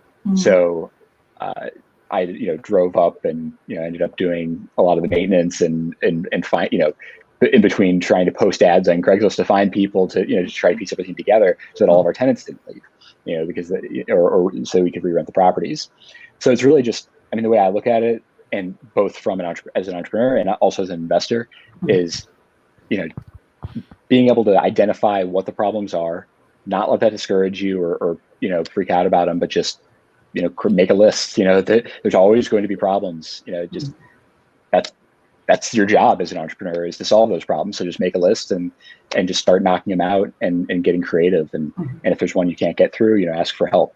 And that's what we look for in entrepreneurs as an investor, is someone who's willing to do that. Again, we can't validate everything. We're not at an early stage. You can't validate, their financials. You can't validate really much. I mean, there's not a lot to look at. You just want to know that the person you're investing in, when they run into a problem, they're going to figure it out. Yeah. And a lot of that's just grit. Being able to be resourceful and not give up and just keep trying and figure until it's resolved. And I think that's by far the most important thing. Man, that's so good. I do want to say, because you have basically built yourself up, and now you're in this position of being able to invest in others, right? And their startups and their ideas. And that's essentially what we're asking our viewers to do today, is to be kind of their own version of Max, right? So what is your advice or your suggestion as they're looking at this, maybe someone that's on the fence about giving? What are some of the things that you gain personally from being able to invest in other businesses and startups? Yeah, well, one, it's incredibly fun being able to be a part of watching somebody grow and do what they're passionate about. Again, entrepreneurs it's a different breed. We're all you have to be a little fearless to do it, and it's, again, very gratifying to be able to support people that are kind of chasing their passion. So it's fun, honestly. And I've learned a ton doing it. I think when you start investing in something, it's like, there could be a sports game that you don't care about, but as soon as you're betting on it, you care about it. It's kind of the same thing with investing. As soon as you're invested in something, you learn much more quickly because you're just more focused on it, and you have more skin in the game.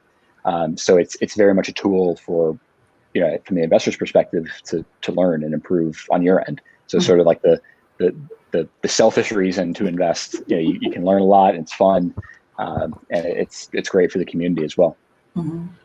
I would ask this, Max. You got lucky and blessed enough that at a young age, you got the capital and you had the resources to now, a multi-million-dollar investment company.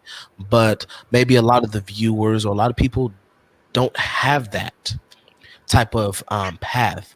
What can you tell the children that may be thinking about this, the adults that may be thinking about this? They may not have your path, but what can they do personally as far as research, as far as learning, that they can one day get there? Because again, and I think we all, and Kay, I believe you can agree with me, when you hear at 12, 13, a landscaping company, then 14, we got a house, and then in high school, by the time you graduate, you don't care what your teachers say because you got 500 houses. But a lot of people, they don't have that. So what can they do? What advice can we give them? Hope that we can give them, like, okay, you may not have this, but these steps of learning and pursuing can get you here as well. Yeah, I think it's trying things. It's not every route has to be, most routes and validating things doesn't cost anything. Especially now. I mean, you can pick up the phone and call people and try to sell something that doesn't exist yet. There are a lot of companies that have raised billions of dollars on that, basically. Like, it's more of the vision. So I think finding something that you're passionate about and then just start trying to build it, I think, is just the best experience of just kind of trial and error of if you have an idea, you have something you're really interested in, just kind of go down that rabbit hole a little bit and see where it takes you, and be very much okay. There's a fine line between giving up too early and sticking to something for too long. at in the first few times, be willing to kind of give up on it, or just kind of like, if you're, as long as you're going into it more just to learn, unless it's like something that you really are passionate about. But even like the small things, go down that rabbit hole and see where it takes you. You'll learn a lot. You'll start seeing how people react to hey, would you buy this if I were to make it, or just and you're going to start getting feedback and tweaking your talking points, and I think going through the process from like just idea that pops in your head to all of a sudden you have a whole story and pitch around something that you might want to build. None of that costs anything. It's just that takes meetings, that takes research, that takes pitching to a bunch of people, and it's really cool to look back and see like that was just an idea that popped in my head, and now I have like the whole story around it, and people are getting excited when I'm talking to them about it. That's a cool process, and it's a great learning experience, and it's also just very encouraging that when you see where you can go, and again, none of that really takes any you don't have to build anything to get there, right? Anything tangible, at least. Yeah, and in our last minute, what are you most looking forward to? I love when I have an investor on, because I'm like, okay, give us your projections, go. But what industries are you or things out there are you most interested in that are upcoming? Yeah, I think everything in the HR space. I think upskilling talent in labor is going to be the biggest thing. Of certain industries that particularly kind of manual labor, a lot of construction, manufacturing. There's not a lot of people going into that industry, but they're still very high paying jobs. So I think there's a lot of opportunity for training programs, for coaching, for upskilling, to be able to help transition people from lower paying jobs into higher skilled jobs where there's currently a huge shortage. And it's not only opportunity for individuals who will be taking those jobs. There's also a lot of opportunity for the companies that are doing the training and doing the, supporting the entrepreneurs who are starting companies to help people get from, kind of a laborer to a welder, or, something like a big jump where there's a need. Right. So I think there's kind of all across that spectrum from, training, finding the people, there's a ton of opportunity, and I think it'll be very cool to see, some of the more entry level jobs become more automated, and people being pushed up into higher paying, higher skilled jobs like welding. Thank you so much. Thank you. Go ahead. Okay, sorry.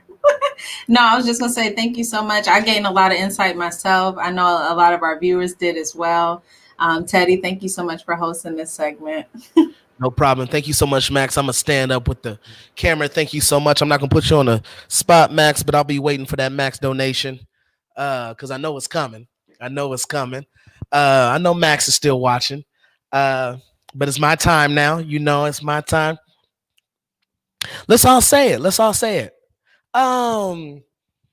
At 13, we weren't thinking about a landscaping company. Let's be honest with you. Come on, let's sit back. Let's talk about this. Max, I know you watching. He in his bag. That's why I wanted to say I had to keep it very professional. Max was in his bag young.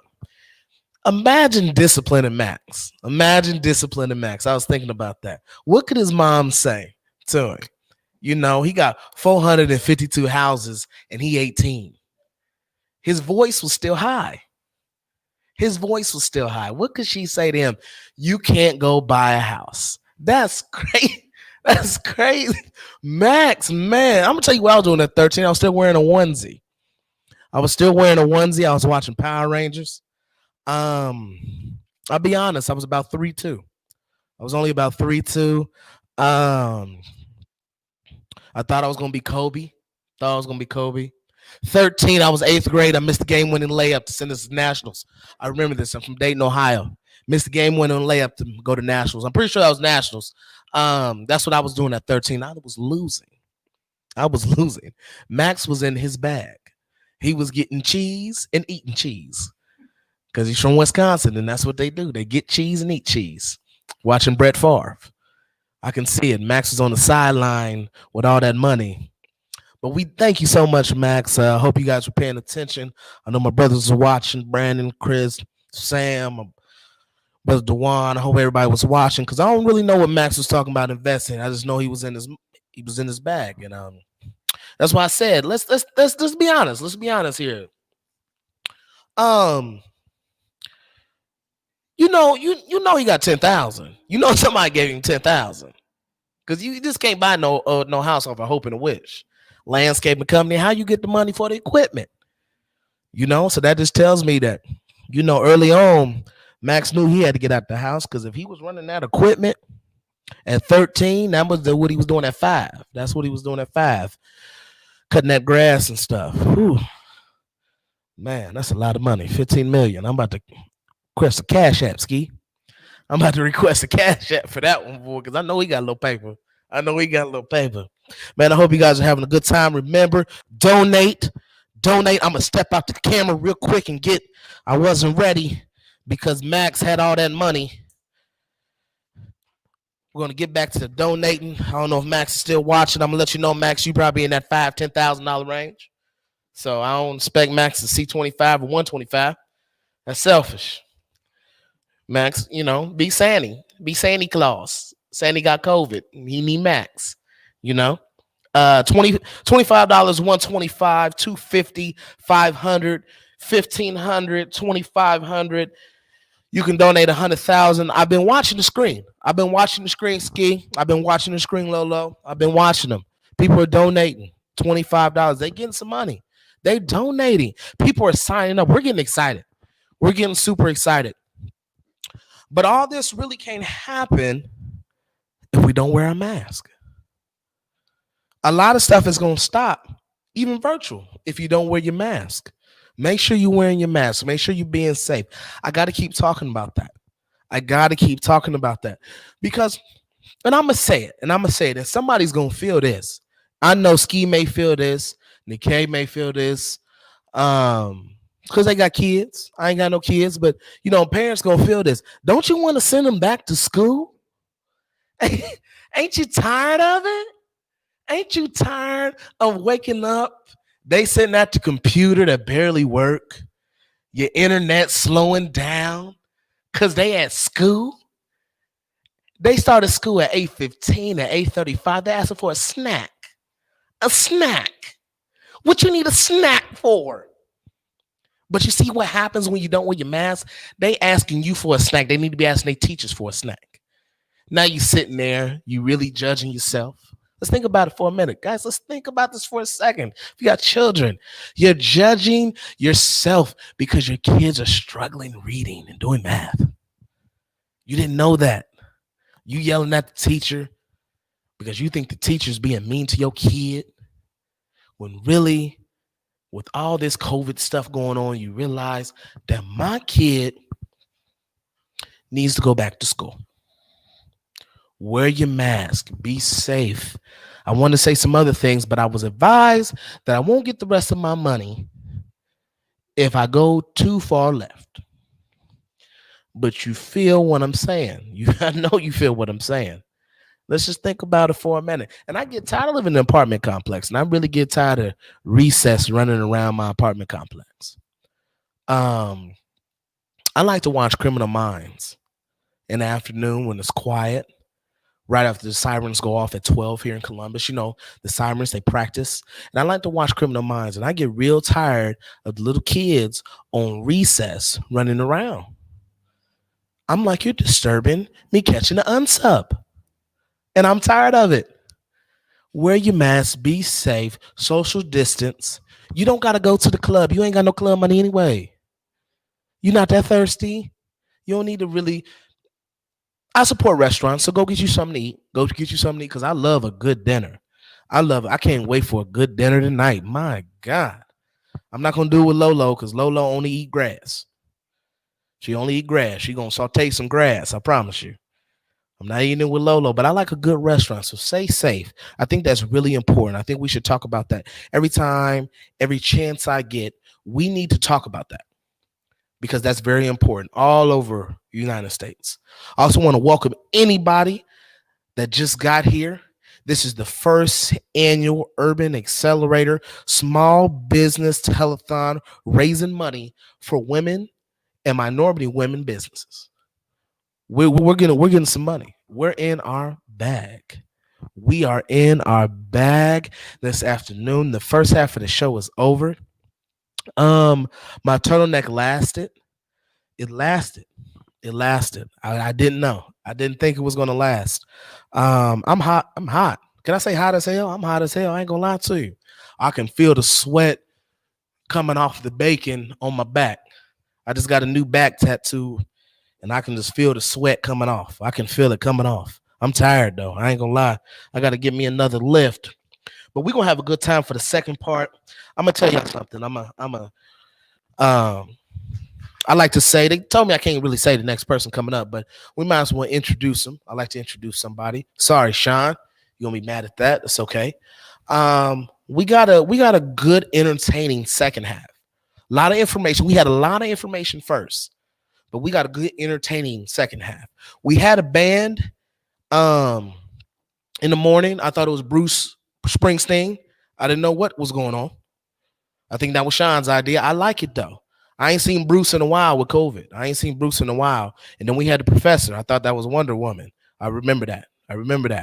But we just having a good time. I got a surprise for you guys in about an hour and a half. Me and Ski got a surprise. Oh man, I'm telling you. I don't know if my shirt's gonna be on. I ain't gonna lie to you. I don't know if my shirt's gonna be on. But let's go on to the next person, Stacy. How to wear all the shoes. I'm ready to figure out how we're going to wear all the shoes, and tell me which shoes we're going to wear, Stacy. We are going to wear all of the shoes in your life. So I like to think about that instead of wearing all the hats in your life, right? That we're wearing parent or business leader or spouse or, son or daughter, like community member, all of the things. When we think about wearing all of the shoes, it becomes overwhelming. And a lot of people talk about work-life balance. I think that's a myth. Work-life balance is a myth. Let's just start with that, because when we come from that place, we can start to figure out how we can lead better, right? Lead ourselves better, lead other people better. So I thought what I would do for you guys today is share my story and how this has shown up for me. And I hope it resonates with you. And I'm going to give you some tips along the way so that you can start to create this for yourself as well. So when I first started out in my career, I was working at PepsiCo, and I was working all the time. I left my house at like 5:30 in the morning for an hour-long commute. I wasn't leaving until 6 or 7 at night because my boss at the time thought that if I left earlier than that, I was only working a half day. So I was doing a lot of fun work, but I was running myself crazy. A couple of years later, I got the opportunity to move into a general manager role, and I was leading a sales and distribution office for PepsiCo, and I had 135 employees that worked for me, and I just gotten married, but I was still working like 6:30 to 6 every day. So I did, the smart thing. I decided to add more chaos to that, and I got a puppy. And everybody that knew me told me that I was just crazy, right? They told me I didn't have time to care for a puppy. But that dog, she was my Maddie girl. She changed me, right? I now had somebody else that needed me. And so my priorities changed, and she softened me, and she made me become a better leader, because now I could better understand the competing priorities of all the people who worked for me, all the different hats or the different shoes that they had to wear. And that was really the first time that I had experienced that, having to play all of the multiple roles and figuring out how to prioritize and switch gears. Because before that, everything fit into a nice, pretty box, right? I went to work, I came home, I, went out and put my running shoes on and wore those shoes when I was exercising or socializing, right? The things didn't compete. So over the next couple 20 minutes or whatever we've got here left, I want to share kind of the rest of my journey so far and share some of those key learnings. And these are not like, make sure you do better time management. All those things are really important, but I think these ones that I'm going to talk about today are really foundational to helping you figure out how you run a business, or how you really lean into a career that you love, but also have the time and energy to show up for all of the people and things that matter most to you.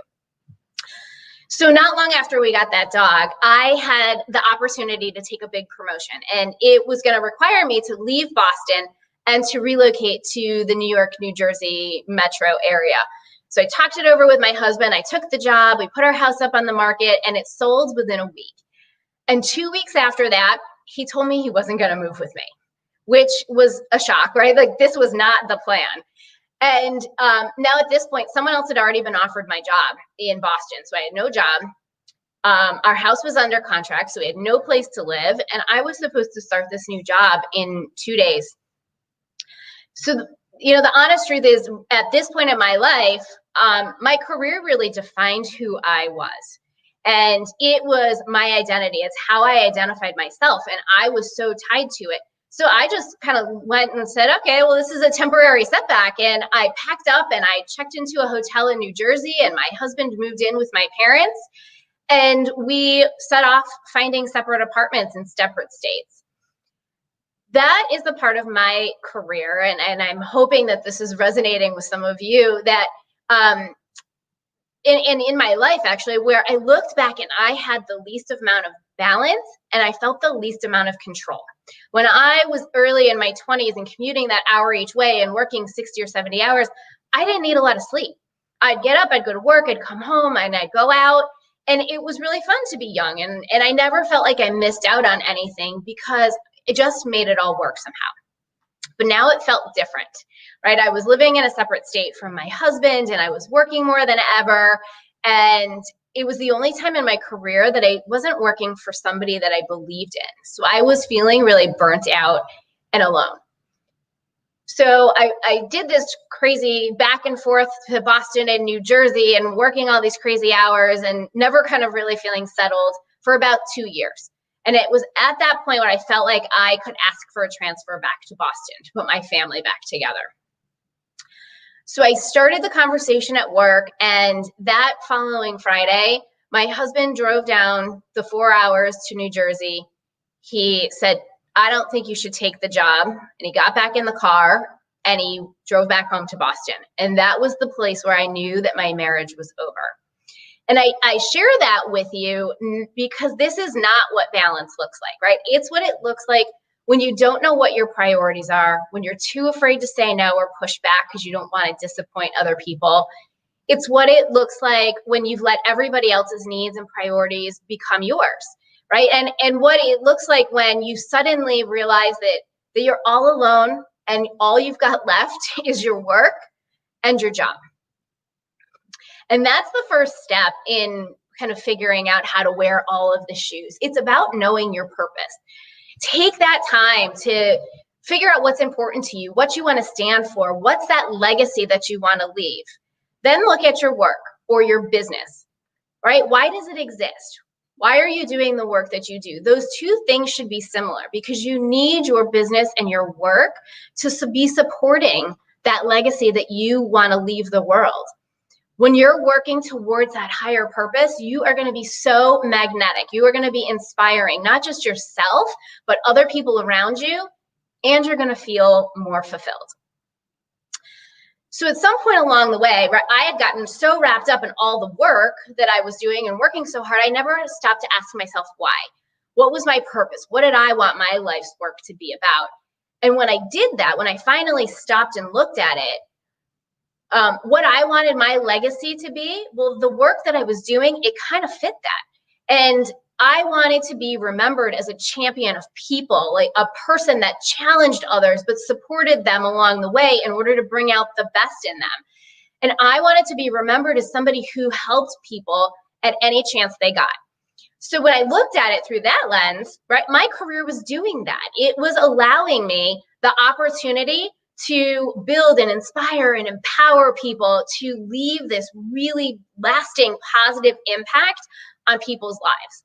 What I had forgotten was that my family and friends, they needed to be a part of that purpose as well and go with me on the journey.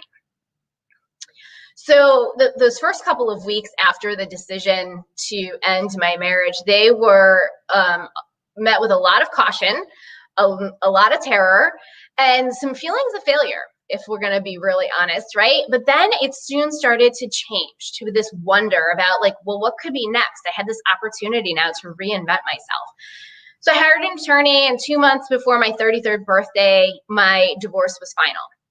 And then something amazing happened. I started to rediscover all the things that I loved, right? The things that I had forgotten about or I didn't have time for, or didn't prioritize. Things like running and volunteering and dancing and building relationships. And within 6 months of learning that my marriage was going to be over, I rediscovered myself. This time, the woman I found was different, right? She was stronger and more confident, and if we're honest, happier. And somewhere along the way, I had lost who I was, and I had stopped doing the things that excited me and gave me joy, which meant that I lost passion for the things that made me really who I am. They made me me. And that's the second step in wearing all the shoes, right? Knowing what you need in order to be fulfilled. It is just so easy to focus on what your business needs or your family needs or your community obligations. But what do you really need? What do you need to feel recharged and whole and happy? And we hear about like filling up your own cup or self-care a lot, but the reason is because it's so important to refill your energy. When you are doing things that make you happy, it allows you to show up in a better way. You have a more positive attitude. I see it with my kids, right? I have more compassion for them when I'm doing things that make me happy. And you've got more capacity, so you can actually go do more when you are doing the things that make you feel fulfilled. And those are all the things that have a really substantial impact on the results that you'll get in your business, but also in the relationships that you're going to build along the way.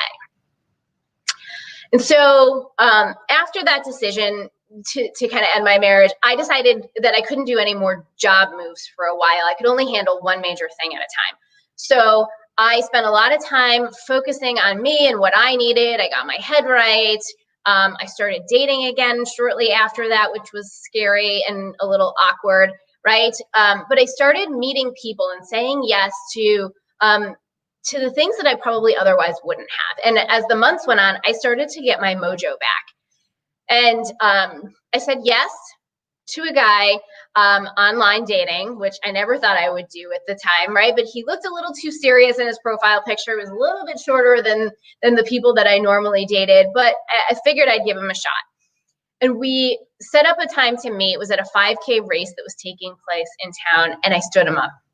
It was cold, it was snowing, right? There was just no way that I was getting up to put on a costume and run 3 miles just to meet some guy that day. So he did end up sending me a message later. We went on a first date not that long afterwards, and I called my girlfriend after that and I said, I am in love, right? That ended up being the beginning of my relationship with Bob. And you know, the confidence that I was gaining, it started to show up in my work too. So I was making bolder, more assertive decisions. I took risks that I wouldn't have. And less than a year after my divorce was final, all of that work started to pay off at work, where PepsiCo, they changed my role a little bit. They gave me more responsibility and more direct reports, but they also elevated my title. So for the first time in my career, I had reached the executive levels within the organization, and I was ecstatic, right? Not maybe a year after that happened, you know, things had just kind of been going great and things felt good. But Bob, my now boyfriend, he came home from work one day out of his skin excited. He had just been offered to pilot a new job at his company. The thing was, we lived in New Jersey and the new job was in Minneapolis. And here's where all the questions started going through my head, right? What does this mean for us? Is he asking me or expecting that I'm going to go with him? Would I go with him? What's that going to mean for my career, right? Then the really key question, do I even want to go with him? And it started me thinking about, like, what are the decisions that I wouldn't regret later? Should I stay safe in my current job and try to make a long distance relationship work? Well, I just told you how that worked out for me the last time. Or do I take a risk and move to Minnesota with no known job and no guarantee that this relationship will work out? A week later, I was in my boss's office telling him we had to figure out how to get me to Minnesota. Otherwise, I was going to be left always asking, what if?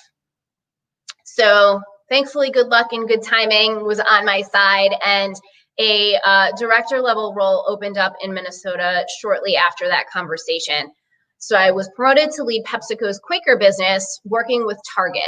And so we packed up all our stuff, we moved to Minneapolis, and over the next 2 years, we got married, we had a baby, we built a house, and then life has a way of throwing some unexpected things at you. And our daughter, when she was 6 weeks old, we took her to the pediatrician because we didn't think she was really gaining any weight. And so the pediatrician checked her out.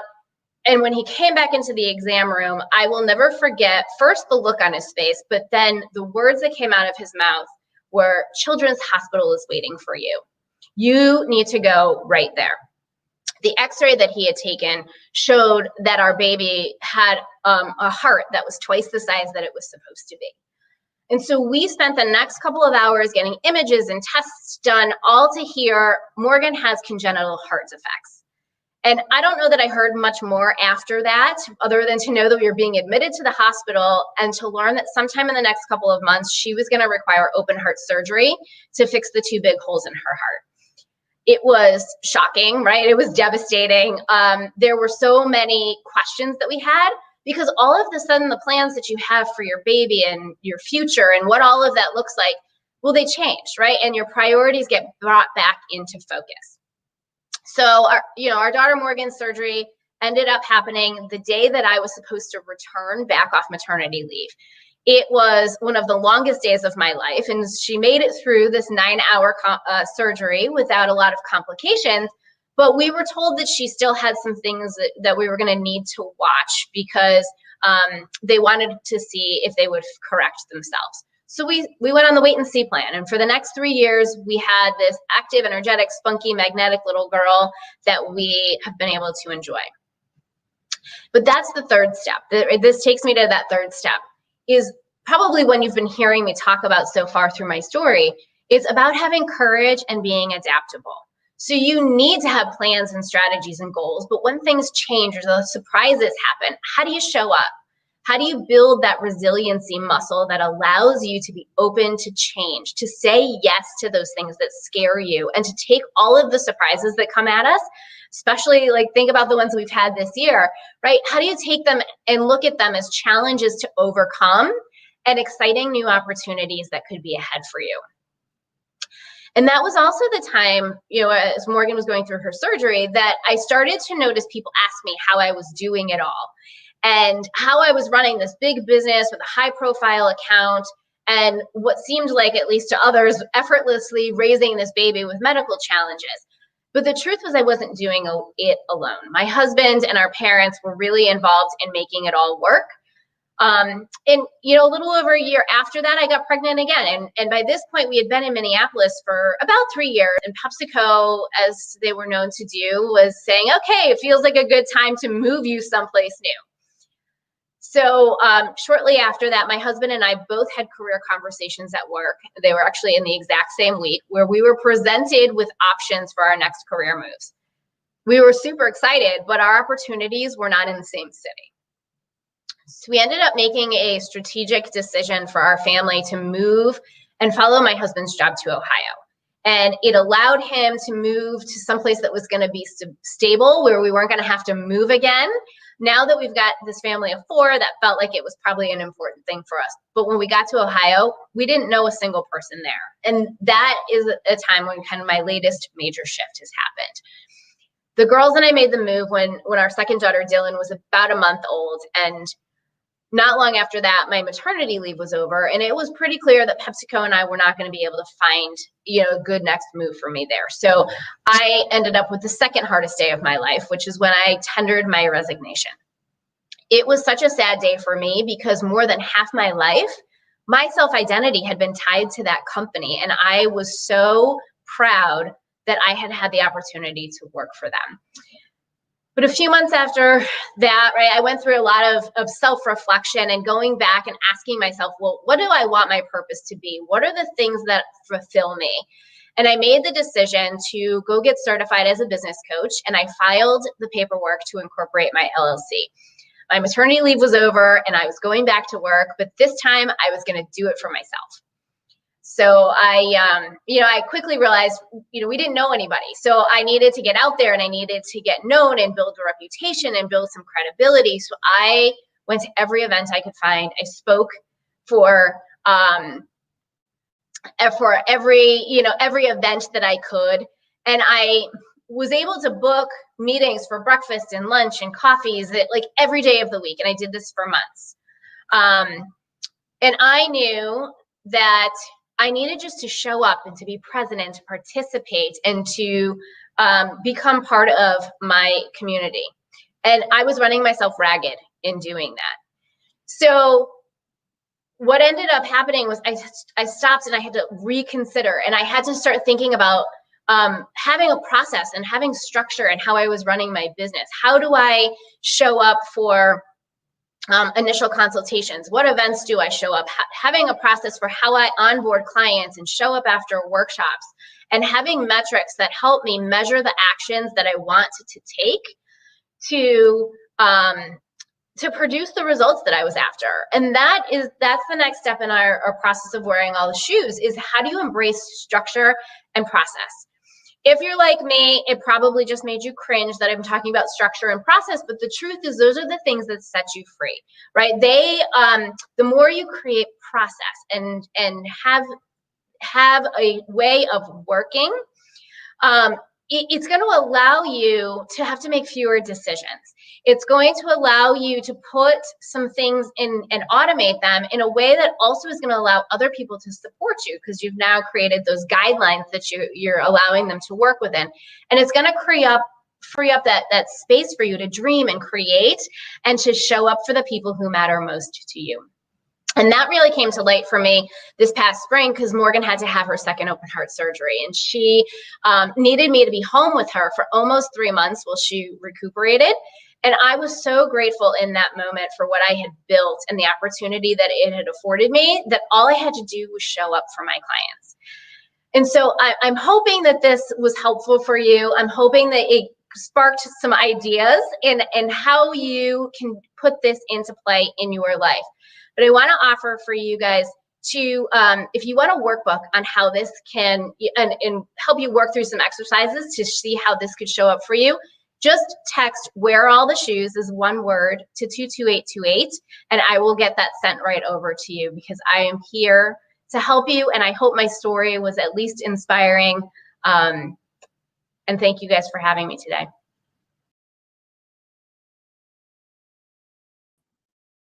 Good afternoon, everyone. My name is Aminata Soko. I am the director of the Women's Business Center of Central Ohio. And the Women's Business Center is one of ECDI's programs. So I'll be sharing my presentation to discuss our programs and basically a few business tips to help you today. So give me 1 second here to share my screen.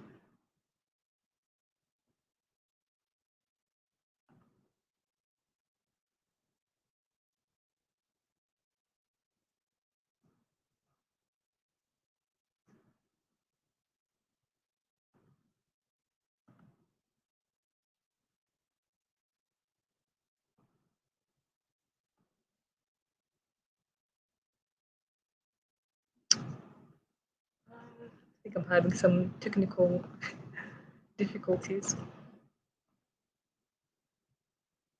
Okay. Can you see my presentation?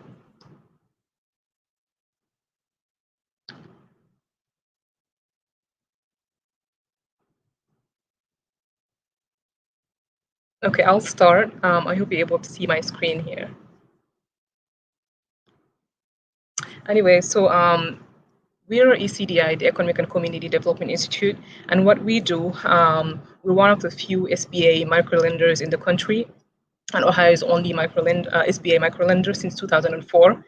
And we are a U.S. Treasury designated community development financial institution, and those are CDFIs. And what CDFIs do, they basically offer low income, low wealth, and underserved communities the financial needs to really enter the economic mainstream. And our motto is educate, invest, and innovate. So we provide entrepreneurs with the training and mentoring to access capital. And since the pandemic, we've tripled our output because we've seen a great need, of course, in terms of cash flow from our businesses. So our mission at the Women's Business Center, as I mentioned, the Women's Business Center is one of ECDI's programs. So we provide women with the tools and resources necessary to start and grow sustainable businesses.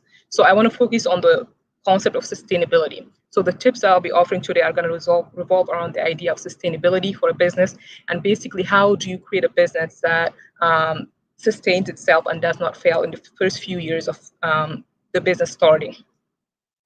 So the first component of business sustainability is adequate funding. So we see many businesses fail because they do not have enough funding, enough capital to be able to start or grow their business. So working capital is one source of funding, right? And it is a critical component for financial health and operational success of a business. And working capital ensures that your business is able to cover its short-term expenses and be profitable. And of course, as you're able to cover your short-term expenses and make revenue, you'll be able to cover your long-term expenses as well. So I'll share with you basically some of the loan programs that we offer at ECDI to help businesses. And of course, so some of the funding sources are loans, grants, you can get funding from VCs as well. So we have SBA microloans. We offer up to $75,000 for startup businesses and up to $350,000 for existing businesses. Existing businesses to us is 2 to 3 years of operations. And credit score, we look at about 590 and above credit score, but we are a character-based lender. So we really look at the strength of the business plan and financial projections in addition to the credit score. We also offer community advantage loans as well that you can use for inventory and equipment expenses. So these are a few tips as you're looking for funding from lenders. The 5 C's of credit are things that many lenders look at. So the first thing is character. So they look at your credit score, your credit history. The second one is capacity, basically your debt to income ratio. Are you able to repay this loan? And then collateral. So do you have any asset to be able to back up this loan?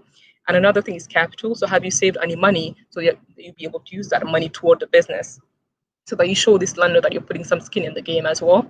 And then condition is basically what are you going to be using this money for? Before you approach a lender, make sure that you've thought about what this money is going to be going toward, and then how much you're actually borrowing, because some people come in and they will take whatever they're given, but make sure you do some budgeting ahead of time. That's kind of a few of my recommendations. And a second component of business sustainability is business acumen. Basically, business acumen is a deep understanding of how a business achieves its goals and objectives. And really what business acumen is to me is the business skills that you bring to the table and business skills that you're willing to learn along the way, right? Because the thing is, maybe you're a baker and you're really good at making cookies and cakes. That's great, but do you have the business skills, the knowledge to be able to sustain your business and make the critical business decisions to really succeed and thrive? As we know, especially during this pandemic, we do need to have some strong business skills. So that's something that is really critical. And so through our women's business centers, one of the ways that we really strive to bring business acumen and offer that to our clients is through our coaching. So we offer one-on-one coaching to our clients. And again, so our target market are women entrepreneurs, but we're open to all entrepreneurs. So we help men as well. We offer small business classes. So every week we have small business classes, from marketing to sales to legal to e-commerce, you name it, any business topic that we think this is beneficial to our clients. And we make sure to ask our clients what their needs are in terms of business knowledge. So we bring in speakers to teach these classes. We have a computer lab and Wi-Fi that clients can use. Before the pandemic, they would come in and use our space. We have a network of professionals in different business areas that are also able to help our clients as well. And then finally, one last tip in terms of business sustainability is business planning. So as you're thinking of starting a business, or even if you already have a business, because some people do start a business without a business plan, and that's okay. But it's really important to have a business plan where you write down your ideas. And this is a living, breathing document that you can change. You should be able to change it often, right? So key things to really put in your business plan and think through are your value proposition. What are you offering to your customers? What critical services and products? Why are you different? Why would someone go give you their go toward your business and not your competition? So really explaining what your value proposition is and having it very clear to yourself. And your key activities. So what key activities do you need to be able to succeed in business, to be able to implement your business idea? Your key resources. What resources do you need to be able to have your business up and running? Your customers. This is critical.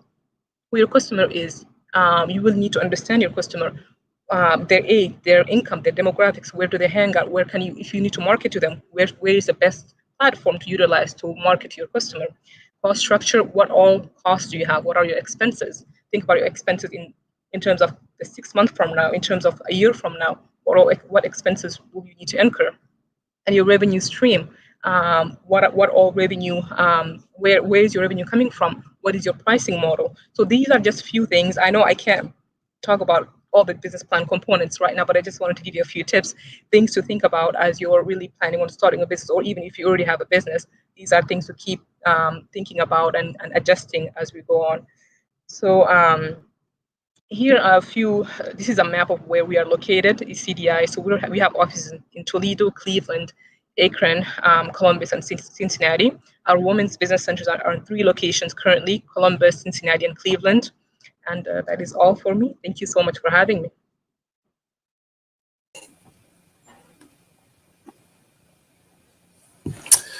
Well, thank you guys for this invitation. Thank you to Urban Accelerators U for this opportunity to at least share my story. So let me introduce myself. I'm Nixon Davis, entrepreneur, engineer, program manager. So I wear many titles, but I like to see myself as a serial entrepreneur.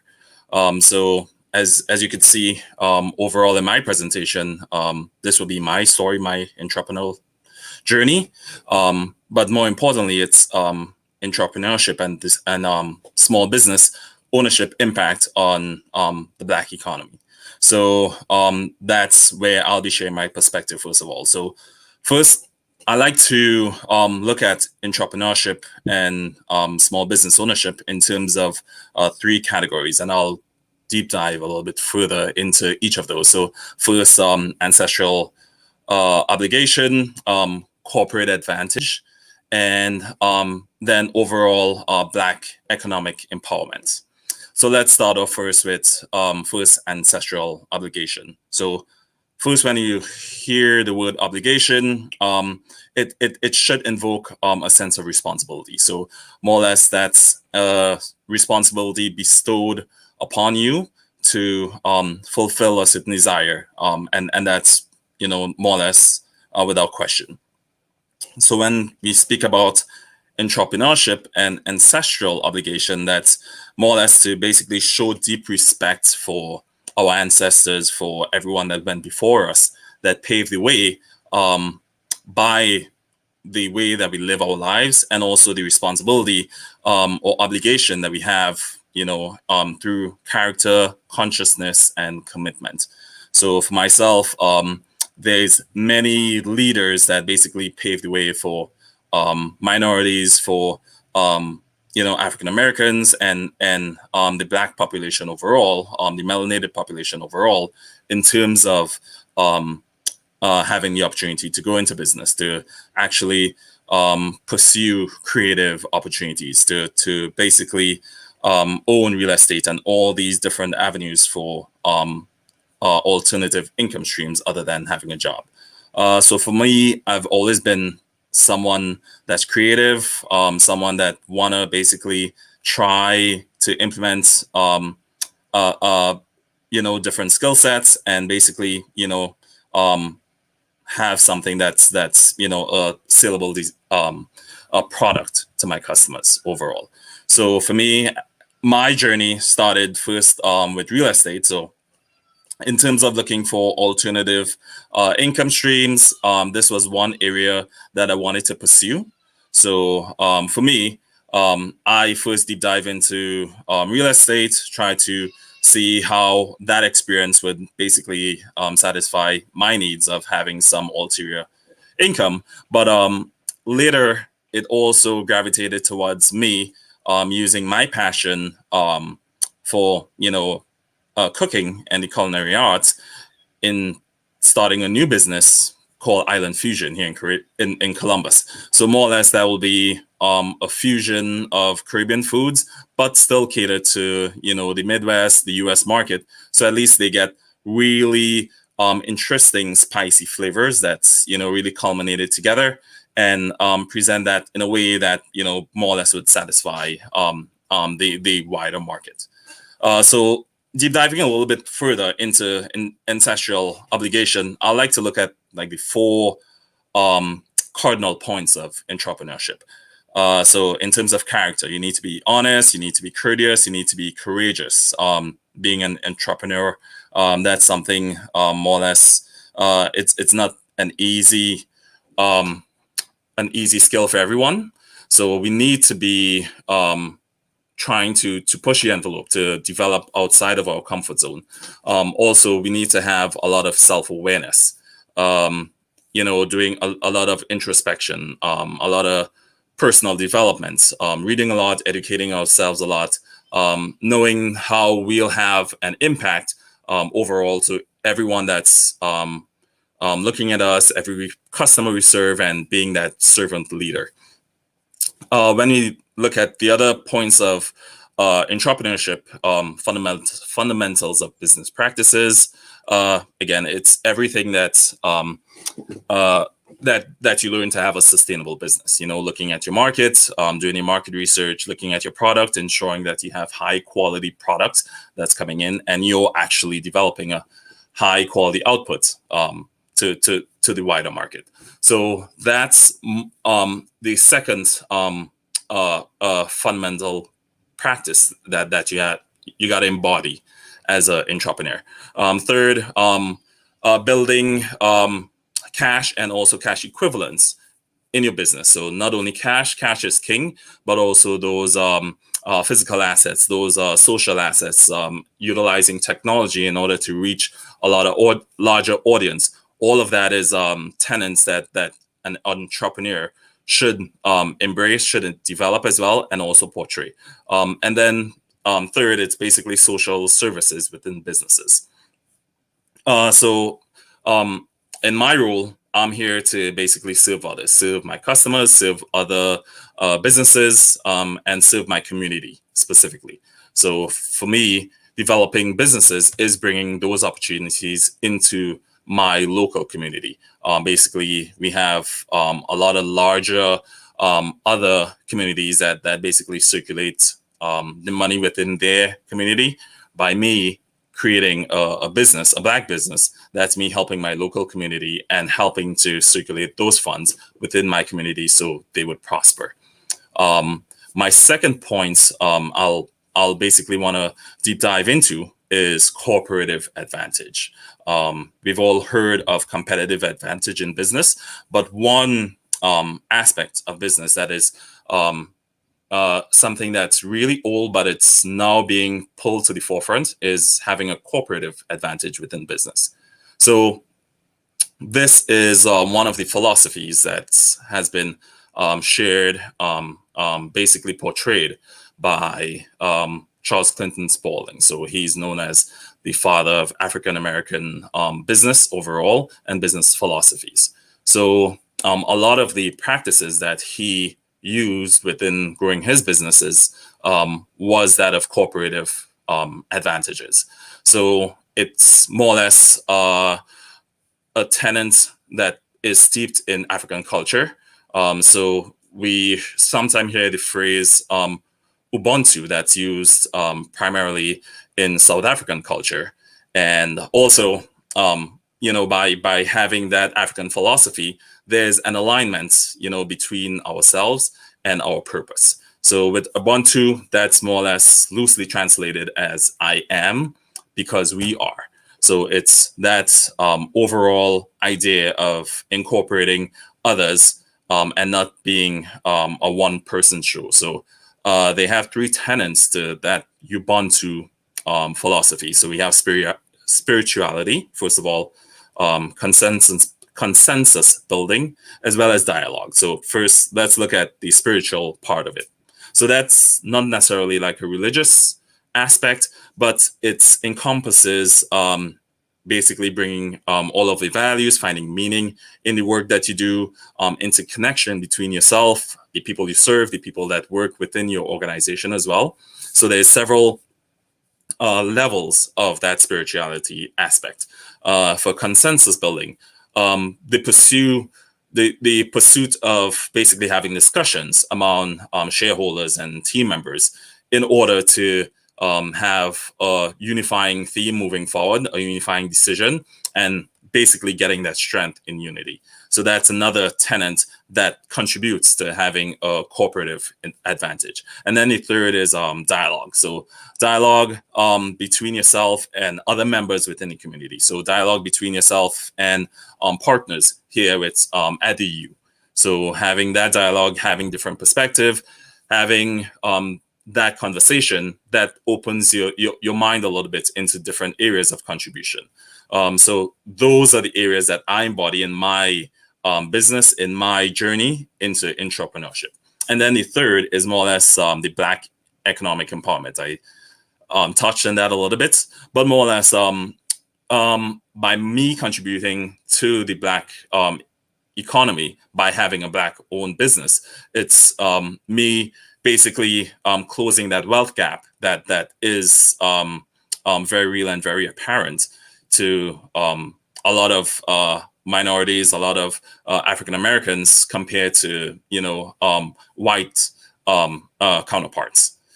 So overall, me pursuing this is contributing directly to close that wealth gap, to strengthen local communities, to foster job creation, to celebrate my culture, to celebrate African American culture, to celebrate Caribbean culture as well, by me bringing that to the table, to the forefront. So that is more or less has been my journey, has been a lot of the lessons and tenets that I implement in pursuing entrepreneurship and creating small businesses, with the with also pursuing expanding those businesses and scaling those to the larger audience. So I know, again, my time is almost complete here.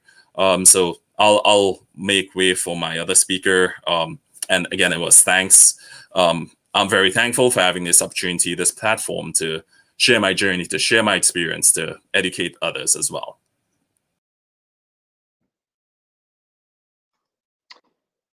Thank you. Well, hello, everybody, and good afternoon, and thank you for having me and allowing me to share our programs and resources. My name is Shannon Feist. I am the lead economic development specialist at the Columbus SBA office. We are located downtown Columbus, and here in Ohio, we have a district office in Columbus as well as a district office in Cleveland. And in addition, we have a branch office in Cincinnati. So the SBA has a variety of resources to help small businesses, startups, small business community, and those looking to do business with the government. We have our disaster loan program, which is what that is essentially is areas that are declared a disaster.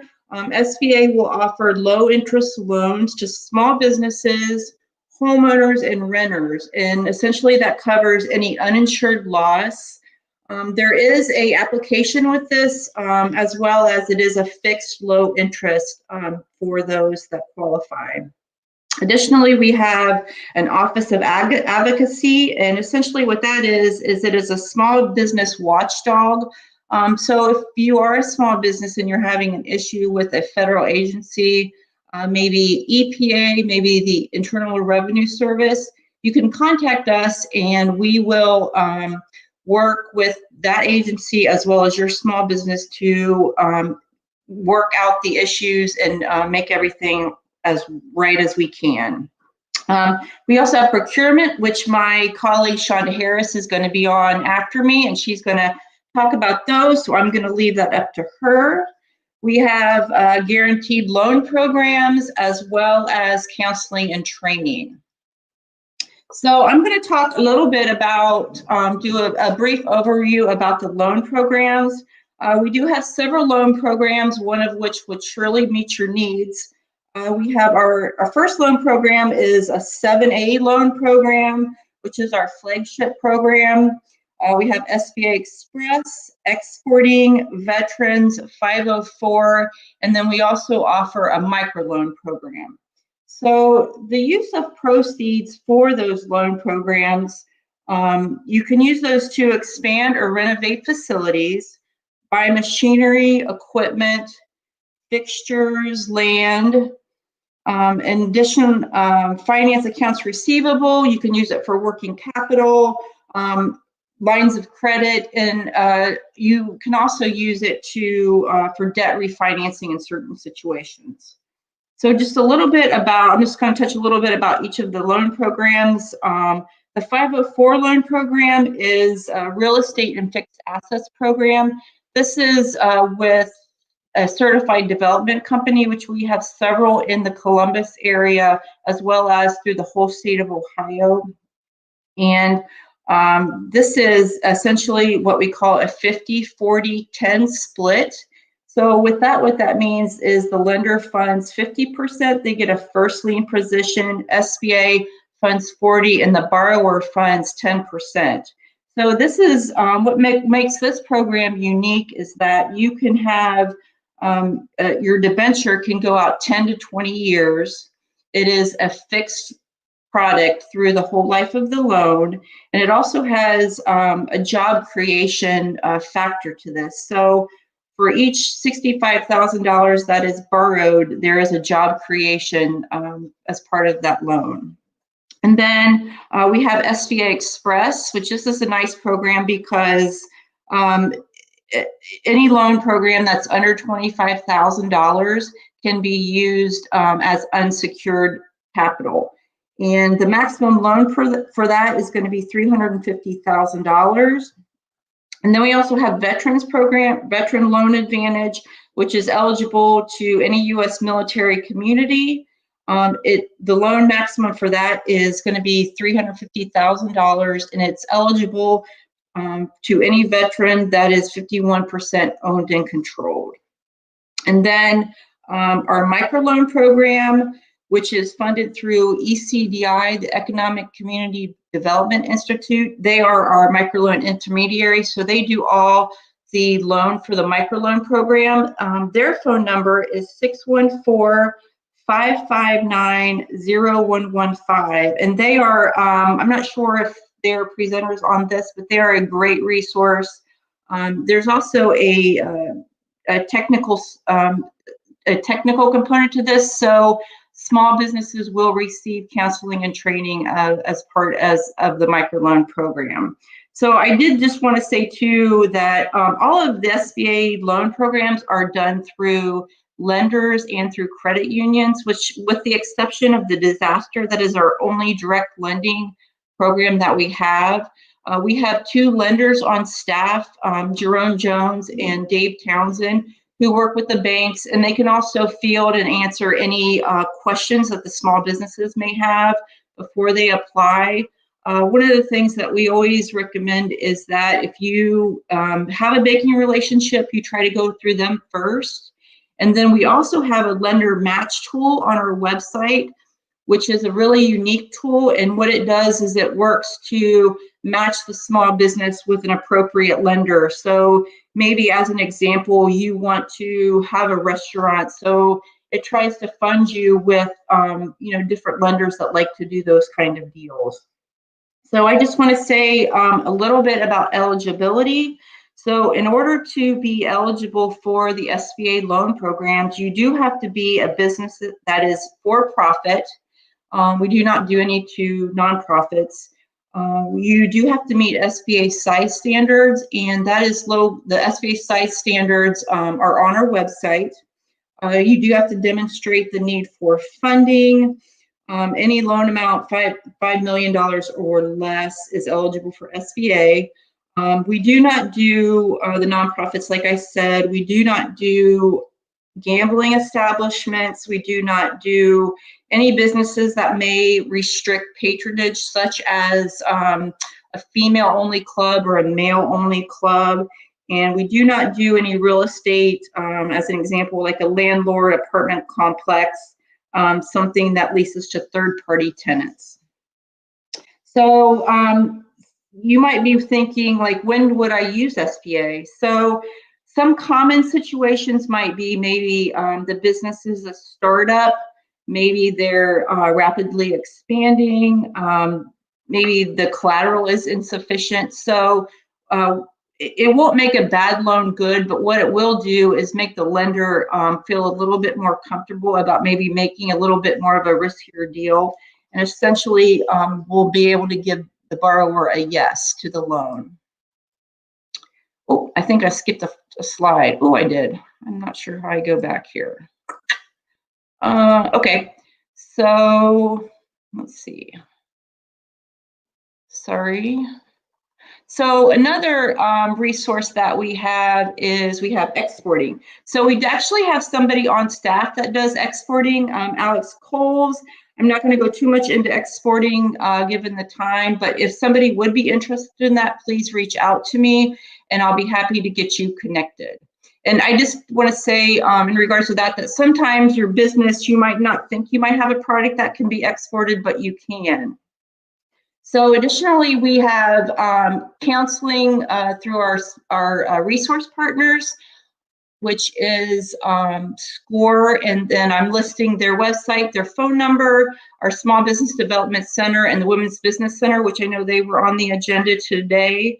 And then additionally, we do counseling and training online, or now pretty much all virtually, but we have a variety of resources that's on our website, sba.gov.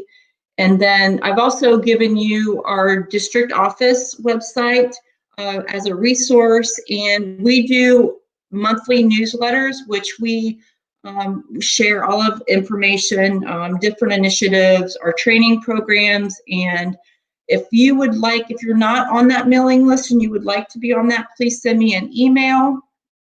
And I'm making sure I'm not running out of time, but I think that's going to do it for me. Please reach out to me with any questions or anything that I can do to answer. And I welcome Shonda Harris up next after me. Thank you so much, Shannon, and thank you so much, Sean Spence, for inviting me to the Ohio Small Business Day. I'm really excited about what the Urban Accelerator is doing. And as Shannon said, my name is Shonda Harris, and I'm a business opportunity specialist with the Columbus SBA, the district office. And as a business opportunity specialist, my core area of focus, as Shannon mentioned, is procurement, or some of you may have heard government contracting. So if some of you are joining in today and you're interested in doing business with a government entity, I'm going to give you a little bit of information. Now, I do work for the federal government, but I am going to give you a little bit of information so that you can, if you want to get engaged with any level of government.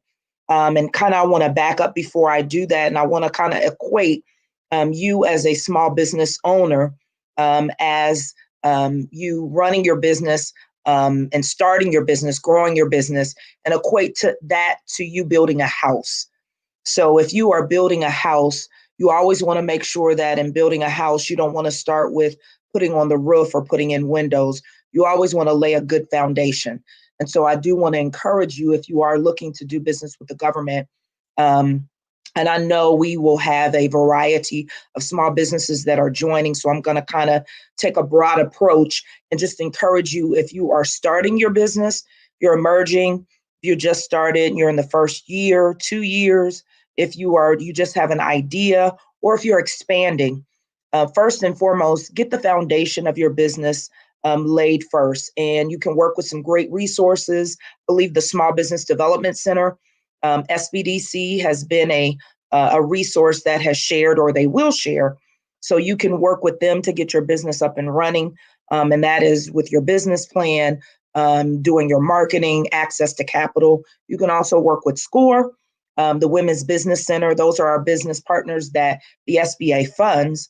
You can also work, so those resources, I'd say, get your business up and running, grow your business, get clients, get customers, hone in and find out what are your key core competencies as far as what you sell. Who are your customers, your target audience? Once you've kind of done that and you've been in business for a couple of years, you're starting to grow your business and you want to expand, then you may want to start looking at doing business with a government entity. And so I would definitely encourage maybe that you start at the local level and look to do business with a city, a county, a municipality. and then also with the state of Ohio.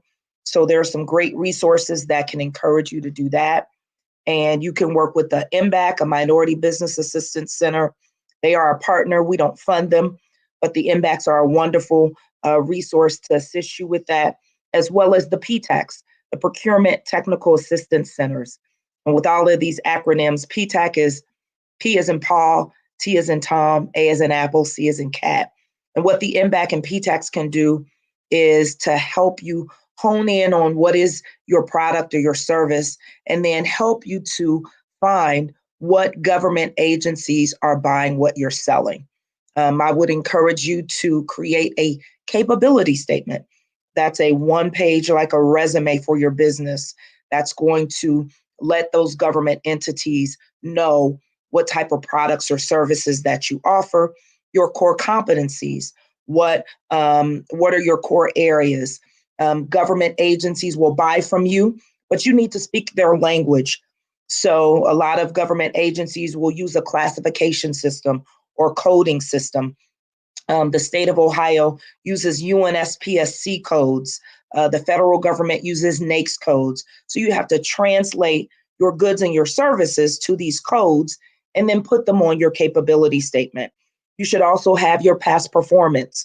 Where have you done business? What clients, what customers have you done business with?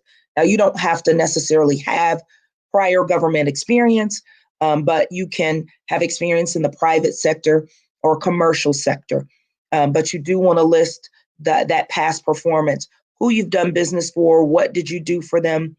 Also list if you have any certifications. As you start doing business with government entities, you can get certifications if you're a woman-owned small business, you're a HubZone, you're located in a specific area, if you're a veteran-owned. Each level of government has their own certifications. So as you get engaged with the MBACs and the PTACs, they can definitely assist you and to find out what certifications may be right for you. The certifications aren't a guarantee that you will get contracts, but they are a tool to help you as you're looking to engage. So as you're starting to do business at the local level or the state of Ohio, and you're doing business with for a couple of years, those resources, the MBACs and the PTACs, can also help you bid on looking at contracts, knowing how to shape your proposal or your quote. They can assist you with that. Maybe once you've done business at the local or state level for a couple of years, then you may want to progress with to the federal level. The federal government may be a little more intense as it relates to the type of contracts, but definitely if you start out with a local entity or state government, that can help get you prepared. So if you're ready to start doing business at the federal level, there are the PTAC is a great resource. Again, they do have a bid match service that you can set up your key codes for your business and the key words for your business and those codes, those NAICS codes, those UNSPSC codes. And once your bid match is set up, it will search a variety of databases for opportunities. Now, if you're looking for opportunities here in the state or opportunities throughout the United States, that bid match will be a great resource. Now, if you're a woman-owned small business, I talked about the certifications. The SBA, we do have certifications, woman-owned, and I believe you can get that set up free of charge. There's now a new website for that. I believe Beta Sam, and there is a new website if you do want to get your certification as a woman-owned. WOSB, EDWOSB, those are at the federal level. If you're in an economically distressed area, there is the HubZone certification that you can get. If you're a socially and economically disadvantaged business, there's the 8A certification. I work directly with 8A small businesses. And if you're a veteran-owned business, there is the veteran-owned and service-disabled veteran-owned certifications. And those certifications are set up so that once you get your certification, there are contracts that are set aside specifically for these small businesses to build on. So it's a great way as you're looking to get engaged at the federal level. It's a great way, those certifications. It's not a guarantee that you get a contract, but there's a smaller pool of other small businesses that you will be competing against. Also, if you're looking to start to do business at the federal level, you can look at subcontracting. If you are a small business and you have a direct contract with an agency, you're considered a prime contractor. But if you don't have a direct contract, then you are considered a subcontract. So maybe as you're looking to engage at the federal level, you can become a subcontractor to a prime contract. There are tons of resources, trainings that we have available. We just finished up our Ohio Business Matchmaker yesterday and the day before, but there are a ton of webinars that you can still access for information. I believe Shannon shared information as far as our district. If you'd like to give me a call, I'll give out my number. It is 614-427-0481. I know my time is just about up. And then my email is Shanda, SHANDA.Harris, HARRIS, @SBA.gov. But doing business with the government, the federal government, is an excellent way for you to kind of expand your footprint and expand your services as far as doing business with your clientele. But again, I definitely encourage you that you do want to work and start wherever you're at and grow your business at the different levels. And then once you're ready, we are here for you as far as doing business with the government. I believe that's it. Thank you so much for your time. Have a great day, and I will yield it over to the next speaker. Thank you so much, Shanda. We really, really appreciate the information and the resources. I don't want anyone to say that there's no resources available. Right. She gave a very intense description of everything that is available. So I really, really appreciate it. And one thing I really want to say before we get started is thank you so much to everyone who took the time out to participate in our Ohio Small Business Day. It really means the world to us. These people are not getting paid. but that's dedication. That is absolute dedication. So thank you so much for sharing the information, for taking the time, and for pouring into our community and having the passion that you all have. It means so much. And for everyone who is watching, I see a lot of people have been engaging on Facebook and on YouTube as well on social media. So we really, really appreciate it so much. So, okay, we're back after a couple hours. I wanted to have this conversation. I'm really excited because we have Kathy Hayes here. And so she's a realtor with Keller Williams Realty. And did I say that right? Yes. There are different ones, but I am with Capital Partners Realty. So there are different brokerages. So I was really excited to have her on and really have this conversation regarding around the transition from entrepreneurship. From a 9-to-5 to entrepreneurship. And it's funny because I feel like this is a good way for us to kind of pick up where we left off this morning. Right. Where we were talking about how, you know, we are in this culture that encourages just like quitting your job and just going for it. Which is exactly what I did. So I want to start off and ask everyone kind of their start. Did anyone take that plunge of just going straight into entrepreneurship or taking that leap of faith or quitting their job? And don't all do that once. No. Okay, well, again, this tax we're paying for being virtual. But man, so I kind of told my story earlier, right? Like we came from a place of privilege to be able to be able to focus on the business full time. But man, once my wife stopped the job she had, she was in the Air Force too, she wanted to go back to school. Now all of a sudden I can't do the at-home dad and work from home thing anymore. And it got real quick. And it was very hard for my spouse to understand why I was putting in 80-hour weeks and not making any money. So I think any conversation about transitioning must include family and friends, because it's not just, you don't have to have kids, you don't have to have a significant other. There's people in most people's lives that depend on them to be around a certain amount of time, right? There's those relationships that have been built. So I think, any conversation about that transition must include, how do you engage with family and friends? How do you bring them along on the journey that makes no sense to them? Especially when they're like, you've got this skill, you worked a 9 to 5, we're making good money. Why do you want to stop doing that and just go do this other crazy thing making no money? So yeah. Well, I guess I'll go. I made the transition because I think a lot of people have different reasons on if it be money or if it be family, like you were saying.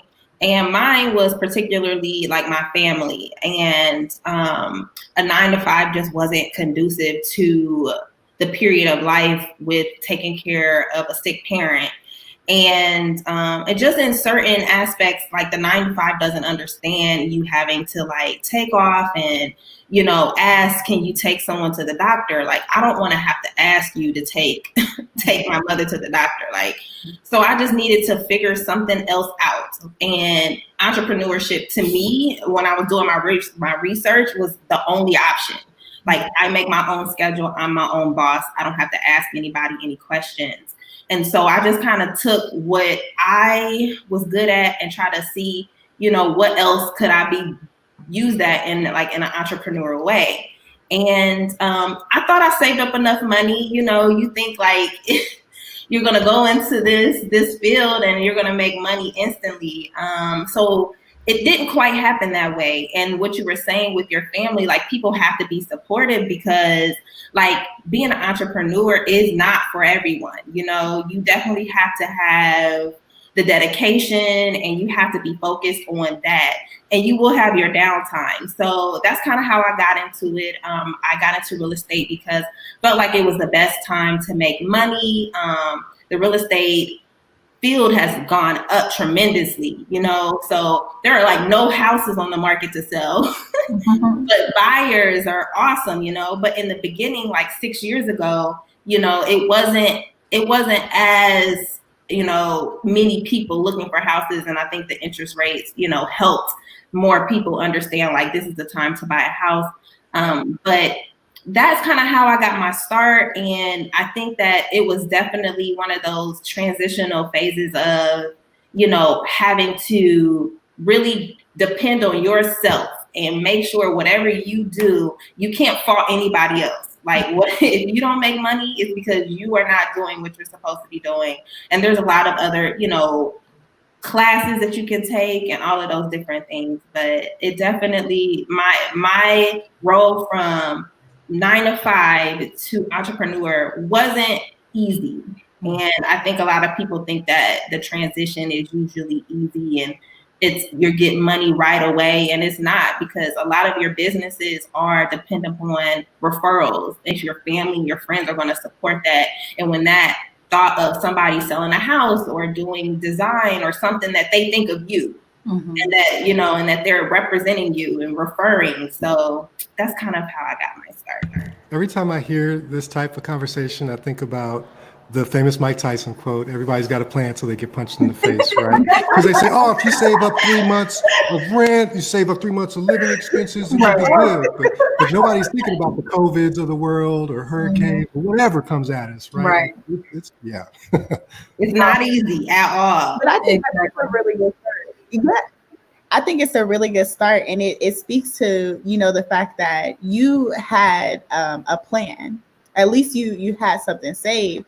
And how do you feel like it would have been different if you didn't save, or even with what you did save, like, was that like, were you like, man, I'm so thankful that I saved, or were you like, this is still rough? I'm still paying on a credit card. I lived on a credit card for a year. You know what I mean? Like, you just aren't. I mean, I literally saved 15, 20,000 thinking that would help me get to where I needed to go until I was able to, get some clothing. but that was nothing. You know what I mean? Because with real estate, it takes 30 days to close on a home. And anything can happen within 30 days where you could fall out of contract. So that money that you thought was coming might not come. You know what I mean? So I definitely thought I saved enough. And then that kind of, I think it teaches you money management. Because I think 9 to 5, you get money, the taxes is taken out. Like, it's a lot easier. You don't have to think about all the little intricate things that comes with being an entrepreneur. So taxes and, you know, marketing and all of those little budgets. And like I told you, I just kind of quit my job. Like, I put my 2 weeks notice in and I was like, I'm going for it. So I wish that I kind of had a bigger plan. Yes, but I think it was an experience that I needed to make me the type of realtor that I am today. You know, like, you need to sometimes bump your head to you know, to know where you're going and to teach the next person. Because I think I'm good at, you know, when people get into real estate, to be like, hey, don't forget to take that money out for taxes, because there's no getting around it. You know? Let me ask you, did you have a support network in place in case things kind of hit rock bottom? Nope. And that's what we see a lot. Right? Me, myself, and I, if I had to pick up, you know, cleaning a house here and there, or you just have to do what you can to just make that extra money. I didn't have anybody to ask for money for. So if, you know, if I needed to babysit or, you know, clean some houses, I did that. So you had to keep that hustle on, keep that grind on. Mhm. And so that's, you know, I'm hearing that it's okay to take that leap, but you better have other options. You better have the ability to be resilient and bounce back. Support networks are really important if you can have one, right? And that's something that we talked about in some of our early boot camps, because we've realized everybody thinks they've got the great idea, right? We figure that out. Everybody thinks they're ready for entrepreneurship, but we feel like it's our due diligence to make sure people know exactly what's involved before we get deep into curriculum. Let's not tell you at week 8 that, oh, by the way. Just the basis. Just the basis of what it is. Right. Yeah. So that's good. Right, because I don't know anybody that was entrepreneurs prior to me. I can be honest, like, I literally couldn't really count how many people had taken the same steps as me and just branched out. And, you know, because usually I feel like a lot of people could do a 9 to 5 and then still do their side hustle until their side hustle made money. It just kind of doesn't, it's kind of harder to do that when you're trying to go to school, you know what I mean? And become a licensed agent, because there's like the hours are limited. So it's kind of like you got to pick going to school full time, and it be a month, or be 6 months you trying to get this license while you're trying to still do this, and then you're stuck in the situation for another year. So I definitely wish that there was more programs and more people that would help, kind of, you know, like you guys, that were able to be able to say, hey, like, what do you want to do? What money do you have? What are your ideas to kind of help the next step? So you're just not throwing yourself out there, because it's definitely makes it a harder time. Yeah. We like always say entrepreneurship has no ceiling, but it has no floor either. So you just gotta out there. And nobody's journey is the same. Nobody's journey is the same. Yeah. So, I mean, this is a really, really good, because you also spoke on another thing that I like. So we've talked about the fact that, you know, money management skills is definitely something when you're considering quitting your job, and making sure the fact that you even had 15 to 20K and you're like, hey, that was not enough for what it was that I want to do. And so also just assessing the risk management of the field that you're going to go in, and typically how long you'll be before you actually start to make money.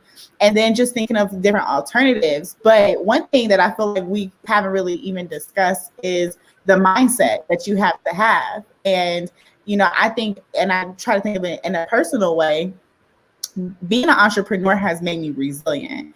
It has made me, it's made me increase my problem solving skills, because if I was working, you know, you get in this mindset of like, oh, I'm off at 3. I don't know what y'all gonna do about that. That breaking over there, but I'm off at 3. Exactly. And somehow it fixes itself. But when you become an entrepreneur, it's a different thing. And if you are like the type that doesn't have anything, like doesn't have that much money saved or more money or a good cushion, and you have to worry about bills, it can be daunting to focus on, to be worried or in a state of panic and try to run a business at the same time. Then you start to make decisions based off of panic mode and not what is actually good for your business. Yeah. So I do want to discuss the mindset. You know, for me personally, I think it made me a lot more resilient. I think it really increased my problem solving skills. And even like when we went through COVID, we considered shutting the U down, but you have to be like, you know what, we got to be flexible. How can we pivot this so that it makes sense to the mission, but we also can survive during this time? So I want to hear from you all about like, what was the mindset of the transition?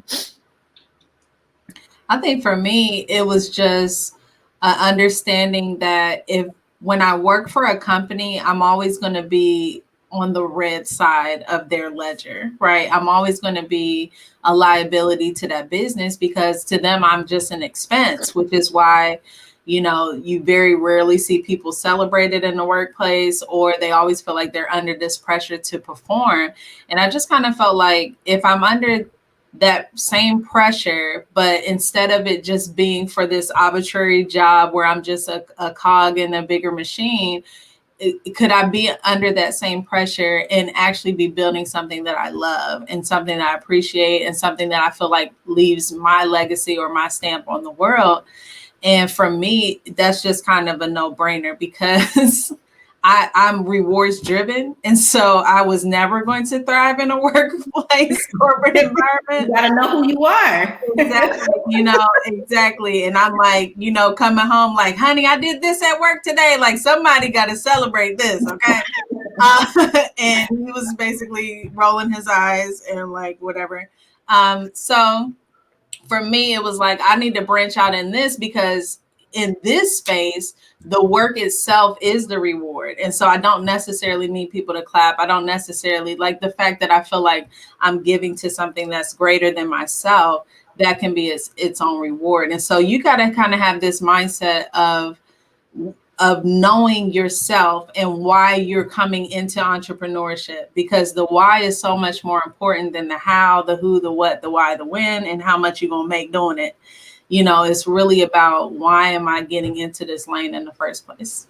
Yeah.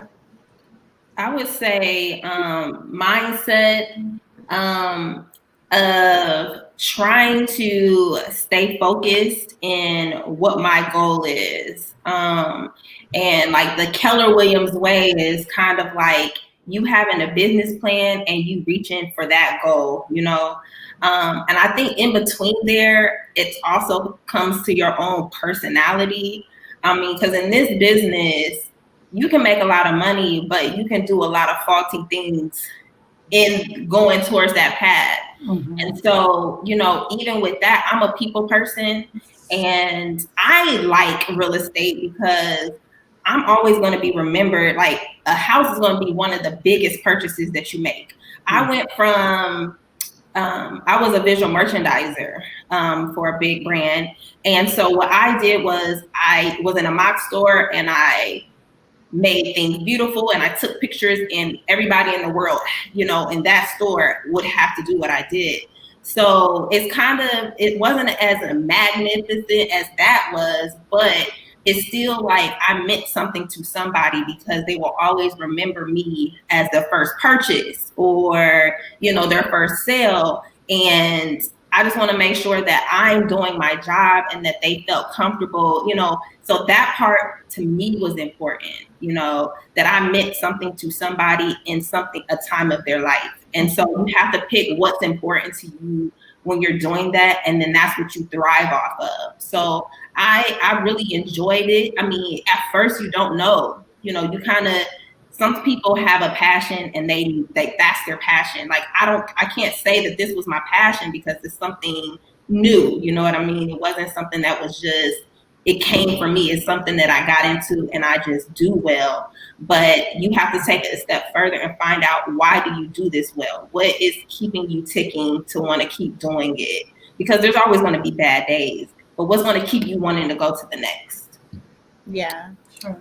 I think that's really, really, really good. Ski, you have something you want to say? Yeah, I'll take us home. I'll take us home since we got a couple of minutes. But, you know, we had our venture capitalist on earlier. Max was talking about venture capital, and you know, one of the biggest differences with the community that we're focused on is that they're not trying to get an exit, right? They're not trying to give up equity. They're trying to own everything that they're doing, and it's hard to get a loan from the bank when it's a solopreneur.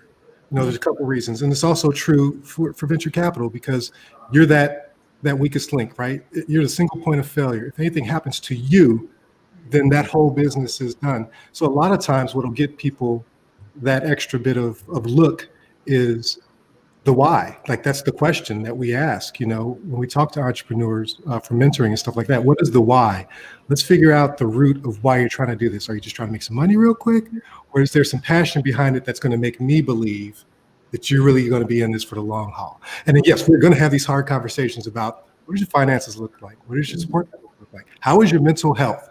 How is your physical health? Because if any one of these things are faulting, then we're not ready. And that's okay. Maybe you're not ready right now. Let's get you help in those areas first. Get that foundation set and strong. And then we'll help build you up the rest of the way to get your business off the ground or grow it as much as we can. Yeah. Yeah. Awesome. Well, I really appreciate you, Kathy, for getting on here. You know, she sells houses, so it's Kathy. Get her up.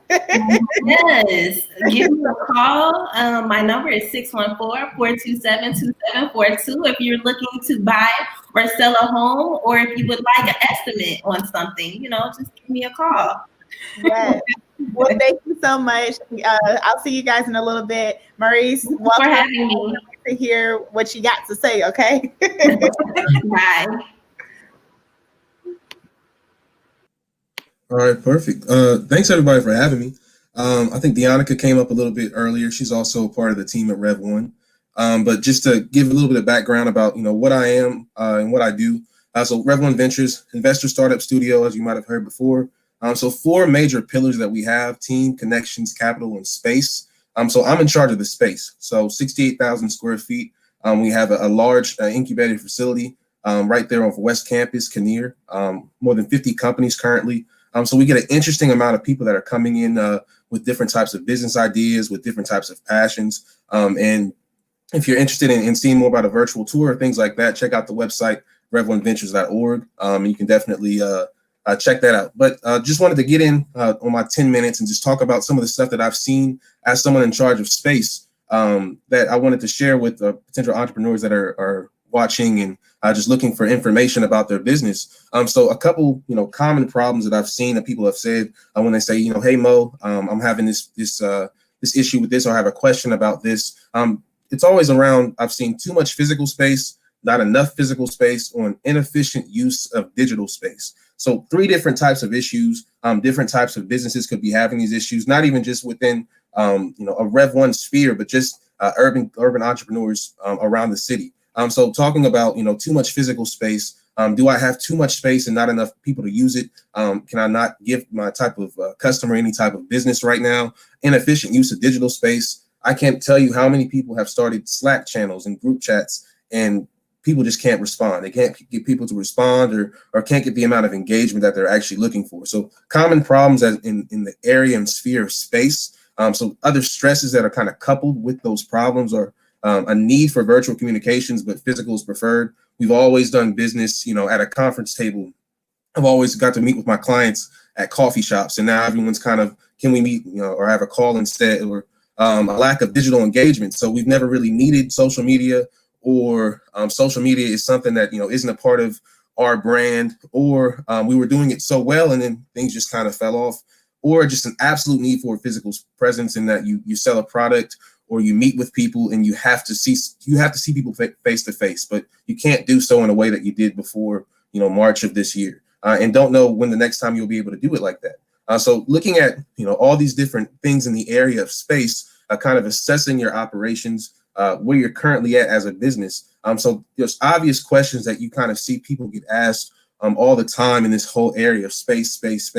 What's your current runway? How many months can you, pay for all of your fixed expenses, any, variable expenses like that? How many months can you carry your business? But there's other questions that I think, business owners need to be asking themselves as well in the area of space, of how much space do you have? And this idea of space is kind of different. You see it all across your balance sheet, see it all across your income statement, different areas of what this space all is. So kind of look at physical space and digital space. So in physical space, obviously we can think about a dedicated space. So say you have a bread shop, or say you have a barber shop, things that are dedicated space to serve my client, drop-in space, a co-working space. Do I have a desk or a place that I rent when I need to get my stuff done? Do me and my team meet at a coffee shop? Do we have a casual space? We don't pay for it necessarily. This is a space that we meet at and are able to share ideas and collaborate. Do I have, a free usage space? Do we rent a library room out once a month for advisor meetings or things like that? Filing and storage for compliance for different types of customers, your regulators, any types of banks. You got to keep a lot of stuff for 5 to 7 years. So where is my filing for things? How am I making sure that my business stays compliant for the things that I need to provide to the government or whoever? So all these things can be a part of your physical space when you're considering what is my overall space. Then we have a whole nother side of space to consider in the area of digital space.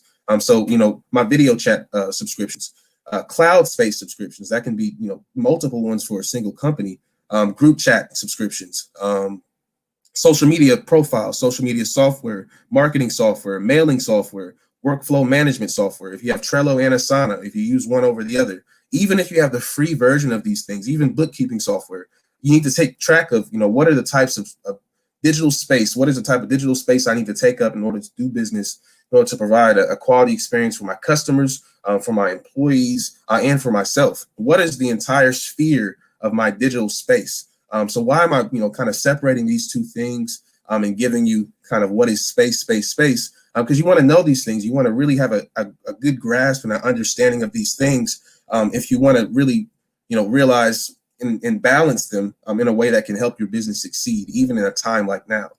So looking at, physical space, what can I not do without? So, we asked the questions a little bit earlier of, can I only get things done with my team if we're all in the same room together? Are they able to do certain things on their own, or do we have to, watch over people for other things? And on the same sentence, on the other side of the coin, what digital needs do I equally require that I cannot do without?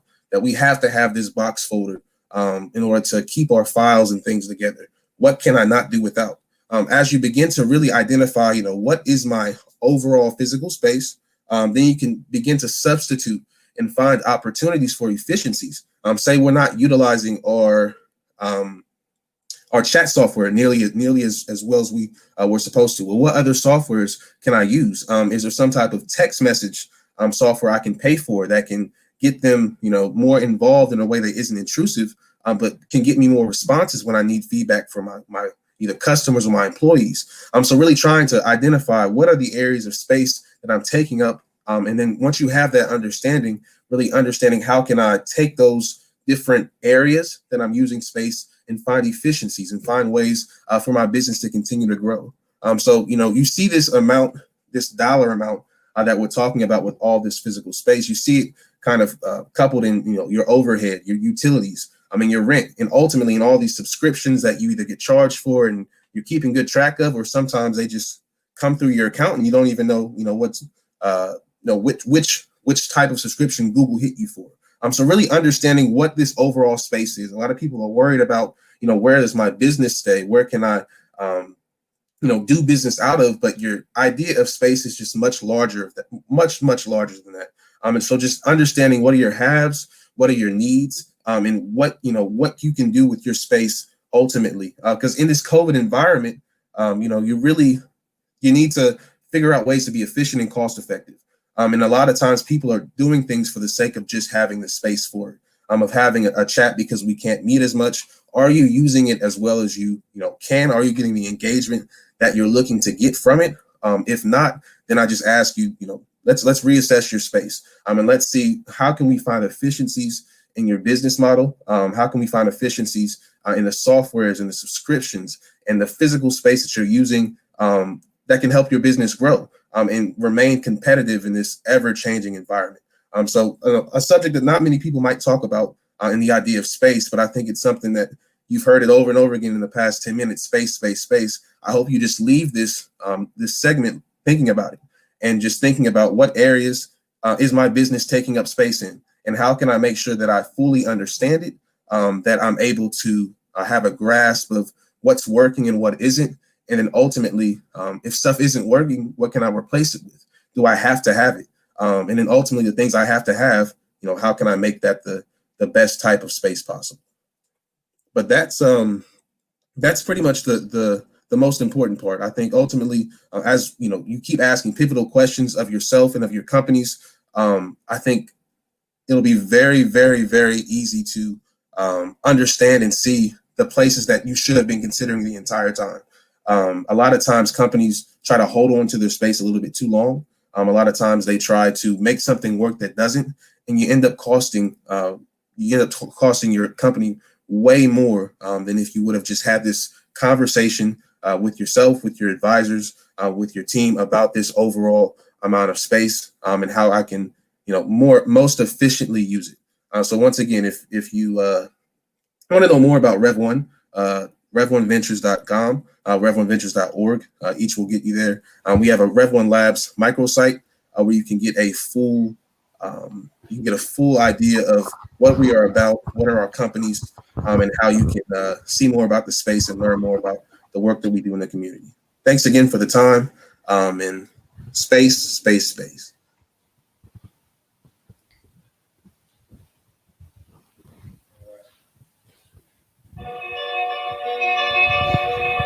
Music is the motive. That's it. I know. Some good. Hey, yo, black man, yeah. How the hell did you get so cool? Hey, yo, black woman, yeah. Tell me how you always know what to do. I said, smart little black boy, yeah. Don't let them tell you that you can't fly. Pretty little black girl, yeah. It's a gold mine inside your mind. Hey, yo, black man, yeah. How the hell did you get so cool? Hey, yo, black woman, yeah. Tell me how you always know what to do. I said, smart little black boy, yeah. Don't let them tell you that you can't fly. Pretty little black girl, yeah. There's a gold mine inside your mind. Look up in the sky, it's a bird, oh damn. Nope, it's a black man with a Grand 78 Firebird Trans Am. Make them like that no more. So we gotta make ourselves spread love to each other, keep our wealth. It starts with us first. Break the generational curse in the way with the elementary genocide. From public schools, the prison is the pipeline. We gotta pick up these books and teach them where we reside. I'm talking homeschools, cause I'm not listening if I can relate, fool. Cause who better to teach than somebody that know you? Can they relate if they don't know what you go through? Hey, yo, black man, yeah. How the hell did you get so cool? Hey, yo, black woman, yeah. Tell me how you always know what to do. I said, smart little black boy, yeah. Don't let them tell you that you can't fly. Pretty little black girl, yeah. It's a gold mine inside your mind. Reparations. Oh, it's a coming, be patient. Appreciation. Oh, it's a coming, be patient. Gratification. Oh, it's a coming, be patient. Oh, it's a coming, be patient. Oh, it's a coming, boy, it's time to start busting. Black man, yeah. How the hell did you get so cool? Hey, yo, black woman, yeah. Tell me how you always know what to do. I said smart little black boy, yeah. Don't let them tell you that you can't fly. Pretty little black girl, yeah. There's a gold mine inside your mind. Thank you so much. I'm Ibri Yalo. You can follow me on Instagram as EBRI_YAHLOE. I am a hip hop artist, print graphic tees. I'm a business owner. Also a newly published author. I just published a children's book. It's called Baby Pineapple Counts to 10.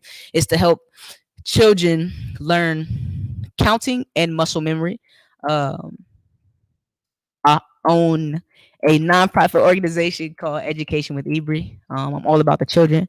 And once again, you can find me on Instagram, EBRI_YAHLOE. This next song I'm going to get into is off of a project called Say It Loud.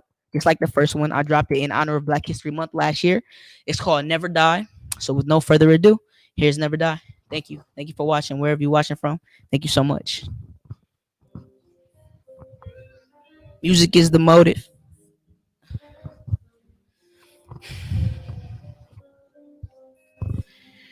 I hope you never die. Not die, we all die. I'm talking die inside. I hope you never get swallowed up by your 9 to 5 and hate your job and hate your life and hate your kid and hate your man and hate yourself and hate your wife. I hope you never die. I'm talking more than fashion when I say be fly, and way more than drugs when I tell you stay high. And if it's toxic for you, don't be scared to tell it bye, bye, bye, bye. I hope you never die. I hope you never die. I hope you never die. I hope you never die. I hope you find love as soon as you stop looking and hit you with blind love. I hope the love is everything you thought love was. I hope you always laugh. I hope you learn to let it go, which is part of your past. I hope you hug the tightest and hold your head the highest. And in the room full of sun, I hope you shine the brightest. I hope you know I love you. I hope your dreams come true. I hope you realize your purpose and what you're here to do. I hope you never die. I hope you never die. I hope you never die. I hope you never die. I hope you find you and live in your truth and get what you deserve. I hope you know your worth. I hope you learn to remember to always put you first. I hope your call don't stop. I hope my songs don't flop. I hope you never stop climbing. I hope you reach the top. I hope you know God, like really know God. Even if you recognizing God is no God, or praying to the sky, meditating, or recognizing God inside. I hope you never die, never perish amongst the buried who aren't really buried but don't really know. Yet digging holes trapped in the marriage with depression, not knowing the Karen, realizing tongue is the weapon and the shield. I ain't being preachy, I'm being real. These are more than just my dumb raps, these my feels. Nah, I ain't perfect, I ain't reaching, I still spill and still keep it still, just in case you try to steal from me. I ain't fair and life ain't free. Music is the motive, TOIVE. I hope you never die. I hope you never die. Not die. I'm talking die inside. Thank you so much. Thank you. Like I said, I'm Ibri Yalo. You can find me on Instagram or Facebook, whatever social medias you have. I have them. All of these two songs, you can find them on all streaming platforms. Wherever you stream your music, I'm there. The first song is called Black People. That's spelled BLKPPL. This song is called Never Die. And the next song I'm about to do is a cappella. It's a song I put out this year. A friend of mine asked me to create a song for the hurting hearts in our community around the time that George Floyd. And so this is what came up of it. It's called Comfort. And if ever you want to stream it, it's there for you. So I know life is messed up right now. I know your heart is hurting. I know your vision's a little foggy. I know you're uncertain. But somebody loves you. I love you. Somebody loves you. I love you. I know life is messed up right now. I know your heart is hurting. I know your vision's a little foggy. I know you're uncertain. But somebody loves you. I love you. Somebody's love you. I love you. Honestly, I don't never want to hear foot on brothers' necks. You see where that get us? You see where that got us? I mean, foot, knee, either way, couldn't breathe to me, tomato, tomato. And I can't stand here and lie to you and tell you I got the answers. But what I can say is I know fear. See, my mother, she's battling cancer. So I'm right here with you. The fear, I'm right here with you. The pain, I'm right here with you. Frustration, I'm right here with you. The hate, I'm right here with you. I'm right here with you. I know life is messed up right now. I know your heart is hurting. I know your vision's a little foggy. I know you're uncertain. But somebody loves you. I love you. Somebody loves you. I love you. Thank you so much. Thank you if you're listening from at home, at work, wherever you are in the world. You could have been anywhere, but you're here with us, and I thank you for it. Thank you so much. I'm Avery. I love you. Thank you for your time. Thank you. Thank you, thank you, thank you, thank you, thank you, thank you, thank you, thank you, thank you, thank you, thank you. Thank you.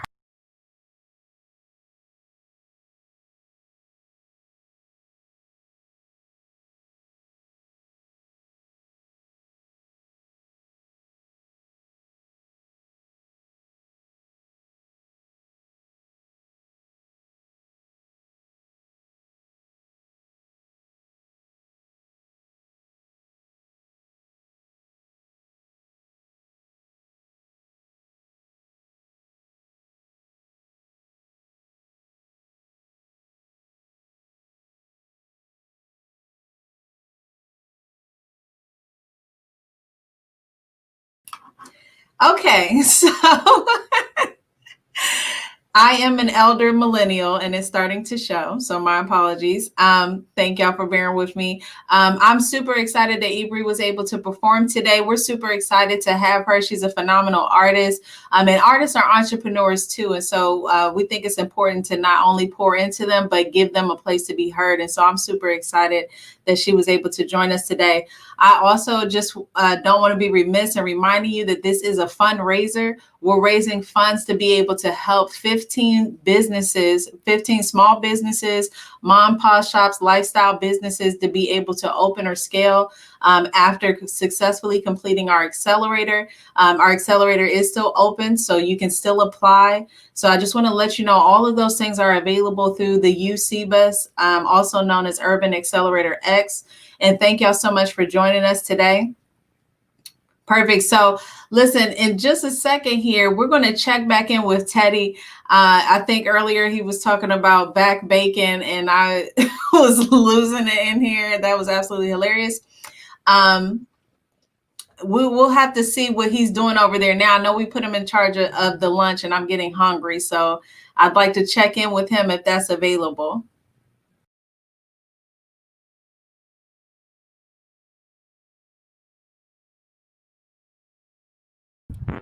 For the next 20 minutes, I'm me Uncle Ted. I'm at a grill. Y'all surprised? First thing I'm surprised by, who told me to put on a peach beater. Told me to put on a peach beater at 6 o'clock this morning when I got dressed. That's the first thing. Second thing, we get hungry here at this telethon. We get hungry raising all this money. So yesterday when we were in our meeting, and Ski can talk about this. First thing me and Ski said, we said, okay, how about the snacks? How about the food? Let me tell y'all, Nikkei and Lolo, I should have called her Lauren at that point. They ignored us. And because they ignored us, me and Ski came up with a plan. I love to grill. You're medium ugly. I call myself medium ugly. Okay, let me tell you why I call myself medium ugly. Can't get high, can't get too high, can't get too low. Right in the middle. You put on a nice turtleneck and a haircut, you look amazing. But you got on some sweats, no haircut, you right down there. So I said, what? We're gonna grill. I'm gonna go to the stove, and I'm gonna get me something to eat. Now check this out, ladies and gentlemen, check this out. Why they gonna go to Burger I Am? They gonna say, we're gonna go to Burger I Am after I bought the food. So they don't even know. That's an invoice too. Tell you what we got. Because this is going to be like, the food channel. You know how the food channel, they be talking and they be cooking. That's what we doing. So we got some burgers. So we're going to have some Burger I Am burgers and we're going to have some Teddy burgers. And then we got some lamb chops. I was waiting. Because lamb chops don't take that long. It's a Teddy recipe. Oh, they going to be good. I'm going to tell you that. If I can't do nothing in life, ladies and gentlemen, I can do a few things. I can make you laugh. and I can cook. I'm gonna tell you that. So we're gonna put these lamb chops on. For all the fellas watching this, it may only be 16, 18 fellas because you're trying to act like you're working. Women love to eat. Oh, they love to eat. As you can see, I got my glove, got my spear finger. We're gonna put the lamb chops on. Ski out here. He out here. We're gonna fire up. Oh. We're gonna fire this bad boy up. I hope y'all having a good time. Listen. I was out here, so it's almost coming, Ski. It's almost coming. It's 5 minutes, 8 minutes. I don't know. Listen, I know. Oh yeah. Come on back. Come on back. I'm gonna tell you right now, Sean. Listen, see, nobody shout out Sean. Nobody shout out Sean. Let me tell you about Sean. Sean working the whole thing. So I'm gonna shout out to Sean. Sean, you can't pull yourself because I can't see you because I'm outside. I'm working. Sean, these lamb chops, man. I know you can't have none. I don't know if you eat lamb. You know, if the Mother Mary ain't for you with the Lamb of God or whatever, but these gonna be good. These gonna be for you, Sean. I'm telling you right now. I want everybody to know these are covered in as they would say, they're covered in a roasted garlic herb seasoning. First, you put the oil. Okay. I don't really use salt as garlic powder. So I baste them in a little bit of garlic powder. And then I like to use let me think, a 6-letter word. It's called butter. I think it's 6 letters. I'm not sure. I graduated high school in 8. I knew it was over after that. Butter. Growing up, I don't know why it was the right idea to come out. That truck knew I was out here. That truck knew I was out here the whole time. It's gonna drive past. That's all right. We're gonna keep this going. And I got it based also in the garlic butter. It smells good. Ski, give me a few minutes. I'm gonna come over here. I'm gonna like the weather girl. You know how they come each side. They do this the whole time. I'm about to be doing this the whole time. And we just gonna flip these burgers. But let me tell you something. I hope you guys are having a good time. Let's not forget why we're here. We're not just here for the burgers. The burgers, that's a great idea, but we're not just here for the burgers. We're here to make sure we donate $25, $125, $150, $250. Am I missing anything? See, we're almost there. We're almost there, I promise you. I know it's coming. Listen, somebody call Max and tell Max 5,000 and 10,000. All right? We are trying to raise money.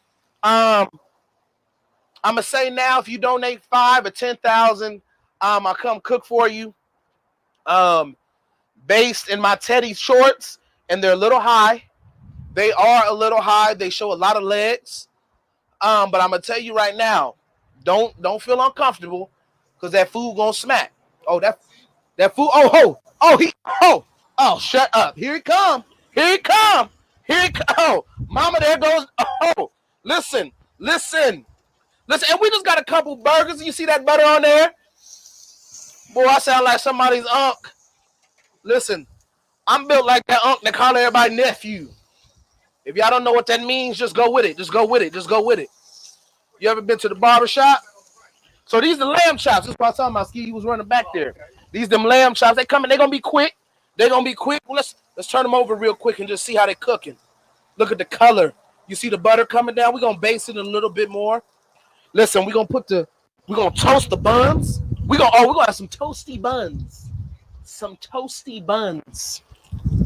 But like I said, make sure that we're donating. Make sure that we're doing this for a good cause. We, like I said at the beginning of the day, and that felt like about 15 hours ago, we all can go to Kohl's. I go to Kohl's. We all don't go to Kohl's. I go to Kohl's because my money's funny. And they haven't paid me yet for this. We go to Macy's. We go to Vera Wang. We go get the Gucci. But we need to invest in our community. Listen, I don't mind black owned. I didn't see. I almost touched my hat with the glove. I stopped myself. My thing is this. Did it go off? They can still hear me? Oh, we just got to listen. Can you smell it? That's all you need to do. Sean, don't take me away. Don't take me away. The Bible says, don't take me away. We all fall short of his glory with the video, but not the sound. You can hear the seas. You can hear the crack and lacking. We got 3 minutes left. We're having a good time. Shout out to the Urban Accelerator. They are really, if you've been here all day and you saw Max and what Max is doing with his investment, the Urban Accelerator building and the people here with Nikkei and Ski and Lolo, they're really, really, really trying to invest back in this community and make sure that we all have the money to start our businesses. And I want to shout out to a couple Black businesses that I know. Jade's Place, Vanessa Sindor. I think I'm saying that right. She cooks Patty's pies. She said they're better than Patty. I ordered a pie. I'm still waiting on it. And I told her she had to. Thanksgiving. Mel's Edibles. I don't know if they're the good edibles or the bad edibles, but we all love Eddie's. My homegirl Jazz Delight. She cooks at the Nut House on Fridays. Make sure you pull up. You can get 6 pieces of chicken and some yams and some greens and some macaroni and cheese for about $13. I want to shout out to everybody next week. Let's make sure we got Thanksgiving. If your macaroni sucks, don't invite nobody over, because I will talk about you. They're gonna talk about me if this sucks. But if your macaroni sucks, don't invite nobody over. But we're having a good time. We got a minute left, so I like to get off camera, even though I am beautiful. Do I have 10 more? I think I have 10 more minutes. So I guess we're not getting off camera, Sean. I think I got 10 more minutes. Oh, I do got 10 more minutes. Oh, y'all can enjoy this. Look at us. I got some more stuff to talk about anyway. Let me excite you real quick. We're going to toast these buns. If you're paying attention, we're just filling time now. I'm going to toast these buns in a garlic herb butter. Ski, are you paying attention? Watching. I'm toasting the buns. I'm toasting these delicious buns. Sean, I know you're standing right. I know you're sitting right at the table. I know you're sitting right at the table, Sean. And I know your mouth is watering looking at all this good food. And that's all right. That's all right. Hope everybody's having a good time. Make sure your kids are on recess right now. I know you're tired of them. Go get you some wine. Ladies, go get you some wine. Enjoy yourself. We just out here cooking. This is what they do on Grill Master. They just talk and cook. So that's what I'm going to do. We're going to have like a Urban Accelerator Grill Master. You can make sure you follow the Urban Accelerator Instagram page at the UC Bus. You can follow me at Hey Teddy the Comedian. I want to remind you that my page is a little spicy and it's got a little zest to it. It's got a little zest to it. I don't like having clothes on, but it's still a good time. I wish Ski was out here so he can really zoom into these lamb chops, because I'm going to tell you right now, if my mama was alive, she slapped me because they so good. She slapped me because they look so tender. Last time he touched the camera, it broke because these lamb chops look so good. So how much time we got left, Ski? We got 9 minutes? Oh, man, 9 minutes? So let's do a quick recap. Let's do a quick recap. Thank you. Get my skinny side, Ski. Get my thank you. That's my skinny side. I just want to remind everybody, sometimes I make my own. Sometimes I make my own garlic butter, but for the sake, because it was last minute, because they wanted to starve me and Ski, I bought the Lamb of Lakes. You want to zoom into that, Ski? And herb butter. My brother right now is on watching this, and he's saying all he uses is butter. I use this, and I'm going to put it on the lamb chops, and they're going to be tender. I'm telling you that right now. Ski, can you have butter? You can't have butter. I'm going to tell you one person that can't have butter. Lolo. She can't have any butter. But Lolo, I want you to know, because I know you watching, and I know you probably going to beat me up for this one. I got some sauteed wood chips waiting on you. I'm going to saute them in a Texas Roadhouse seasoning, if you can eat that. and put it on the grill because I don't want to leave you out. So let's just kind of go over for the last time, and then John, I'm gonna send it back to you because let's give some more people some time. I want to give a lot of people some time. We're doing great on time, and I believe information needs to be given, and they need to have more time. Remember, you can donate. Make sure you put www in front of any and every of the links because it will not work. I was told that today. $25, $125. Look at these trucks coming in. Oh, give me a second. They just don't care. They don't care about me. They don't care about me at all. That's all right. $25, $125, $150. That's either 1 week of supplies, 2 weeks of supplies, 3 weeks of supplies. If you do $250, is 3 weeks, if I'm correct. $500 is 3 weeks as well. $1,500, that covers the whole 8 weeks of the Urban Accelerator for the supplies. You have $2,500, $5,000, and $10,000. Whatever you can do, let's do it. Our goal is to get to $150,000. I know with COVID, our money is funny, but I can tell you this: we're all buying bottles because we can't go outside. So for one bottle, we can help a business out. For one bottle, for 4 burgers and 3 lamb chops, we can help a business out. So Sean, I'm gonna send it back to you. We're gonna go to the next person because I don't have my schedule. Excuse me. www.ohiosmallbusinessday.com, and you can see this fine peach beige brother cooking, and you can donate. So we're gonna send it back to you, Sean. Wait, you muted the case. Teddy is hilarious. I had to mute myself because I laugh loud. When he said medium ugly, I can't. I just cannot. It was the everything. It was the everything for me. Exactly. So I actually want to take this opportunity since we have a little bit of time and just say some thank yous really quick. I low-key don't want to thank Teddy. I was going to thank Teddy. but Teddy about to lose his thank you. Listen, he put you about to lose your job. Get this dance. So I do want to say so much to Teddy. Thank you. I mean, he can't hear me right now, but it just means the world to us that he was able to do this, and he's been doing such a phenomenal job. One thing I will say about, I wouldn't say all people of color, but I know Black people, we make a joke out of everything. Listen, serious, not serious, good time, bad time, too soon, too late.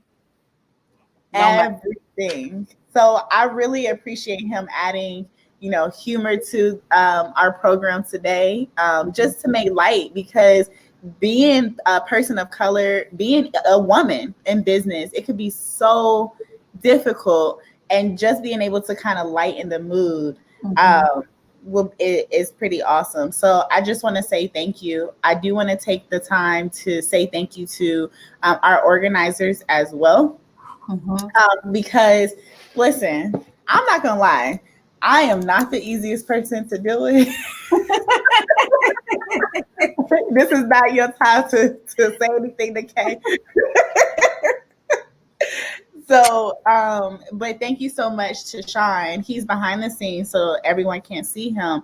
But he's with the organization called Armchair Telethon, and they've been doing this where they've helped people do these virtual experiences and these telethons. And when we started, we were like, this is what we want to do. We have absolutely no idea on how to do it. And so he's literally taking the entire thing. He's really taken it and helped us move forward and create this vision. And so I do want to say to him, thank you. And I know I have some control issues. So he's just been able to really, deal with us in a way. And I just really appreciate him. I appreciate everyone who has spoke and people who will be speaking coming up, because we're not done. We still got some really great things coming up. And yeah, I want to say thank you to everyone, because it takes a huge community to be able to do this. Yes. So we want to invite Ski to join the conversation. I know he has some insights as well. And I think it's super important to highlight Ski. You know, like we said at the beginning, he's one of the original OGs, right? That started the U Columbus. And he just had the foresight and honestly the belief in hiring on 2 females to join him as partners in this venture. And that's not something you see all the time, but I think it speaks to, you know, how dynamic we've been able to approach our problem solving, not just for our business, the U, but literally to also be that beacon for the community and people looking to launch their businesses. So just a reminder, when you give today, you're not giving towards, you know, our salaries. You're not giving, you know, towards anything but helping us help 15 businesses launch and scale. And so we're super excited that you all feel the need to invest in the community. And we want to just remind you, this is a fundraiser. So go to the link and join, and, you know, obviously come back and join us, as we still have a lot of content. There's been a lot of value given today. And so thank you so much for putting this together. I do want to say that no organizers were hurt in the creation of this event.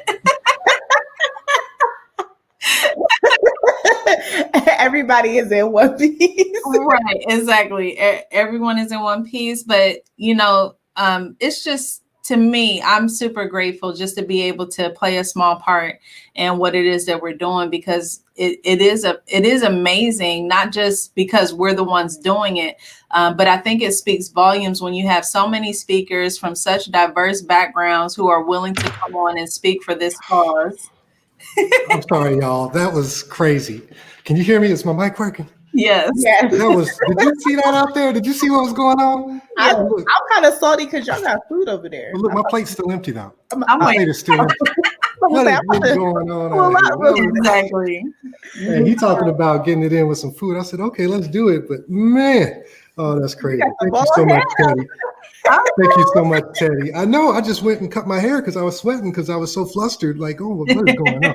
No, that was amazing. Thanks, Teddy. Thank you, ladies, for keeping it, you know, tight in the midst of all that. Yeah, I overheard a little what you were saying about we'll just make a joke about anything. Sometimes it may be a little bit untoward or whatever, but you know, it's never malicious, right? It's always in trying to be, you know, lighten the spirit, lighten the load. Resilient. You know? Yeah. No. So what are we talking about, guys? I got some stuff I want to talk about. If you know.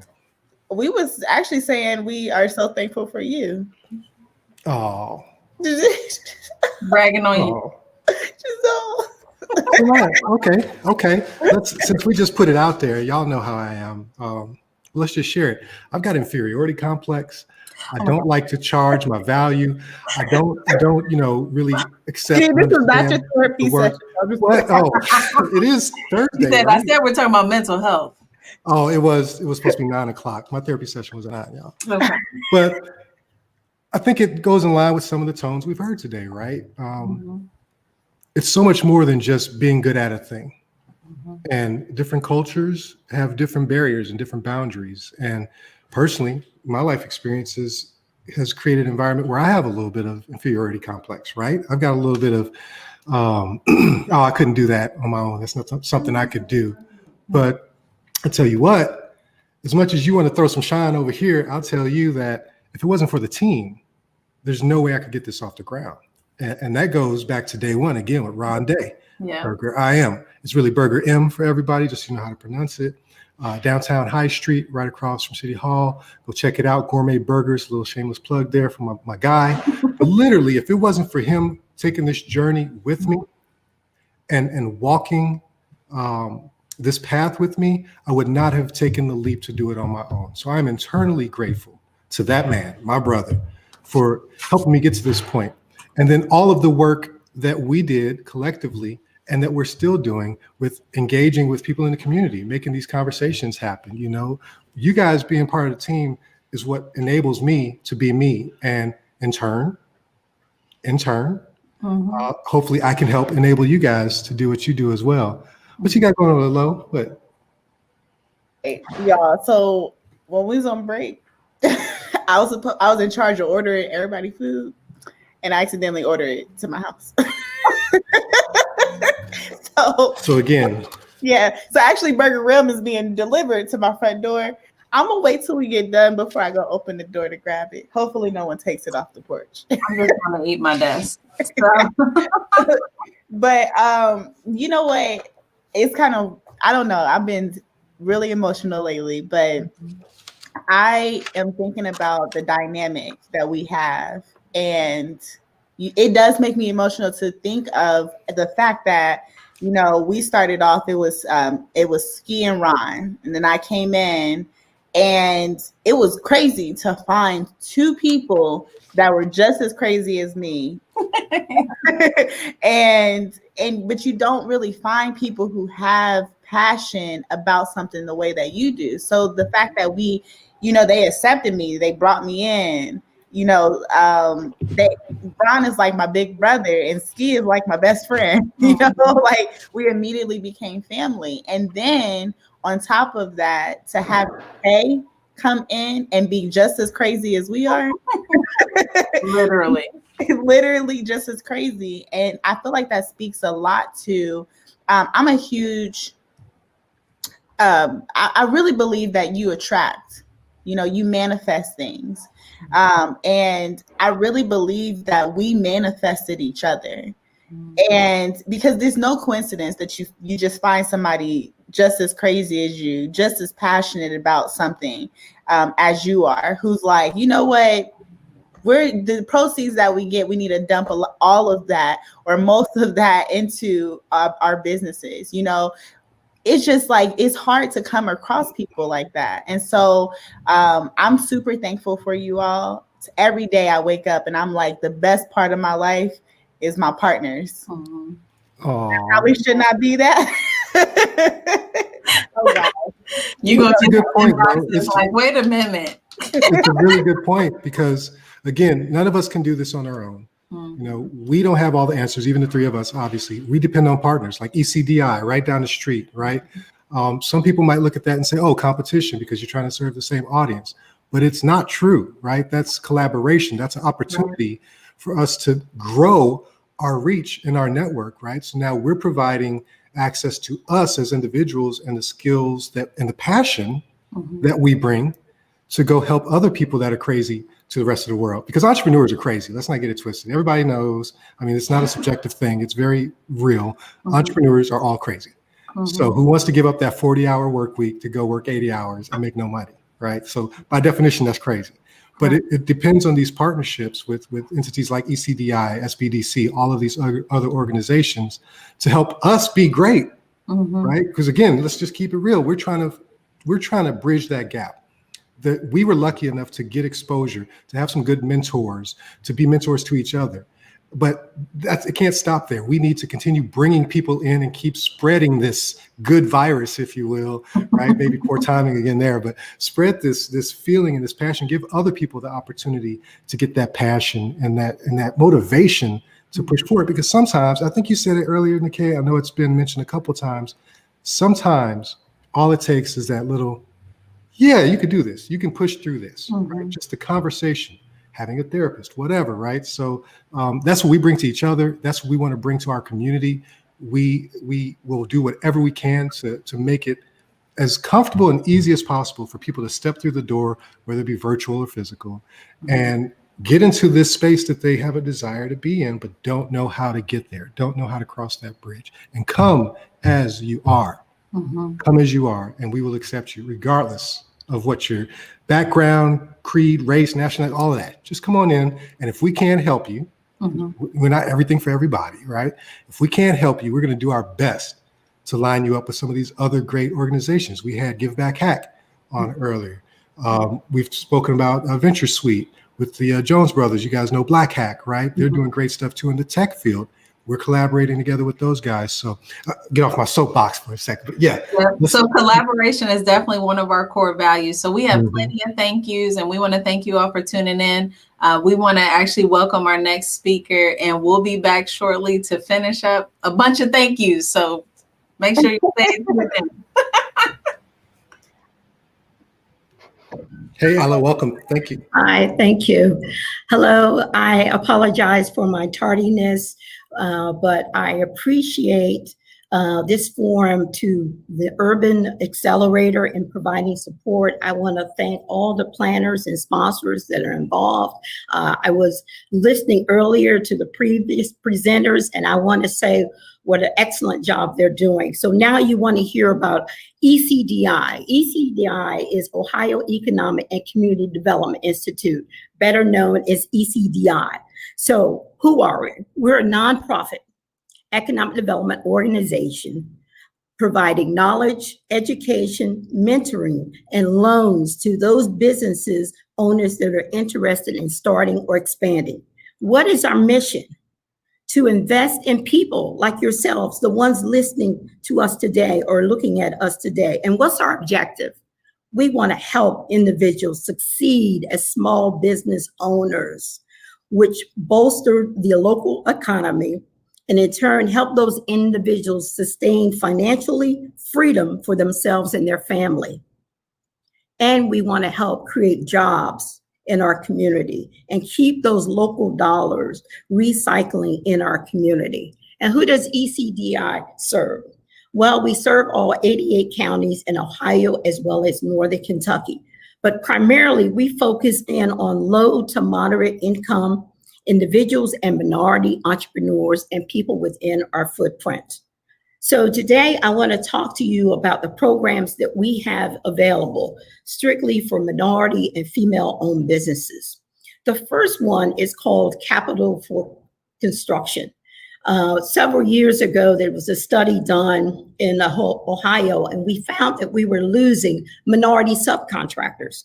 We weren't losing them because they weren't capable of doing the job or did not have the expertise or the experience. We were losing Black-owned minority businesses because they didn't have access to capital. It's important to know the role that capital plays for any small business. So through a partnership with ECDI and Chase Bank, we created this program targeted for minority subcontractors that had 1 year of experience in businesses, registered with the Secretary of State, and was a certified MBE overall. And the funds that are available is from $5,000 to $150,000 to help those contractors with working capital. So if they were bidding on a job and they had difficulty with by purchasing material or paying for labor prior to them able to getting to their first draw, this was the support we offered to those minority subcontractors. And we did start out in Columbus our first year overall, and we did over $1 million in loans to small minority contractors. We helped more than 50 minority subcontractors. So you can be a carpenter, a painter, a mason, or whatever the field is. And we are looking for businesses like you. Now you'll say, what does it cost? What is the interest rate? The interest rate under the Capital for Construction program is only 3%. And they can use that money for payroll, materials, and any expenses they may have in terms of permits along those lines. And the application process is very simple. And the minimum credit score for that program is 590 and a clear background check. So what's the collateral to secure that loan? The contract itself between the subcontractor and ECDI will secure that loan and repaying that loan. So that's one that's targeted only for minority-owned businesses. The second one that we have is under COVID.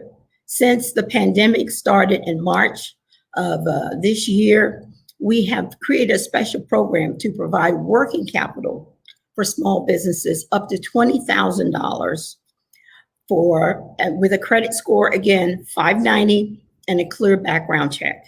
And the application process is very simple. Our application fee is only $25.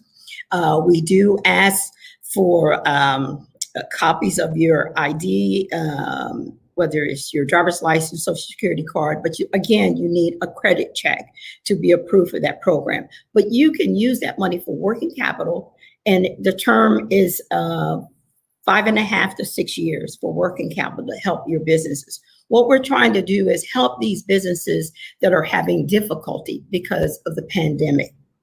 Then we have our general loan program that we offer where you can borrow up to $350,000.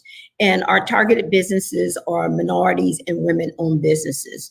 ECDI is an alternative lender. So it's important that people understand what is an alternative lender. We are not a traditional bank where you apply for funds based upon your credit score. Many banks, their credit score is 690 and above. Many banks will not lend to startup businesses, but we target our loan program towards startup business and expanding businesses. We realize that historically credit has been a major issue, especially for people in our community overall. So we have crafted a program that basically will work with them. Now, someone may say, I may not be credit ready. How do I get credit ready? Well, the way that you get credit ready is working with us in terms of our technical support and programs that we help you on the technical side, help you develop a business plan, help you look at your projections, help you look at your revenue model and how that is developed, because those are key in terms of successful business ventures. Also, we offer technical assistance whether you borrow from us or you want to approach a traditional lender. We also will help you with loan packaging overall. I think that's very important. So the three programs that we talked about already is Capital for Construction for minority subcontracting businesses. We talk about businesses that have been impacted by COVID, $20,000 working capital loan where you can get that immediately for your business. And third, we talked about our general program where we have up to $350,000 that you can borrow that money for working capital, leasehold improvements, equipment, and inventory, as well as business acquisition. So those are the three programs. Now I like to turn and say, what else is ECDI doing for small businesses? We have two programs for businesses that were impacted by COVID. Those businesses that had a loss of revenue, they had to lay off their employees, they had to close their businesses temporarily, they were impacted by the government regulations. So you can check that out at our website at ecdi.org. Thank you, I appreciate your time. Thanks, Ella. Hey everybody, I'm Pat Macklin with the Greater Columbus Chinese Chamber of Commerce. I'm gonna throw up my PowerPoint here, just a sec.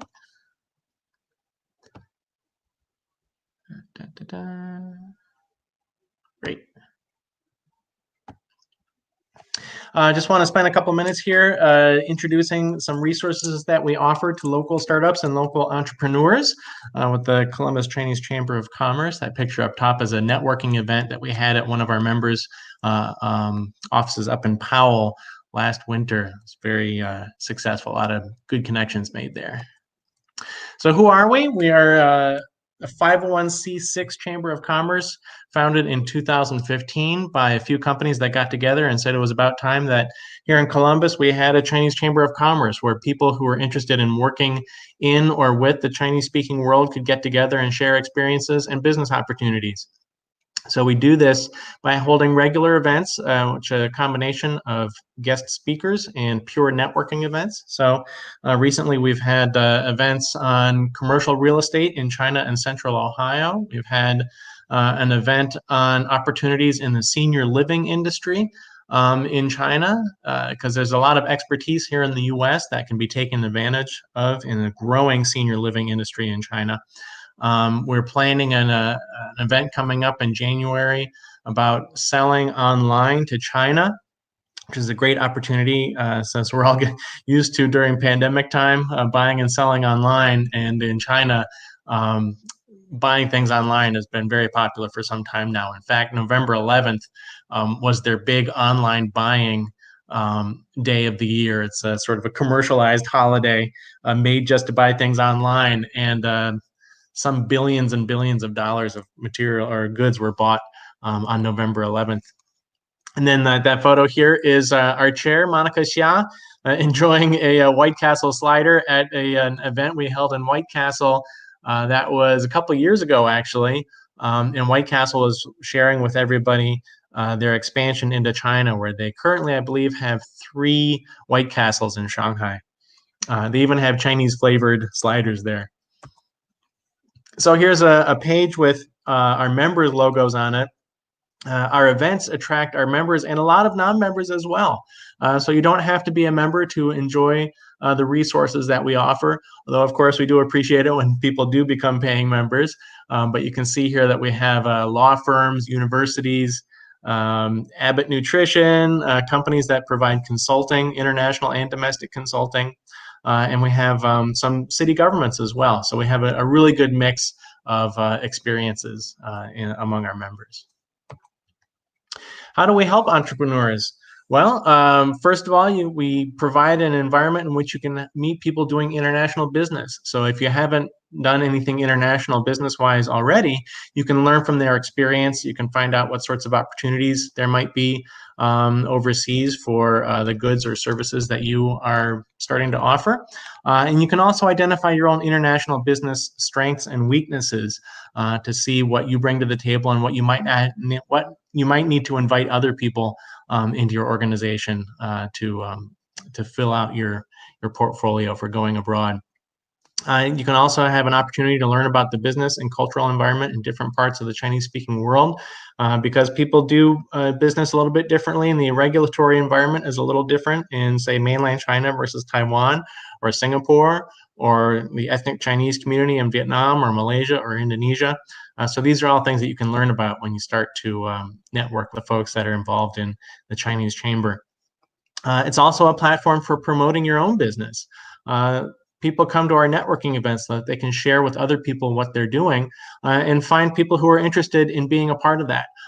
So it's a great opportunity to meet people that may be outside of the circle that you're currently interacting with mostly. Because when people start jumping into China business, you find that, wow, it's a whole nother circle out there. I remember once I had a colleague who went to a Chinese New Year celebration in Westerville once, and she had no idea there are so many ethnic Chinese people in Columbus. We have something like 40 or 50,000. And all of those have connections back in China, some of which might actually be useful for your business. And another great thing is that because the people who come to our events are doing international business, they tend to be open-minded about new opportunities and new ideas. And so it's a good platform for sharing things that you're doing as an entrepreneur.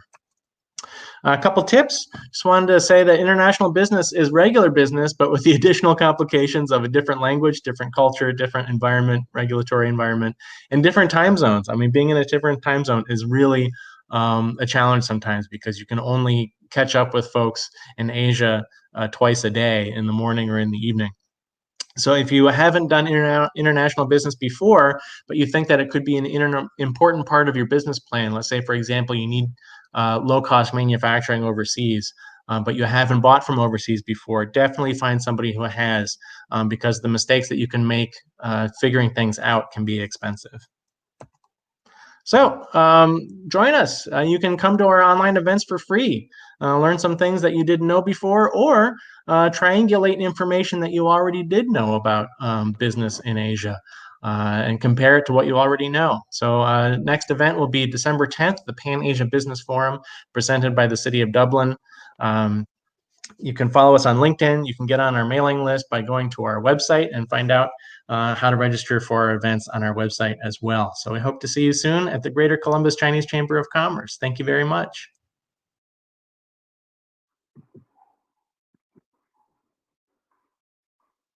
Good afternoon, everyone. My name is Melinda Swan, and I am delighted to speak with all of you today. I hope it's been a productive afternoon so far, and we hope that the next 20 minutes of your time will be even more productive as we offer some insights and tips on marketing. And I also want to talk to you about my own startup and invite conversation around it as well. So first of all, marketing tips for startups is where we're going to go. Next slide, please. Let me tell you a little bit about me. I have been, I like to say 35 years of telling stories, and yes, I was 5 when I started.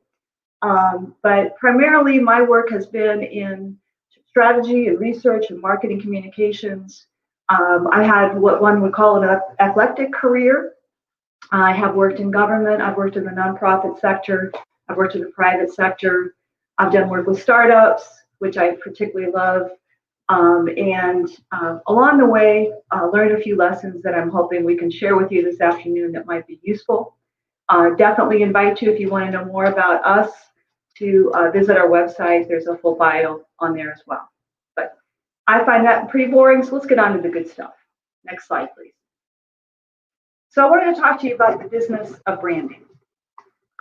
And for me, I want to emphasize that this is probably one of the most important decisions you're going to make as a business owner, is your brand.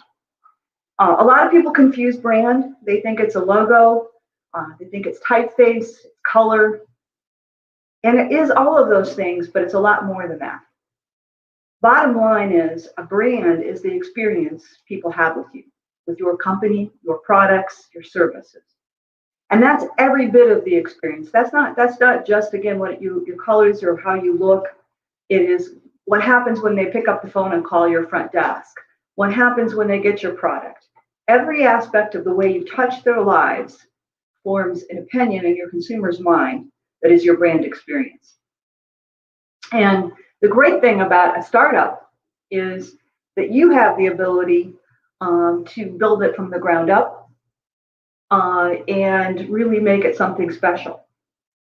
One of the things I wanted to emphasize is that branding really is a process. It's not, and it is an iterative process that will always be ongoing.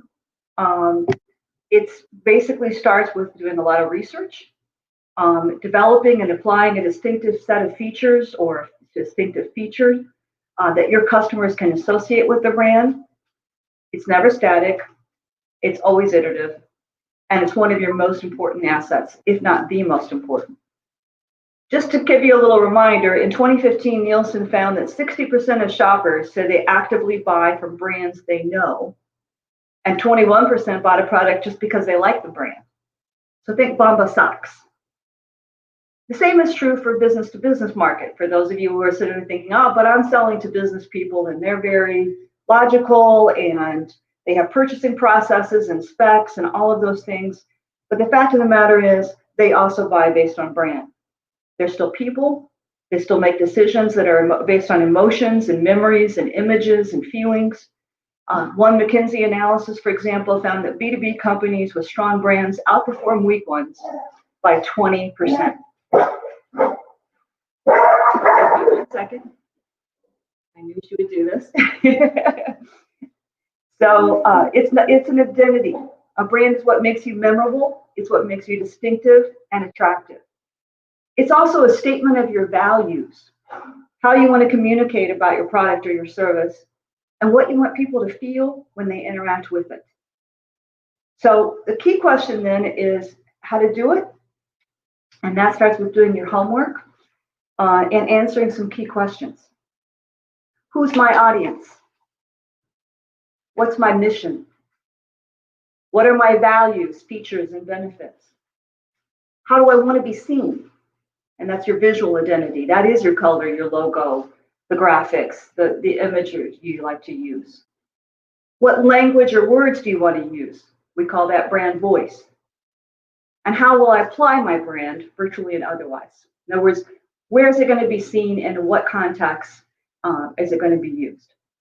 So let's go to the next slide. Let me take you from the theoretical to the specific. Here we're showing you the evolution of the brand of the Columbus Urban League.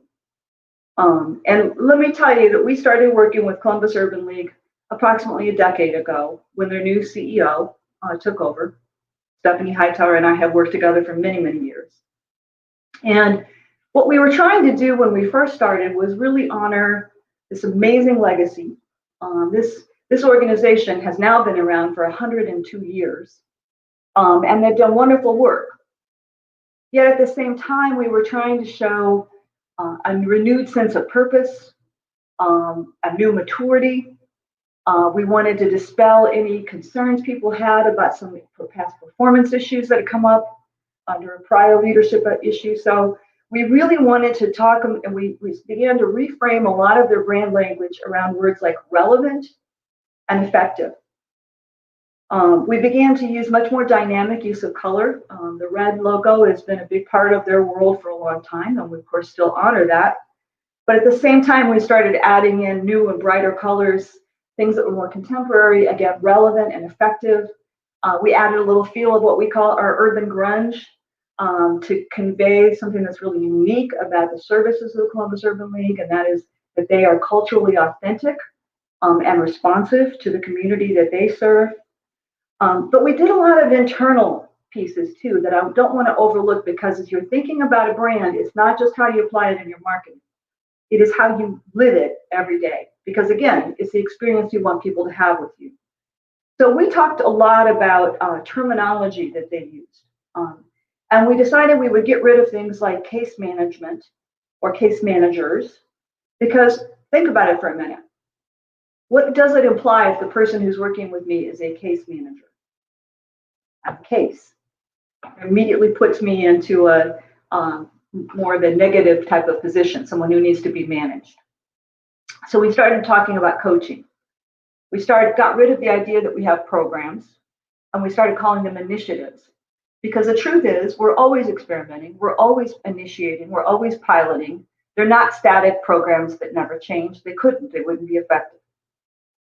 So one of the things that we kept asking ourselves is, what was that unique brand promise? And we began to realize that the words we wanted people to use to describe us were the words we had to live out.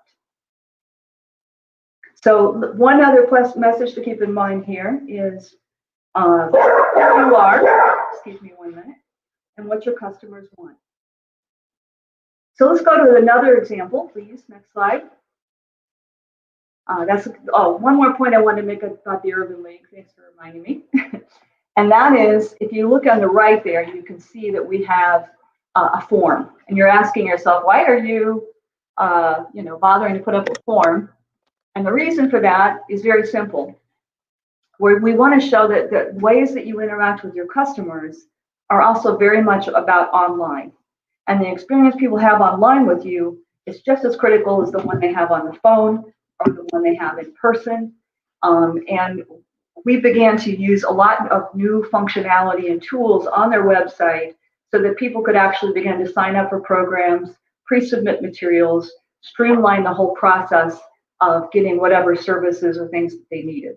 This is another big step forward. So let's keep going. So here's one that may be more relevant to some of you. Intelliequip is a client. I used to tease and say they're my oldest client. But because they've now been acquired by FPX, I can't say that anymore. However, we began actually working with the people who owned Intelliequip in 1995. And at that time, they were in a particular niche business selling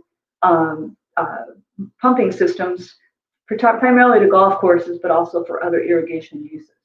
They sold that business for a lot of money, and then they started Intelliequip. And Intelliequip was really taking some of the lessons they learned in the golf course market and in automating irrigation and pumping systems, and then building the software to do that. And so that's really what the software was all about. When we started, we had a very, I want to say almost too engineering-oriented brand. And it was very basic colors, lots of grays and reds and blacks.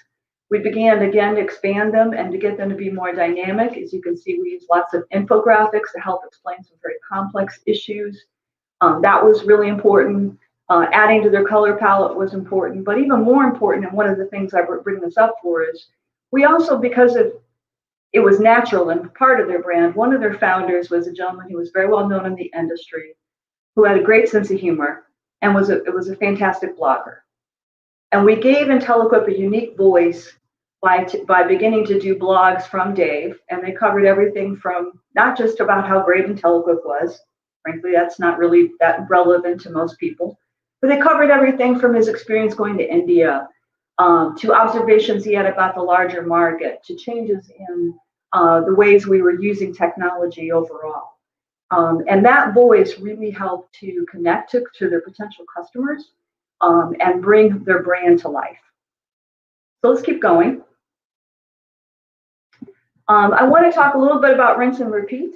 For those of you who are familiar with that phrase, sometimes you hear it when you're working out, which means you got to do the whole damn stuff all over again. But I bring it up here because message discipline is really key. And the reason repetition matters was really proven in the 1800s by a German psychologist named Hermann Ebbinghaus, He found out that spaced repetition helped people learn and retain. The more people see something, the more they hear it, the more they remember it. Familiarity breeds trust also. So how many times have you heard someone say, I'll work with you because I've heard of you before? And think of campaigns like Got Milk. Just do it. Don't leave home without it. You all have heard of all of those, and there's a reason. The magic number when it comes to repetition is 7. It's been proven by research. Somebody needs to hear your message 7 times before they're going to actually hear it and potentially act upon it. And do remember, when you're talking to people, that marketing experts say that most Americans are exposed to anywhere from 4,000 to 10,000 ads every day. They're getting deluged with information. You got to break through. And that happens, by the way, at the same time that our average attention span for most consumers has dropped to that of less than a goldfish. Yes, that's true. We used to be about 12 seconds. We're now about 8, and goldfish are at about 9 seconds. And finally, remember, when you're doing your messaging, it's not just about you. You have to be relevant to the people you're talking to. Going back to the blog example I gave about Dave wrote about subjects that his customers and people were interested in. And that's why they read what he wrote. If it had been simply a brag sheet about his products and how great they were, or any other thing related similar to that, nobody would have bothered to read it. You have to remember to keep in mind who you're trying to talk to. People can choose now what they want to see and hear more than ever before. They can do playlists. They can fix Amazon Prime and Netflix. If you're going to break through, you have to talk to them about things they care about, not just about you. Let's go to the next slide. And that is that I really wanted to say that you have to go where the food, Here's an example of message repetition. We did a work with National Church Residences involving a community here in Central Ohio. There was some concern about some changes they were going to make to the site. And the message we found that was really important to the community was that they wanted more options so that people who lived there could stay there as they aged. It was all about living out a lifespan in your hometown. We stuck to that, stuck to that message throughout a 2-year effort. And it made a big difference in terms of both our outcomes and in terms of establishing a greater presence for National Church Residences in that area. We'll play for you very quickly one of the videos.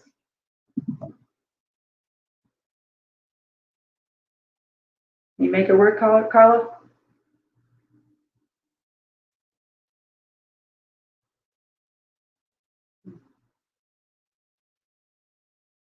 Okay, we're going to keep rolling just in case there's a problem. And let's go to the next slide.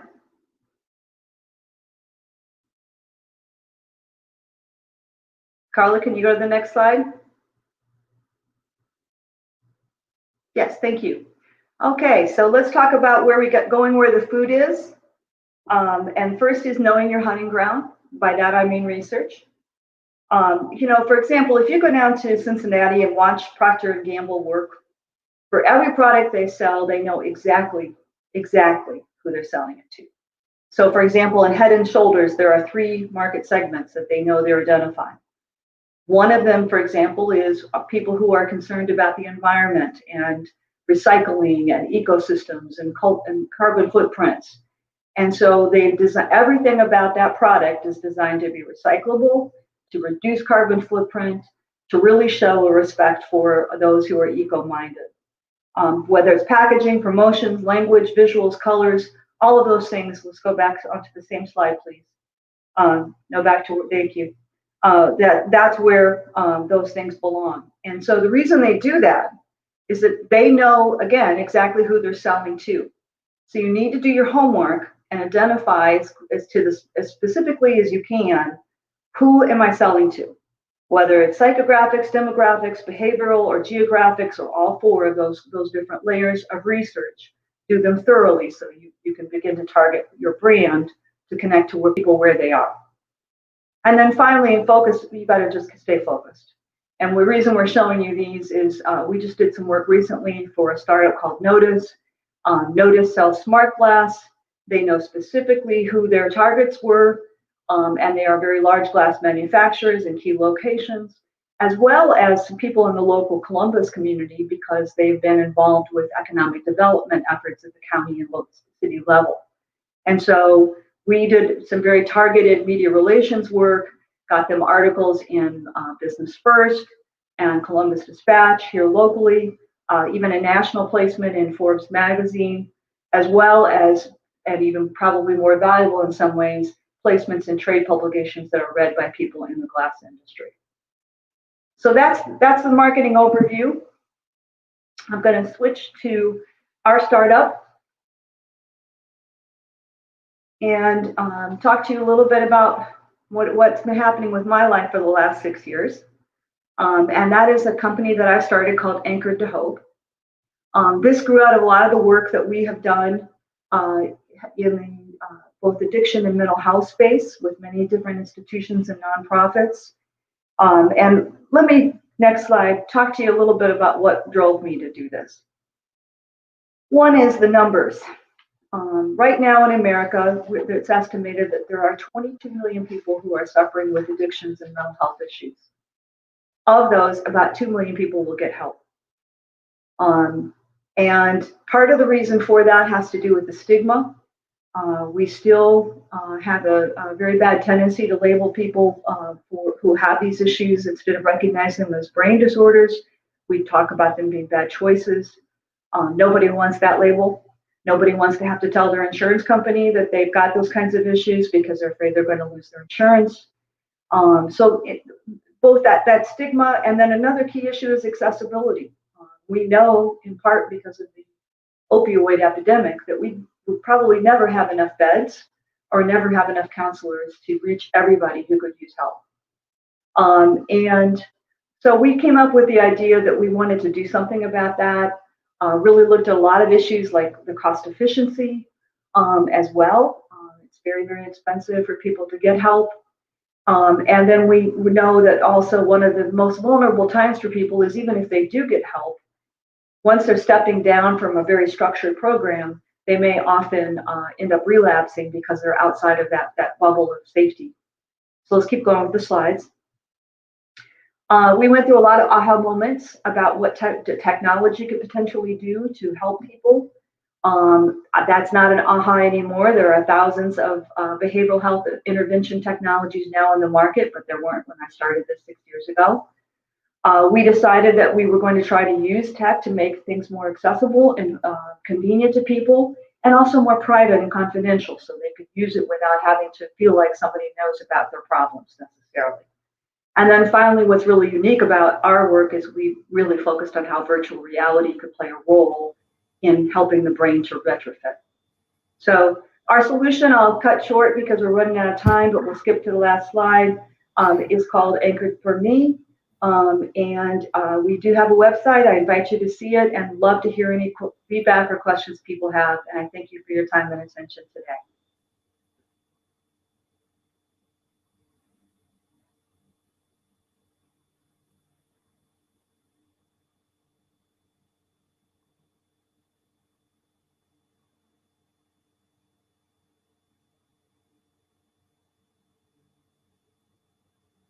Are you ready for me to start?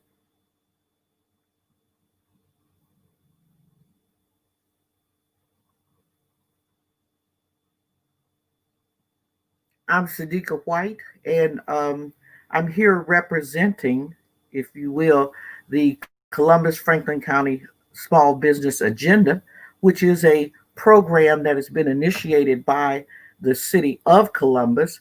However, I am Sadiqa White of Sadiqa and Associates. I am a contracted ecosystem builder for this particular agenda initiative for the Department of Development and Economic Development Division in particular. And I work under the esteemed auspices of Henry Gillette, who is I call him the chief architect. He's actually a senior manager in the Economic Division of the City of Columbus Department of Development. When we begin to talk about the small business agenda, the construct is that it presents a bold vision to real change. It's a concerted, strategic effort that is the power to bridge the small business ecosystem gaps and lift up all small business owners.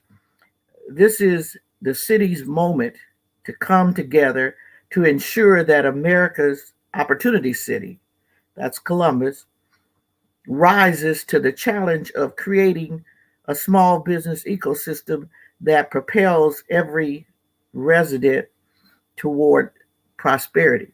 So what are we talking about? As a small business myself, a minority owned, women owned as well, since 2011 in the city of Columbus, and I'm also certified as an MBE, I became involved as an ecosystem builder. What does that mean? Well, first of all, the city in its, along with Next Street and Henry, looked at the overall impact of small businesses and what was happening in the small business network that either existed or existed in fragmented ways. And so the information that came out of a year-long study in 2018 basically said there were a lot of gaps. They identified 127,000 small businesses in the Columbus area. And to that extent, they found out that one of the major gaps was the capitalization of those small businesses to the neighborhood of somewhere in about $7.4 million.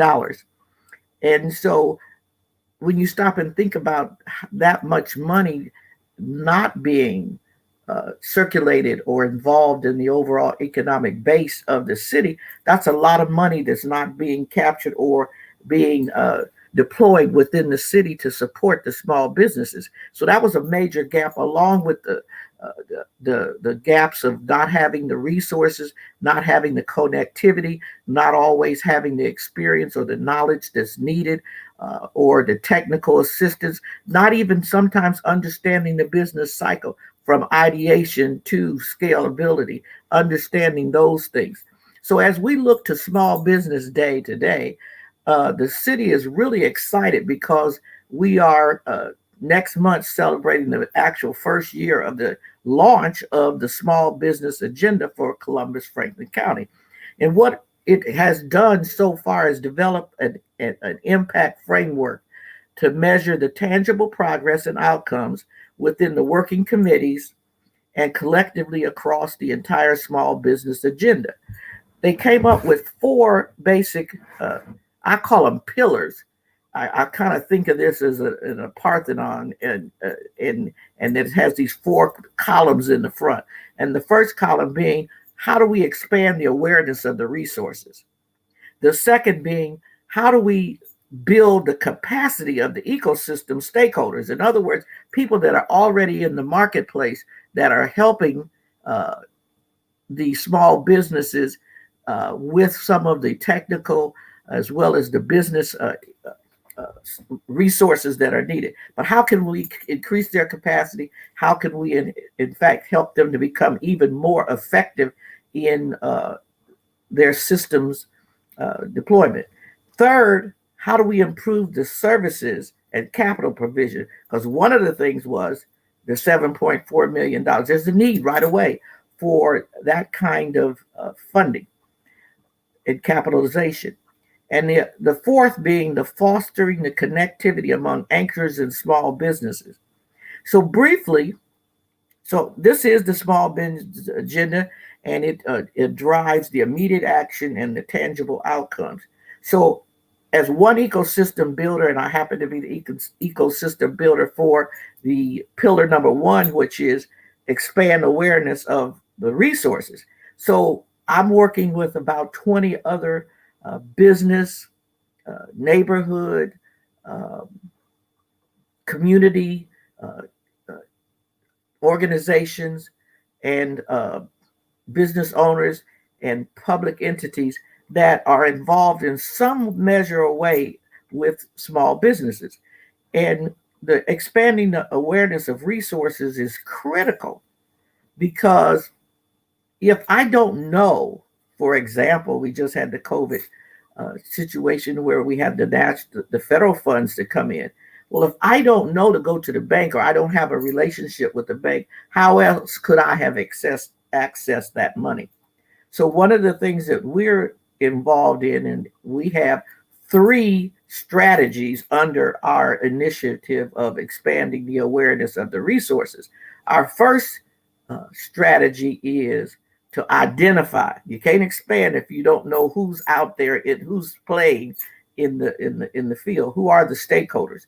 So our job is to identify, first of all, citywide and countywide. However, that was a huge undertaking. So we thought we could show greater progress if we picked an area. And so we picked the Linden area for a number of reasons. One, because they just concluded the Linden 1 plan, and there's a lot of activity that's happening in the Linden area, including like the 614 initiative.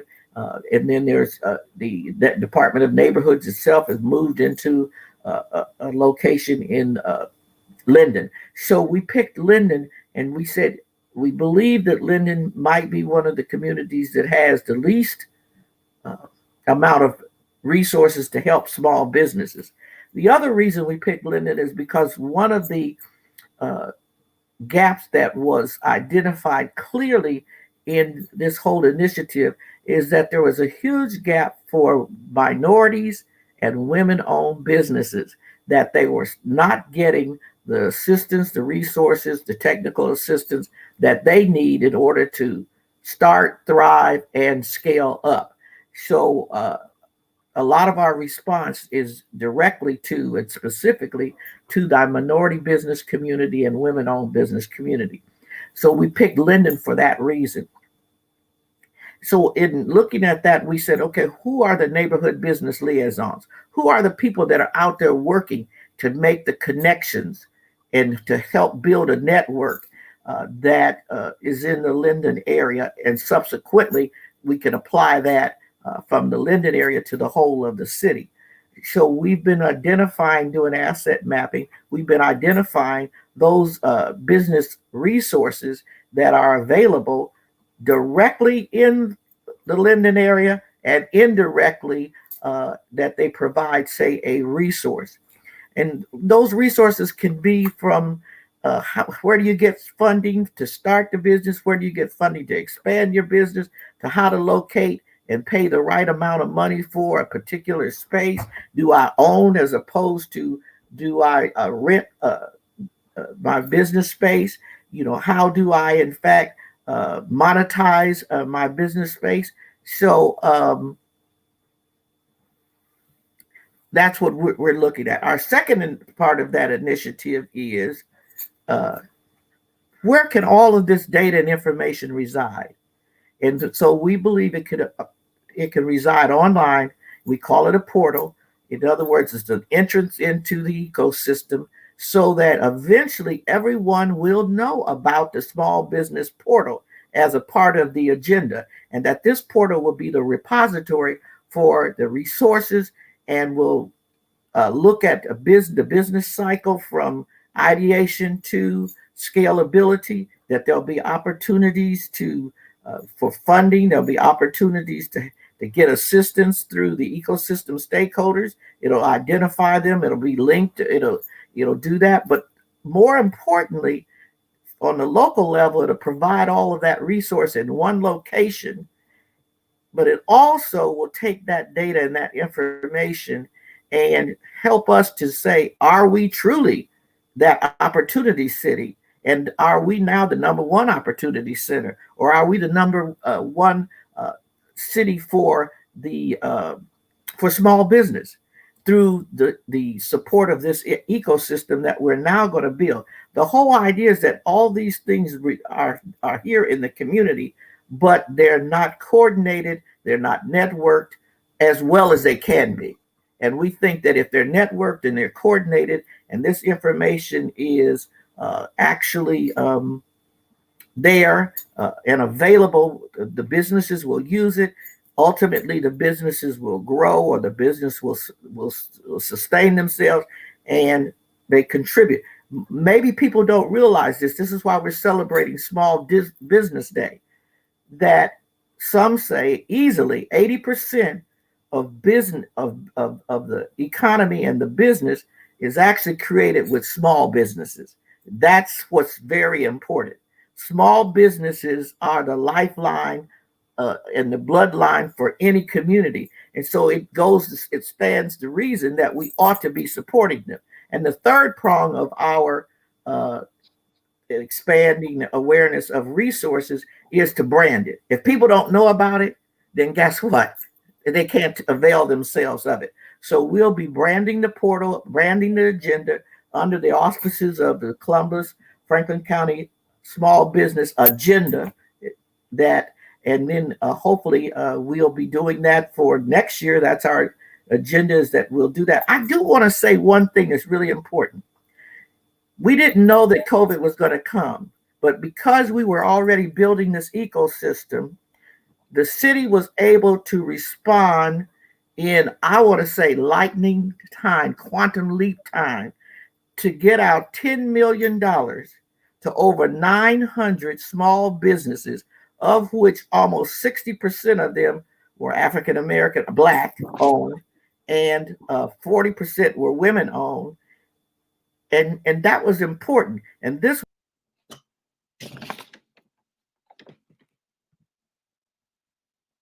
Hey, so I guess it was a great segue. Thank you so much, Miss Sadiqa White, who was with the City of Columbus. My name is Deja Demings. I am an engineer by trade. I am the executive director of a nonprofit, TEDx speaker, and I'm here today kind of piggybacking off of what she was talking about, but the part that we're missing, right? So we are talking about the power and empowerment. Empowerment is not physical, but we all know it's a push. You know, it's the process of becoming stronger and more confident, especially controlling one's life. Empowerment is not something that I can physically give you, but I can encourage you, and I can compliment you, and I can, you know, tell you good things to, you know, get you in a different mindset where you are self-determined, you are self-aware, and you are empowered to go out and do great things. To be able to tap into that power, that's empowerment, we must first know that that power exists. As people, we don't know what we don't know, you know, and that's the power of community. We need each other. We need those interactions so that we can learn and kind of go from there. Encouragement and empowerment puts us in positions that, you know, we would have never thought of. You know, we need that. We might not ask like, hey, like, can you come and empower me? But we need that from each other to be able to navigate in these spaces that we are in. It is Small Business Day. That is important. That is very important, especially for us being minorities, for us being Black owners and business owners and organization owners running nonprofits and for-profits. We are the future, you know, but we do need that empowerment amongst each other. You never know how or when you'll leave an impact, or how important your example, your encouraging words, your empowerment could do for someone else on their journey. As entrepreneurs, we are all in different spaces, doing different things, but one thing that's never changed, no matter what that we're in, that comes down to historical moments within the Black community, is that no one person, no one business, no one organization can create everything on their own. We need each other. Now more than ever, we must channel our energy into the progression of our people. We have to empower each other. We have to empower. So I was driving next to a guy yesterday that has, like, you know, the magnetic mats of business logos and stuff that you put on your car. Yeah, when I just roll my window down, like, yo, I see you, G. You know what I'm saying? Just giving him that empowerment and that encouragement, like, yo, like, I see you doing your thing. Like, let's do it together. We all need each other. ultimately. We must be intentional with everything that we do, as far as making sure that we are building the community that we want to have. The lady before me, Miss Sadiqa, talked about being an ecosystem builder. Like, that's a great title for it. We're trying to do the same thing in Dayton, but we, once again, don't know what we don't know. We need to be one with each other, as Black people, as minorities, as urban businesses, or whatever you want to call it. We have to support each other. If we don't support each other, we can't expect anyone else to. We want to ultimately get to this space where, you know, since everyone is, I guess we could even say with the political stuff right now, everyone is thinking urban America right now. Everyone is thinking Black people specifically. So now let's get to a point where we can have everything we need. We can have our Black ecosystem in order so that we can make demands for those votes that they're asking for. So we can have that people power to control the things that we want that better our neighborhoods. I'm an organizer in Montgomery County, but I come out and organize in Franklin County, also in Hamilton County and Cincinnati. And just us networking like this is important. You know what I mean? Encouragement goes a long way. Empowerment goes a long way. You can't be what you can't see. As older businesses, you know, mentor these younger businesses intentionally. We must intentionally have these relationships. These young businesses ask for a mentor. We can't let, you know, pride get in the way of us creating this ecosystem that's going to better our entire community. Like, yes, we're saying like, oh, this is right now, this is supposed to help Columbus. There's small businesses everywhere. There's small Black businesses everywhere. You know what I mean? So we must do everything that we can to make sure that we are represented, we are counted, we are supported, we are empowered, we are encouraged, because we are the ones that we've been waiting for. We are the ones. We need each other. Just remember that there is power in empowerment. If you don't do anything else, tell somebody, go out and support a small business today. We are putting on mentorship is key for sure. Absolutely. Intergenerational mentorship is actually the key. Don't be afraid to tell somebody your failures. Your failures are what's ultimately going to keep somebody else from making a mistake. And that is important for the future. That is important for our legacies. So we just have to be mindful. I don't know how many of you guys have heard of Sankofa. Sankofa is an African metaphoric symbol that depicts a bird going forward with looking backwards. And it means that we must take the knowledge gained from the past to ensure the progression of the future. Let a small business know that's going down a road that you went through that didn't necessarily work for you. Let them know, like, hey, try this. Or, hey, let's talk about this. You know, we can bring solutions to each other instead of criticize. You know, we have to deal with being criticized by everybody else out in the world. So when it comes to the family and it comes to the table, let's respect each other and let's empower each other and encourage each other.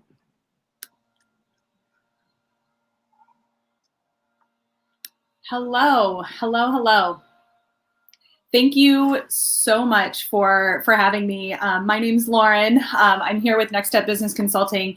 Everything that I've been listening to Sadiqa in our last presentation, and I'm really excited to play a role really in this ecosystem as one of the providers of the services, right? So we're in here representing both Next Step Business Consulting and Sea Change.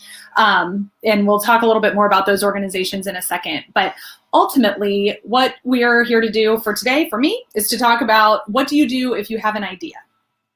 So there's me. I'm the executive director of Sea Change and the principal and owner of Next Step Business Consulting. We're going to run through these things relatively quickly. I mean, this could be a conversation for you over a really long time, but if you've got an idea and you want to be an entrepreneur and you want to get started, I would love to be able to tell you that it's a straightforward path and you just go from A to Z, and if you check all these boxes, you're going to be successful. Unfortunately, that's not true. There is a plan. So, you know, plan for the plan. You've got to figure out what it is that you need to know. You're going to make that plan. You're going to pull together a team.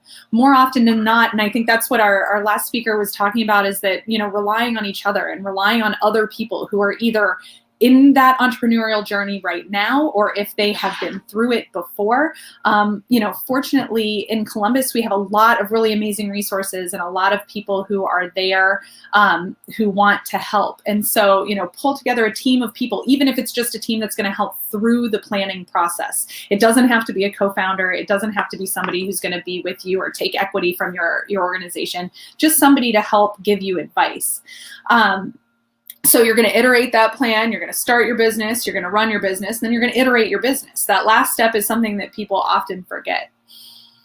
So I run my clients through an exercise that's pretty straightforward. It's the 5 W's plus an extra one that's an H of how much. So I'm going to plug in here a handful of things that you would try to answer in each of these spaces. But we start out with the why, then the what, then the where. If you fill those things in, you can build off of them. And I know it sounds simple. There are also business model canvases and business plan templates out there in the world that would, that could potentially help you do this. This is one way that I found that's pretty simple for folks to go through. The other side of the paper, you can do the who and how much and the when. So you start with who. Who are the people who can help you? Do you need to hire people? Do you need to find folks that are willing to volunteer their time? What are your staffing needs? Who are your future partners? When are you going to outreach to people? When are you going to have phases of implementation and regularly scheduled iteration? So iteration means learning from what you've already done and fixing things. So saying, okay, I learned that, my second product isn't the best, it's not selling as well. So let's go back and find out why not, and then maybe change that product in some way rather than canceling it completely. The last thing is figure out how much money do you need for your venture. So when we're talking about that support, looking to folks that are within your community and your network is a great place to start. But there are a lot of different ideas of organizations and places where you could find folks. So here is a list of folks that do programming. Some of that has changed due to COVID, but a lot of it is is still active. And what do you do when you find them? You're going to interview those folks. You're going to ask them questions. You're going to find out, if they like you and you like them. And I normally have that kind of find people you like that like you too. And then you're going to make an ask that is smart. And if you've ever heard of a SMART goal, we make a SMART ask. So you're going to ask somebody for a specific thing that's over a specific time frame. We could do all the letters in SMART, but we'll leave it there. So there are a bunch of different accelerators and incubators that are available here in Columbus. And ultimately, a lot of them there are some that are focused on our, urban or minority populations, others that welcome them with open arms.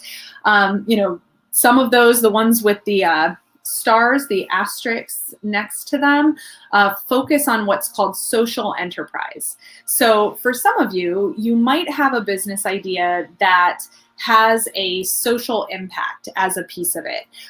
You want to hire people who have been incarcerated or people who have disabilities in some way.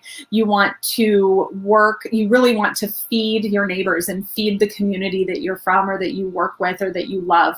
And so you're going to sell a product or a service and you're going to work with that community to help feed people. All of those different types of ideas are called a social enterprise. So they have, social mission, and then there's still that kind of sale of a product or service and that plan to be financially sustainable. So the several organizations in here that have kind of that star on it, that asterisk, specialize in social enterprise. I'm going to focus on one of them specifically. Sea Change is the one that I am the executive director of, and we are an accelerator program for entrepreneurs that help them develop their financial sustainability and their measurable social impact. So back to those different ideas, figuring out, how do we reach the most people and have a financially sustainable business. Now, we created this program in response to something that we were seeing in the entrepreneurship ecosystem, that more and more people really want to do good and they want to do something that really impacts their community. One of the challenges with doing that is that if you go through some of the traditional entrepreneurship training, those are designed to really focus on profit and that financial sustainability part, which is, of course, extremely important. However, if you have a social mission, and that mission may mean that you look at profit differently. It's not that it's any less important, but that sometimes we might want to use our profit to help people, or to help the environment, or to help feed people, kind of all of those examples that I gave earlier. If we want to do that, sometimes that gets lost in the traditional entrepreneurship training programs because of the really heavy focus on profit. So if we talk about our alumni, it's actually over 149 at this point, entrepreneurs over a handful of years. 87% are still in business 3 years later. 74% of them have stable and increasing revenue. We know that COVID has hit them hard, so we're not entirely sure what as it has everyone, we're not entirely sure what the data will look like next year, but our alumni have touched almost, and this was in 2018, almost 226,000 lives touched by about 70 of our alumni at that point. They had created over 130 jobs, and they had $2.3 million in revenue. Most importantly, something that we've been digging deeper into due to all of the things that are going on in the world politically and racially and everything, is really, what does our makeup look like? So we knew that our graduates, we have 71% of them are either female or minority owned. And that's great, but I went back to look to see, of the organizations that we funded, how did that break down? And so that's what you'll see down here in the box that shows the breakdown of our awardees. So 23% of them are white males. That's where they fall in. 24% are white females. And then 53% are minority populations. And so, that's a number that I can be proud of, recognizing that across the country, about 4% of dollars that go into entrepreneurship go to minority populations.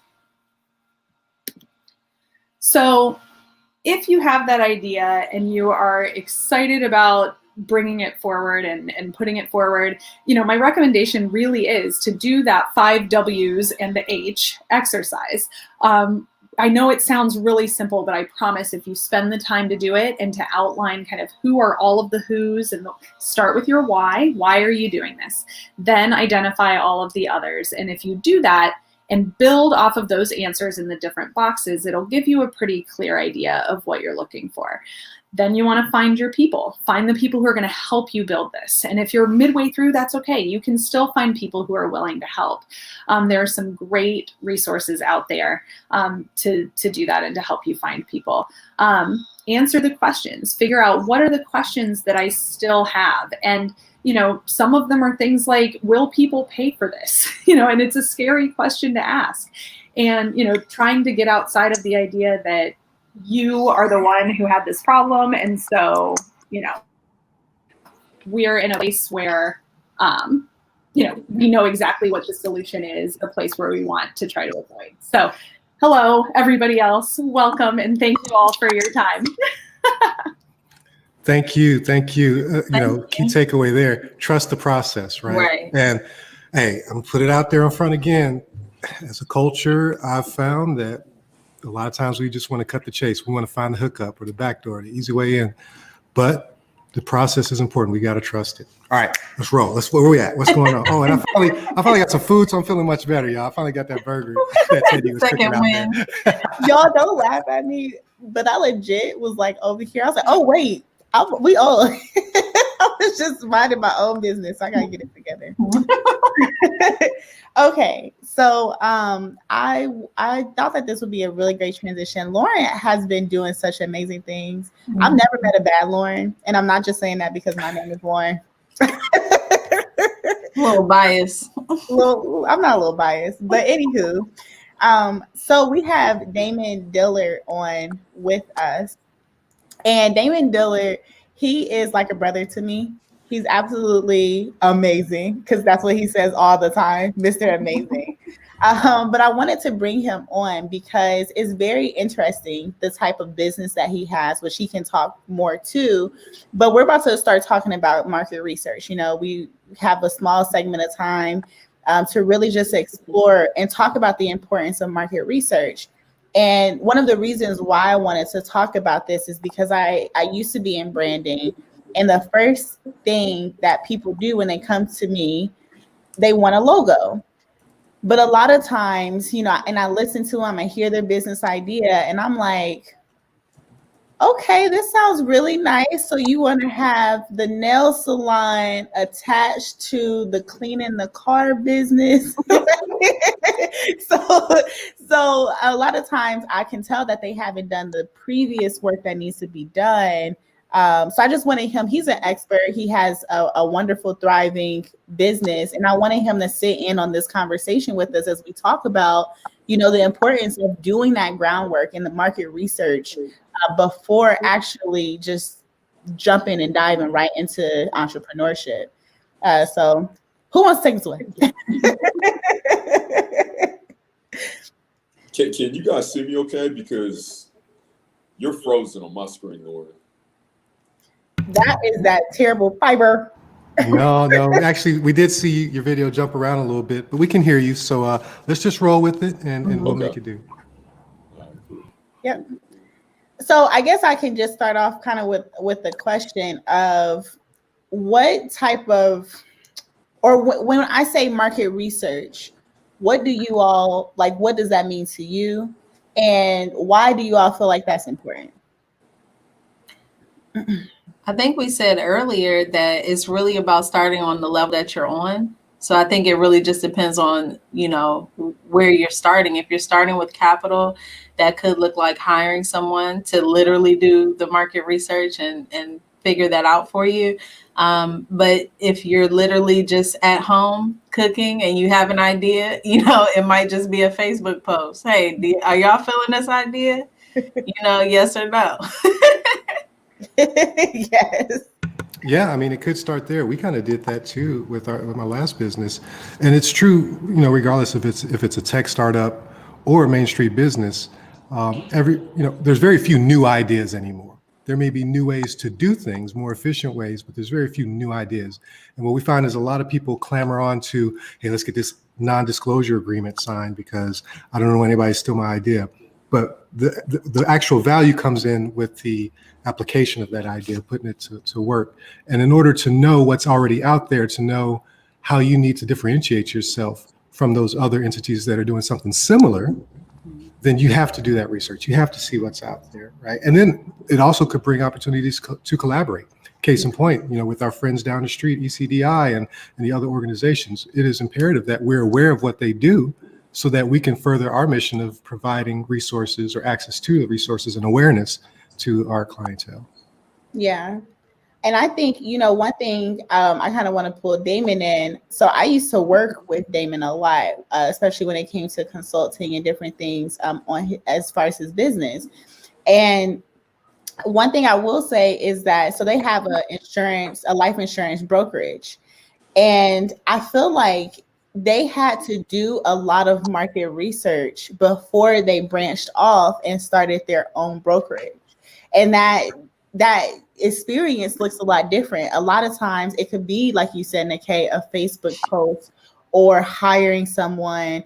But it could be as simple as working for someone else and being able to get that experience. And so I think that that's really kind of cool. I wanted to hear from you, Damon. How do you feel like your previous experience in the life insurance industry, how do you feel like that helped you out with having the brokerage that you have now? It was everything. It was on the job training. I know a lot of people may not understand the terminology, but before I became an independent agent, I was a captive agent. So it was almost the groundwork for everything that I do right now, but a more systematic and simplified environment. I only had one carrier or one company that I worked with. Now we have over 50. But what it did was it gave me kind of the foundation of the insurance industry. It helped me become a lot more disciplined as an entrepreneur. What I was thinking of before you had even brought me on when it comes to market research, because I think people need to be honest about their own skill set. I think a lot of people get into a lot of industries and a lot of just looking to be entrepreneurs for the money that may be involved and not necessarily what they're passionate about. I think the biggest thing that you have to market is you. And if you don't know you, then it's going to be very, very difficult to attach your passion to something that may profit. So for me, I was very, very cognizant of what my skill set was. I knew I loved to communicate. I knew I loved sales. I knew that, honestly, I would probably do that for the rest of my life. So to now attach that to something that could make me money, that experience came on the job. So I think, you get a lot more clarity from action than thought. So I think what happens for a lot of aspiring entrepreneurs is they think about what they want to do and they're thinking, oh, maybe I should try this, I should try that. But if you're young enough, even up into your 40s, if need be, you can get under somebody, be an apprentice, work for free, and see if it's something you would actually enjoy doing. And I think you make a lot more progress that way. Amen. Man, I can co-sign on that for sure. Expose yourself to everything you can, even if you don't think you're going to like it, right? Man, that's great advice. That's great advice. Yeah. And you know what, Damon, your journey is very inspiring. That's why I thought it would be really good for people to hear from you and to be able to even just be exposed to you. Because with you being here in Columbus, Ohio, and doing a lot of work here in Central Columbus and Central Ohio in general, I think it's really important to highlight people, and that's what we've been trying to do all day, is highlight resources, highlight the people who are in the community who can be mentors, who can offer a way into help down the path that they want to go to. And so just being able to have you on and people hear your name, Damon Dillard, like everybody, I need you all to write that down, go look him up. He has to have one of the best speaking voices that I've ever heard. But being able to see the leadership and see that. And so that's just another component of the things that we're wanting people to do to have those strong foundations is market research, but it's also mentorship. It's also experience. It's also, everything that you said. So I really appreciate you for getting on here on the fly. And Damon, how can people catch up with you, man? How can they reach out to you? Yeah. Instagram, Facebook. On Instagram, it's Damon P. Dillard, Dillard, all one word. I don't have a cool Instagram name or anything. It's just my name. And then, of course, on Facebook, Damon Dillard. If you want to see the website, our company website is T as in Tom, D as in David, T as in Tom, financial.com. Awesome. Which was edited by yours truly. Hey, basically designed by you. Awesome. All right, well, let's get out the way for our next performer, guys, and we'll catch up with you all in just a sec. Awesome. All right, well, let's get out the way for our next performer, guys, and we'll catch up with you all in just a sec. Thanks, guys.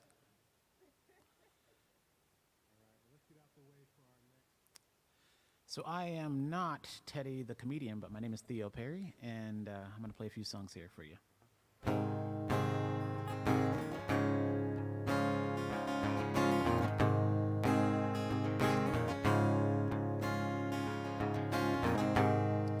Ohio woman, with stars in your eyes. You got the car, the house, the kid, and the man. Your career's on the rise.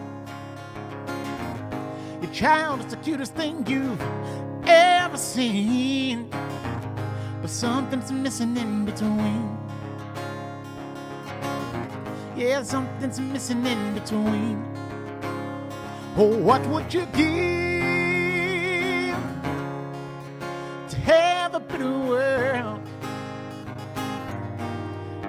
Or how much time would you spend for someone else to feel loved? To turn their down into an up.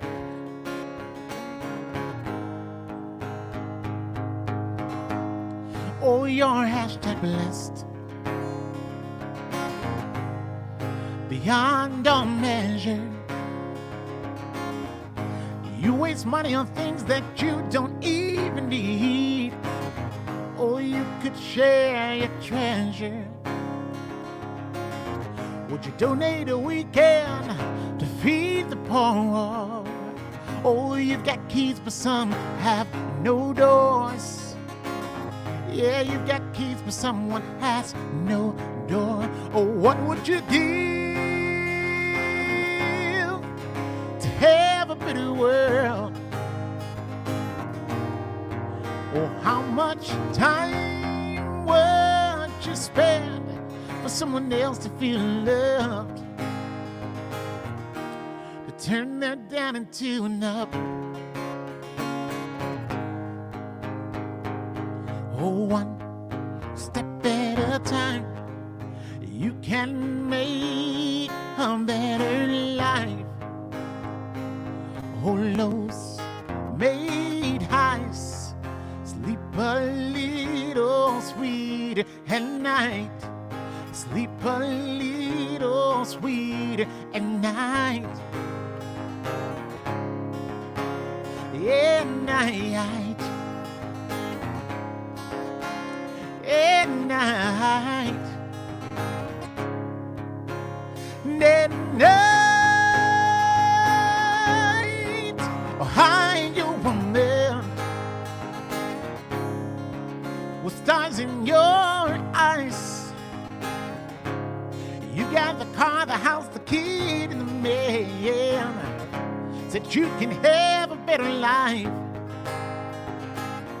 Yes, you can have a brighter life. You can have a better life. Yeah, you can have a brighter life. You can have a better life. That one's called Ohio Woman. Let me move this doohickey and get on to the next one. Thanks for listening, guys, and tuning into this great event today.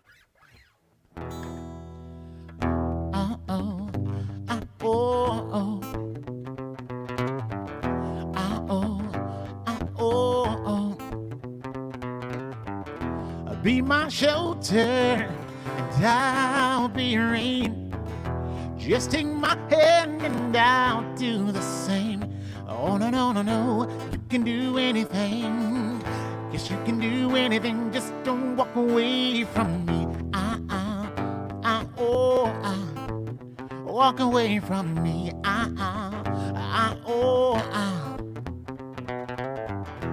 Be my lover all through the night. Oh, can you make everything feel alright? Oh, no, no, you can do anything. Yes, you can do anything, just don't walk away from me. Don't walk away from me. And I will always care for you. Yes, I will always care for you. You can run, you can leave, you can go, you can stay. I care for you. Yes, I will always care for you. Oh, be my fox, oh, I'll be your hound. Oh, baby, pick me up when I'm feeling down. Oh, no, no, you can do anything.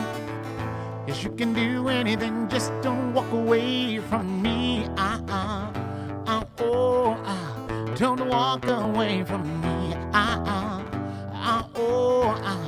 Don't walk away from me. Yeah.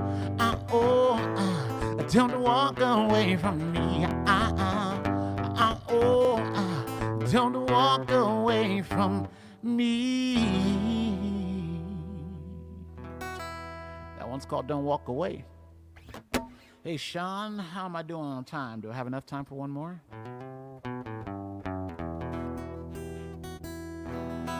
All right, let's make this quick.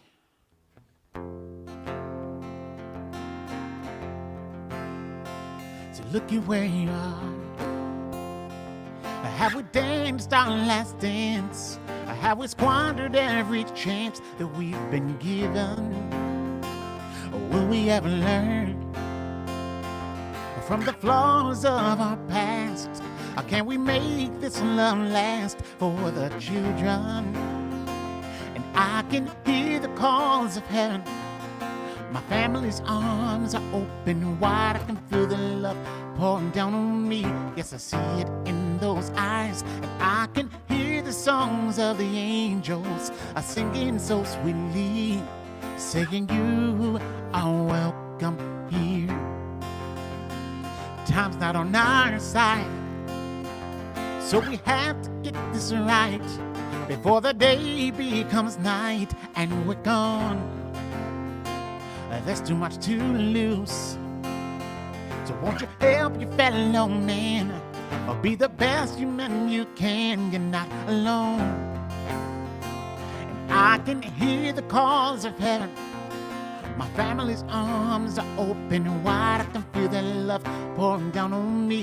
Yes, I see it in those eyes. And I can hear the songs of the angels are singing so sweetly, saying you are welcome here.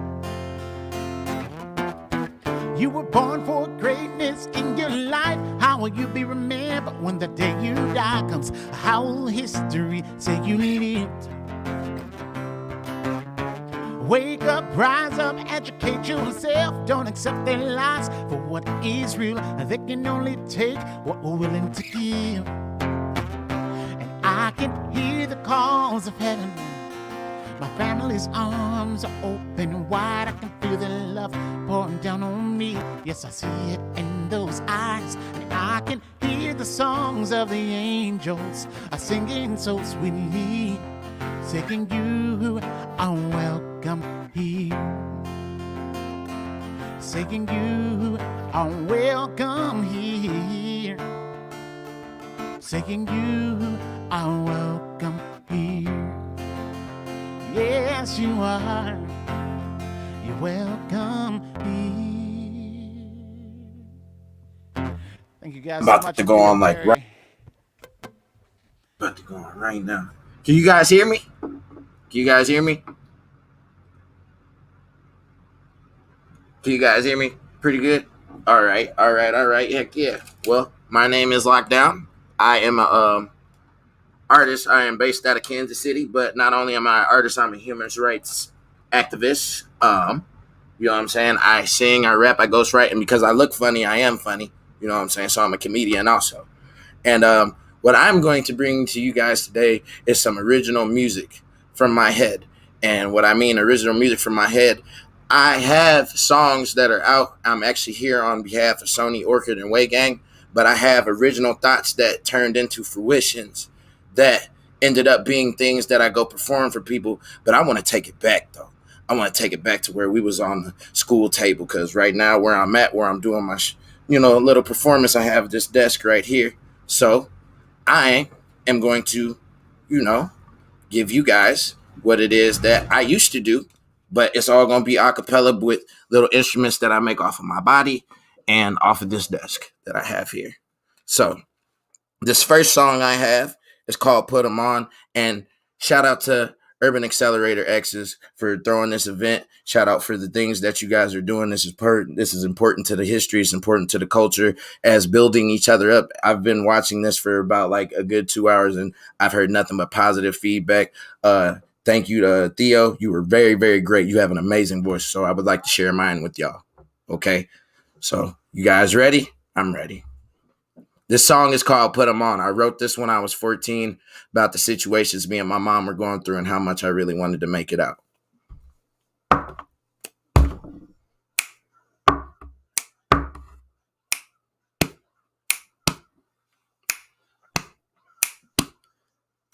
When I wake up from a full night of sleep, I put my best foot forward indeed. And then the colors begin to sing, they seem to say to me, come on. You gotta put me on. You gotta put me on. Yeah, you gotta put me on. Hey. When I wake up, I gotta get my grind on. I be working hard just like I'm grown. A lot of things in this world I put my mind on, and a lot of things in this world that I don't waste my time on. Haters is number one, rumors is the other one. I only got two problems, please don't become another one. So when I get rich, I'ma get my mother and my brother some. My mama going through it, and my bro finna have another son. Before I eat, I gotta get my family straight first. Cause why would I eat if they ain't ate first? I know I'm finna get a best, so I wait first. I thank God that it ain't worse, so I gotta put them on. Hold up. When I wake up from a full night of sleep, I put my best foot forward indeed. And then the colors begin to sing. They sing to say to me, come on. You gotta put me on. You gotta put me on. Yeah, you gotta put me on. Hey, hey. So I just got a job up at Mickey D's. They try to ask me, can I help them out? I'm like, please, I work hard to put on the shirt and these Dickie jeans. Girls want me, but I tell them, beat it like Billie Jean. I'm not Mike Jack, but I fight back. Men and women be using me, and I don't like that. Men wanting money and women wanting the nightcap. God, please help me get back on the right track. I'm going right back to the old me. Life is hard. I wish somebody would have told me how to live. I wish somebody would have showed me, but I forgot. Don't nobody know me, so I gotta put them on. Thank you. I appreciate that. That is my song, Put 'Em On. To find me, my SoundCloud is Deontay Baskerville. My Facebook is Tay Baskerville. My Instagram, Lockdown Perp. Just wanted to put that in there. This next song that I have is called Love, and it's a different variety of love. It's called Let On Very Easy. And when I mean let on very easy, you know, when you really think you in love, but you just may just love something about that person that makes you accept what it is that you have to deal with.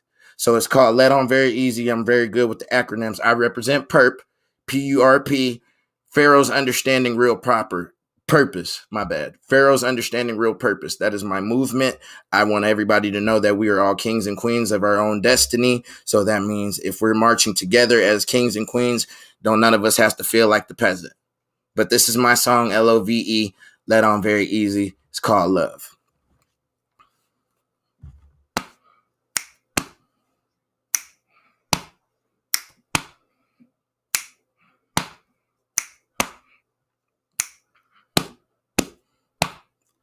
Where's my love? I know you're here, but when your friends come, you disappear. And that ain't love, no, it's so unfair. Yeah. When you say you care, then when you mad, you act like I'm not there. I'm just a part of the air, losing my head. I done had enough, I took all I can bear. Hanging from the rope cause you kicked down the chair. Now see how you feel cause I'm down there. Happened to a heart of love I found down there. Was it all a front? Get me where you want. First you say you love me, then you treat me like a punk.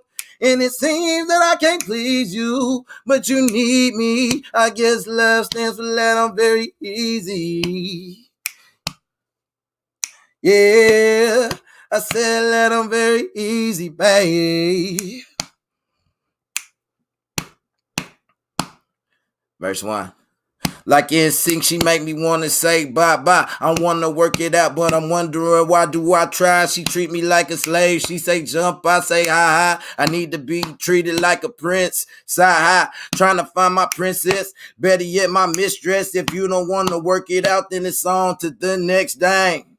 Man, I'm throwing up the peace sign. She selling BS that I ain't finna keep buying. If you don't wanna try, I ain't finna keep trying. Tears down my face, girl. I ain't finna keep crying over you. Girl, I'm so over you. It'd be different if you did what you was supposed to do. In a way, I felt like I really got close to you. Now I see you in the streets and I don't even notice you. Know it through.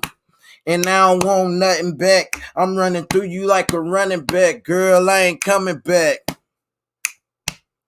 I know you're here, but when your friends come, you disappear. And that ain't love. No, it's so unfair. When you say you care, then when you're mad, you act like I'm not there. I'm just a part of the air, losing my head. I didn't had enough, I took all I can bear. Hanging from the rope cause you kicked down the chair. Now see how you feel cause I'm down there. Happened to your heart and love I found down there. Was it all a front? Give me where you want. First you say you love me, then you treat me like a punk. And it seems that I can't please you, but you need me. I guess love stands for let on very easy. Yeah, yeah. I said let on very easy, baby. Yeah, yeah. Where's my love? Where's my love? Where's my love? Where's my love? Hello, love. Thank you, Theo Perry. Thank you, everybody else. And quick apology to the people that I sent the actual link. I may have sent you the wrong link. So they posted the link down there. So if you're down there, it's let me see again. It is OhioSmallBusinessesDay.com. www.OhioSmallBusinessesDay.com. So if you're trying to get a direct link to see me doing this right now, that'd be awesome. And I'm talking to the other side because I'm streaming live from Facebook. But on to the next song. Okay. This next song that I'm going to do actually is one that I wrote a while back ago. It's called Smile on My Face. And anybody who knows me, I have a daughter named Harley Quinn. Shout out to my babies if they're watching this. I have 5 beautiful kids. And my daughter Harley Quinn, you know what I'm saying? This tells the story. I'm a huge Joker fan. So Heath Ledger, you know what I'm saying, was a very, very great influence of mine. So I made a song called Smile on My Face because out of any Joker, I got it. And, you know, this is a true story by me. So just ride along. And at the same time, I'm an artist, you know what I'm saying? I'm registered to BMI, but I am also a human being. So we all go through human things. So this is my song, Smile on My Face. I appreciate you guys. I appreciate everybody involved, all the performances, everything, man. So here we go.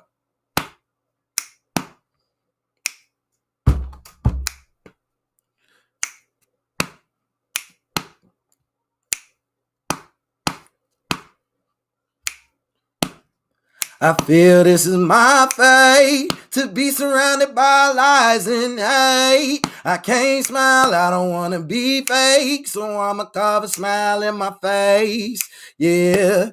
Dad left today, I was filled with rage. Locked down cause my mama put me in the cage. That father touched my sister, made a ninja go insane. And then my cousin died, and I'm just his remains. My mom think I'm just going through a phase, but I can't lie like her and act like I don't feel the pain. I'm no pretender, man. They think I is insane. Put my heart on these tracks cause I never been a quitter, man. But sometimes this world get cold as winter, man. Stuck with a frown, so I carved a smile in my face. People say that isn't saying they don't even know me, cause all these faking phonies ain't even got no time for me. So lonely on the low key, there's nothing to warm me up but these blunts, so they smell it. Now they swarming, not they soaring away from these fakes. They told me I was a loner, so I'ma stay in my place. Hey, they told me smile, how the heck am I supposed to? Unless I take a knife and carve it in like the Joker. Now my smile's permanent mistake. I had to learn from it. If everybody got happiness, why I don't deserve it then? I feel this is my fate, to be surrounded by lies and hate. I can't smile, I don't want to be fake, so I'ma carve a smile in my face. Yeah. Thank you. All right, well, this next song is going to, you know what I'm saying? It's going to get the mood, you know what I'm saying? It's going to get the mood pretty good.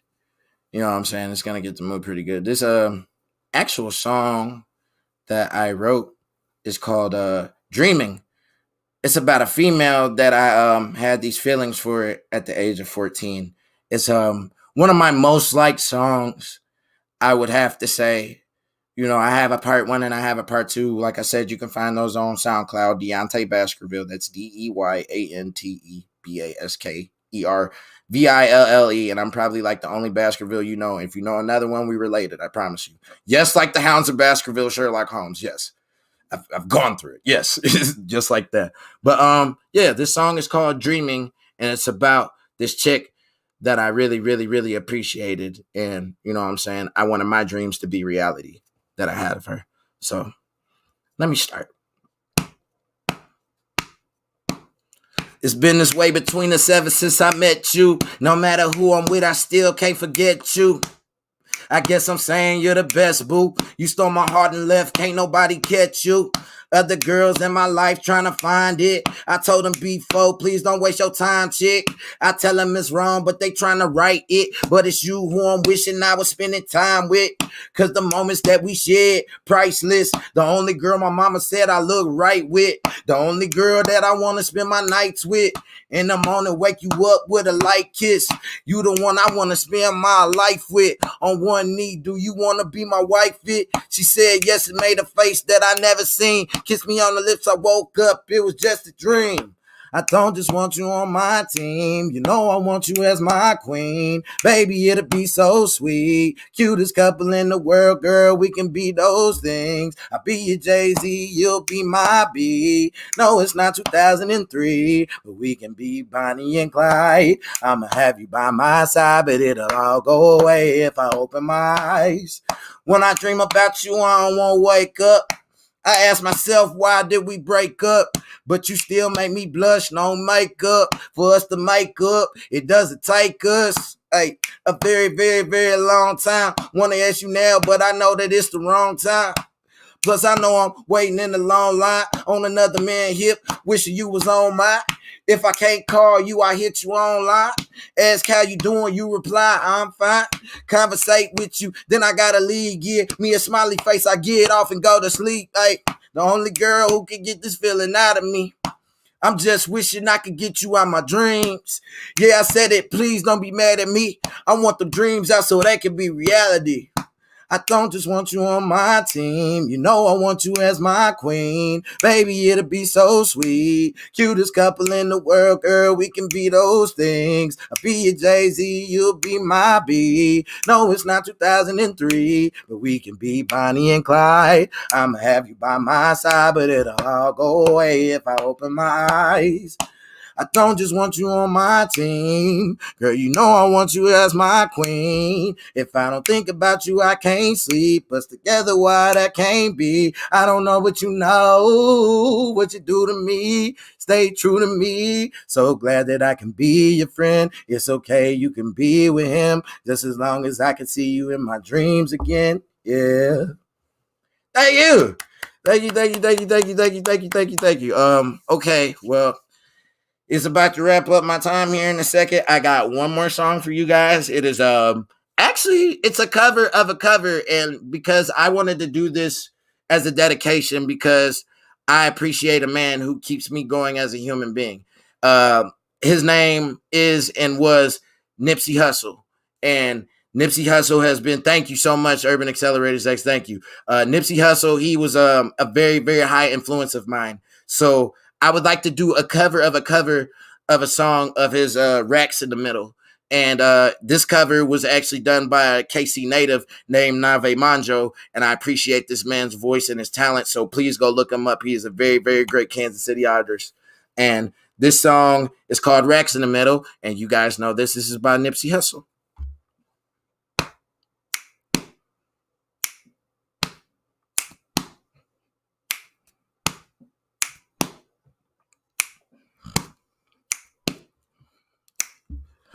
I was riding around in a V12 with the racks in the middle. Had to pray almighty God and let my dog at the kennel. When you get it straight up out the mud, you can't imagine this is. I've been pulling up in the drop top with the baddest women. Young people been focused on my check. Got a new coupe wrapped around my neck. Put it with the water on my protect. Ooh, I got killers to the left of me. Ooh, we was lurking on her. Ain't sure no mercy on her.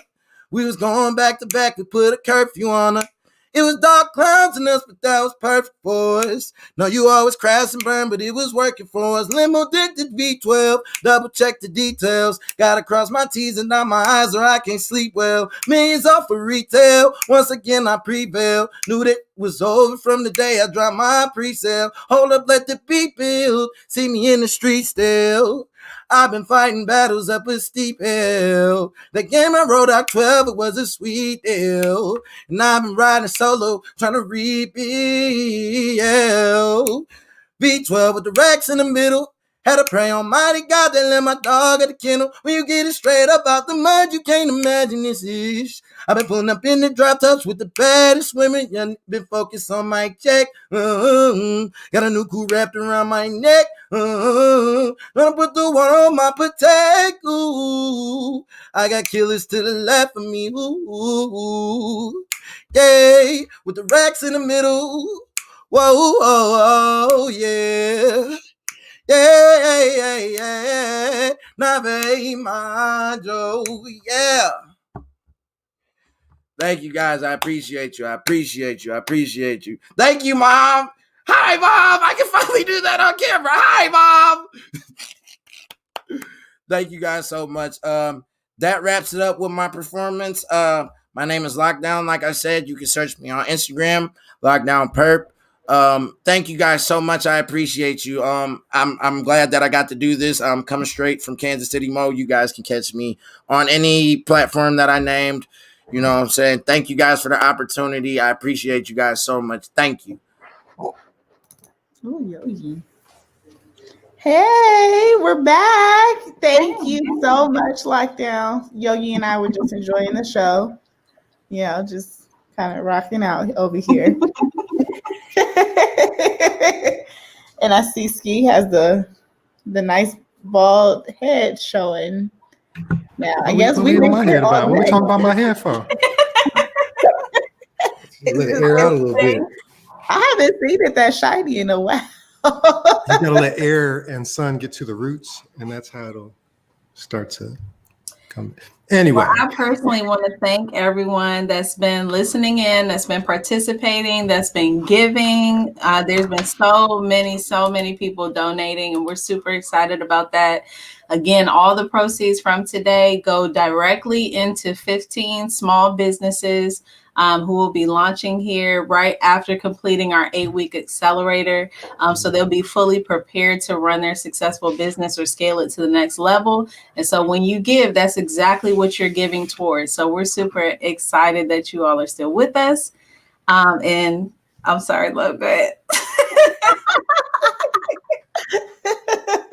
Listen, we have been here all day, and I'm super thankful for everyone who has been here with us, rocking out with us all day. You know, it's been actually really, really great. And the experience coming up to this has been great. So I think we're all kind of like on our last legs right now. like oh, Ski yeah. took the wig off. Ski took the wig off. I don't even know what I did. The wig. Right. All right. 4:00 almost here. But well, you know what? I feel like we are comfortable with our audience. We have been through this journey together so far today. It's not over, so don't go anywhere yet. But you know, let's go ahead and I'm just going to expose all of me. Just not too much exposure. I'm not getting on the Teddy tip, right? I'm not going shirtless. Don't worry about that. You are putting a whole new meaning behind "let your hair down." See, okay. I think we should be doing some highlighting of some companies here. Yeah. Okay. You're right. So this was you know what, man. I'm just like I'm on a high right now, just thinking about what it is that we're doing and what we have been doing, and every time we get to experience things like this, where we get to interact with the community, interact with other leaders, it continues to reinforce the reason why this is so important, the reason why we're doing this. And so I would literally hate myself if we didn't take the opportunity before we end to talk about some of the other organizations who are also out there doing the work, because there's so many and we couldn't have everybody on. today, but we will have those opportunities where we highlight others. But we had to, I think it's important for us to talk about the different resources. And so the first one that I want to talk about, we actually recently built a relationship with them, and they gave us a lot of resources, a lot of assistance, and they've actually been doing the work that we've been doing for quite a while. And so no, they don't just primarily focus on the actual urban community, but some of the groundwork, like they laid down an awesome path for us. And actually, there's two organizations that I would say that we've been able to connect with. And so that'll be Give Back Hack, which you all heard from Emily earlier. She's the sweetest person. Every time I email her, she's like, yes. Yeah. And then Sea Change, and also Lauren was on earlier as well. And so Sea Change as well has been doing some amazing things in the community. You know what I thought about? Because it actually ties to them, Give Back Hack and Sea Change.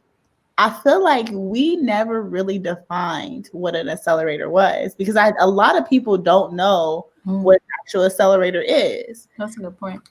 So who wants to take that one? Yeah, you look real bright and bushy eyed. All right. I'm just trying to share the space. So yeah, it's, there's no hard lines, right? But generally speaking, an accelerator is designed to help take a business that already exists or is ready to start and kind of give them a fast forward through some of the learning curve, financial slowdown sometimes, other things that can slow down that progress. And, really Give Back Hack, they did a great job of explaining from their perspective of what they actually hone in on in their accelerator. But for our accelerator, what we like to do is take those people that want to start a business, and again, make sure this is the right season, right, for them to be able to do that. And then take the people that are already in business and help them scale or grow. And what that simply means is, if they're making $200,000 a year, well, I'm sorry, let me take that back. If they're making, let's say $100,000 a year in their business profit at the end of the year, we want to find ways to make them more efficient, to take advantage of other resources that are out there, give them proper training, support, a network, whatever it is that we can to help grow them to maybe a $250,000 business. So it's nothing revolutionary, right? We're not, again, trying to make these moonshots, which is what they call when you're trying to do something that's impossible, hoping to get the best thing out of that, even if you can't do that moonshot. So we're not necessarily trying to do that, but we are trying to help people make as much and be as profitable as they can so that they own the business and the business doesn't own them, right? We see that all the time. You're barely making it by because you're making $75,000 a year, but you're working 80, 90 hours a week. You eat, sleep, drink, and live this business, which is okay. But remember, earlier we talked about you've got to feed yourself. You've got to give back to yourself. You've got family, friends, community that needs you. So it needs to be a good balance. And a lot of times we can very easily help people find more efficient ways to do things, right? And even just have that communication. Like we were geeking out earlier, let's just have some communication about being an entrepreneur and what the struggle's like. Let's be each other's therapist to some extent, right? And in that way, we can help accelerate them to the next level without killing them. So they're spending less time making more money. So that's the intent of what we want to do with our accelerator. But there are, a couple of different lenses for that. And other terms that we could Google up are incubator. And then we've also got, startup boot camps, which kind of helps you get past some of those early one-time things that it's not really worth you figuring out how to do an LLC when we can guide you through that process, because you're only going to do it a couple times. Maybe you change from an LLC to an S Corp or something like that, but it's not something that is worth your time to spend a lot of effort and research when we can just kind of guide you through that stage, and then it's done and it's locked in and it's done properly the first time. Exactly. I think it's important to note that our accelerator will be virtual. So, we're being mindful of being safe, so even as things change, day to day, we're waiting to hear, what the next steps are going to be for Columbus, Ohio, and the nation. We've already taken the steps to make sure that this can be a virtual course where people still walk away with those actionable things. And at the end of the accelerator, they have everything that they need to launch successfully, including funding, which is why it's so important to give to our cause today. Well, Let me jump in there. Thank you, Nikkei. That's an excellent point, because oftentimes what happens, even if the entrepreneur goes out on their own, and we should probably touch on what an entrepreneur is too, because a lot of people out here as entrepreneurs and don't even know it, don't even know that they could take advantage of these entrepreneurial resources. But a lot of times, I lost my flow. Where was I going with that? Oh, you just said, Nikkei, what was that last thing you said? Like, intro me again. That we're going to be virtual. Virtual. Mhm. Nope, that wasn't it. It was something. Oh, yes, because we give the training. People can go get the training on their own as well, right? But we want to give guided training that helps them with their specific needs. But then once you got all the training, the engagement, and we've told them, all the things they could do, now there's still that financial barrier, right? And so exactly your point, okay, this is why we're here today, is we're trying to raise that money to help ease that financial burden, to remove that roadblock so that these folks can get off the ground and then start making that money, right, to grow their business. And it's a value prop for us as a community, because now we're infusing more business into our community. That means we've got one less abandoned building. Let's just keep it real, right? We've got somebody else that has pride and passion about what they're doing in our neighborhood, providing a service that we're going to use. So it is very, very much a self-serving thing to give money right now to this cause. Yeah. Well, with that, I mean, I love the fact that we've had so many people not only giving money to the cause, but giving their time. Like all of the individuals who spoke today, they're all experts. And some, like not even some of them, all of them are just prominent people that you want to know. So the fact that they even made themselves available to be able to do this is absolutely like mind-blowing to me. So I do want to shout out the Destiny Center and also ECDI and the Women's Business Center. I think it's really cool. So they actually spoke a little bit earlier, but one thing I think that's really cool is we're all located on the same street. And so we like to Old Leonard represent, right, making it the block. So Ski, what do we call that street? Entrepreneur Row. Oh yes, Entrepreneur Row. And we were like, we really should brand this as Entrepreneur Row. But the one thing that I loved about when we came there was that it wasn't like, oh, this is competition. They understood and they felt like, you know what? You all are taking up a space and we all can create this dynamic where we help each other for the greater good of the community. And so they took us in. They've been like family. We've even walked down there sometimes. So it's just been such a great relationship with them. This next organization I want to shout out, and I hope you all are like taking notes, because these organizations are organizations that will help you with your business. Like we help with the actual curriculum and the learning process, but they're out here making sure that you have funding. They're out here making sure that you're getting connected to even higher resources than we have access to. They're making sure that you have connections to be able to do things like your legal assistance, your financial assistance. So being aware of these different organizations is one of the keys to being to having that successful, sustainable business. And I just kind of made a hint, but the next organization I want to talk about is Keys to Black Wealth. Actually, Keys Black Wealth is where Ski and I kind of met. In a roundabout way.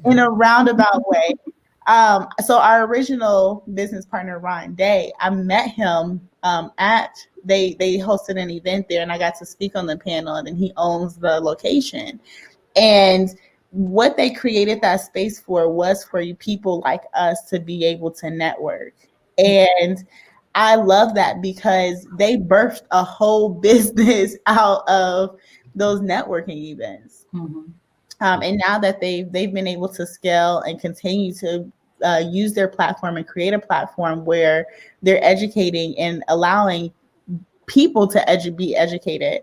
So Keys to Black Wealth. Ski, what was your experience with Keys to Black Wealth? I know we've all had our different ones. Yeah. So I met B. Avery of the Keys to Black Wealth team I'm trying to remember who the connection was, but she's got a platform in financial technology or fintech, right? And I'm also a volunteer with the local 1 Million Cups chapter. And so our first conversation was trying to get her more exposure for her application, which is designed to help people save money, help people manage their money properly, right? Because we are very much fire and forget. And the app is meant to give us some cues on how we can make better choices. And so engaging with her for that, she had an event at the library that she invited me to, and I went out there and we checked it out. And we've just had a great relationship ever since. And so it was just a natural fit once we started working together, once we established the Urban Accelerator as well. Cool. Okay. What was your experience like with Keys to Black Wealth? Oh, absolutely love everyone on their team. Like literally, absolutely love the fact that they've been able to come together in very similar industries. Community and collaboration are definitely one of my personal core beliefs. And that's why I really love what we're able to do here. My husband has had the honor of being able to serve on a couple of their panels, as well as the Keys to Black Wealth Summit that just passed. So definitely enjoy working with them closely on those ventures. And I'm excited to see, what happens in the future. Yes. And so we can't not talk about some of the other organizations that created a space for amazing networking.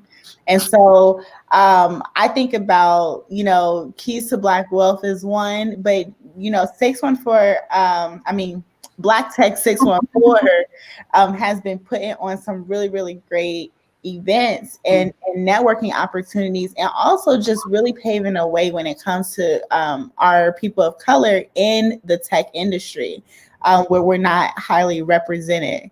And so they've been absolutely amazing. And then Black Hack as well. And so Black Hack actually has evolved with the partnership with Columbus Urban League, which is another organization that everyone should get acquainted with. And we had the awesome Jay Avery talking about them earlier, speaking on behalf of them. And so Black Hack has evolved into Venture Suites.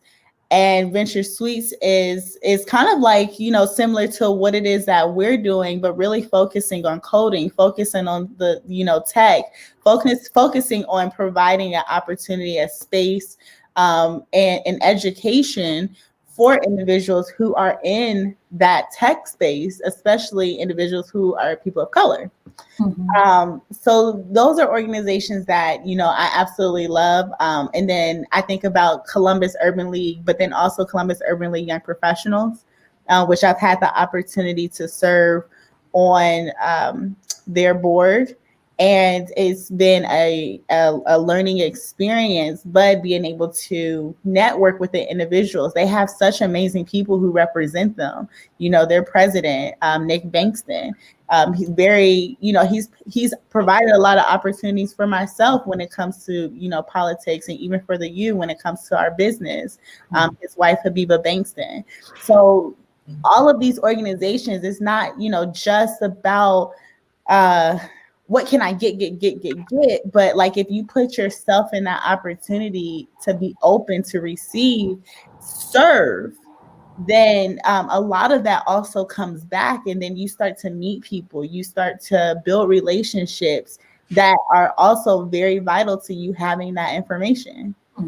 Because and this is, there's not going to be a pop quiz, but I do want to frame that, the names that we're telling you are entities that we've worked personally with, and we feel like we can personally vouch for their core beliefs in the spirit of paying it forward, right? Sharing what they've learned with the community. There's many more that I know we haven't met yet. So I don't want anyone to feel singled out, and we don't have like a universal resource, but that is something that we are working on. So if you're taking notes on these names that we're highlighting, and you want to learn more, and the Google search comes up, Neil, just give us an email, give us a shout, hit us on social media, and we'll definitely do our best to connect you. And we wish we could give you the full details of the full scope of what all of these entities do. Unfortunately, we just don't have the time to do that, but we want to give you that information. So please reach out to us, connect with us as we continue with this list. Take some notes if something sparks your interest.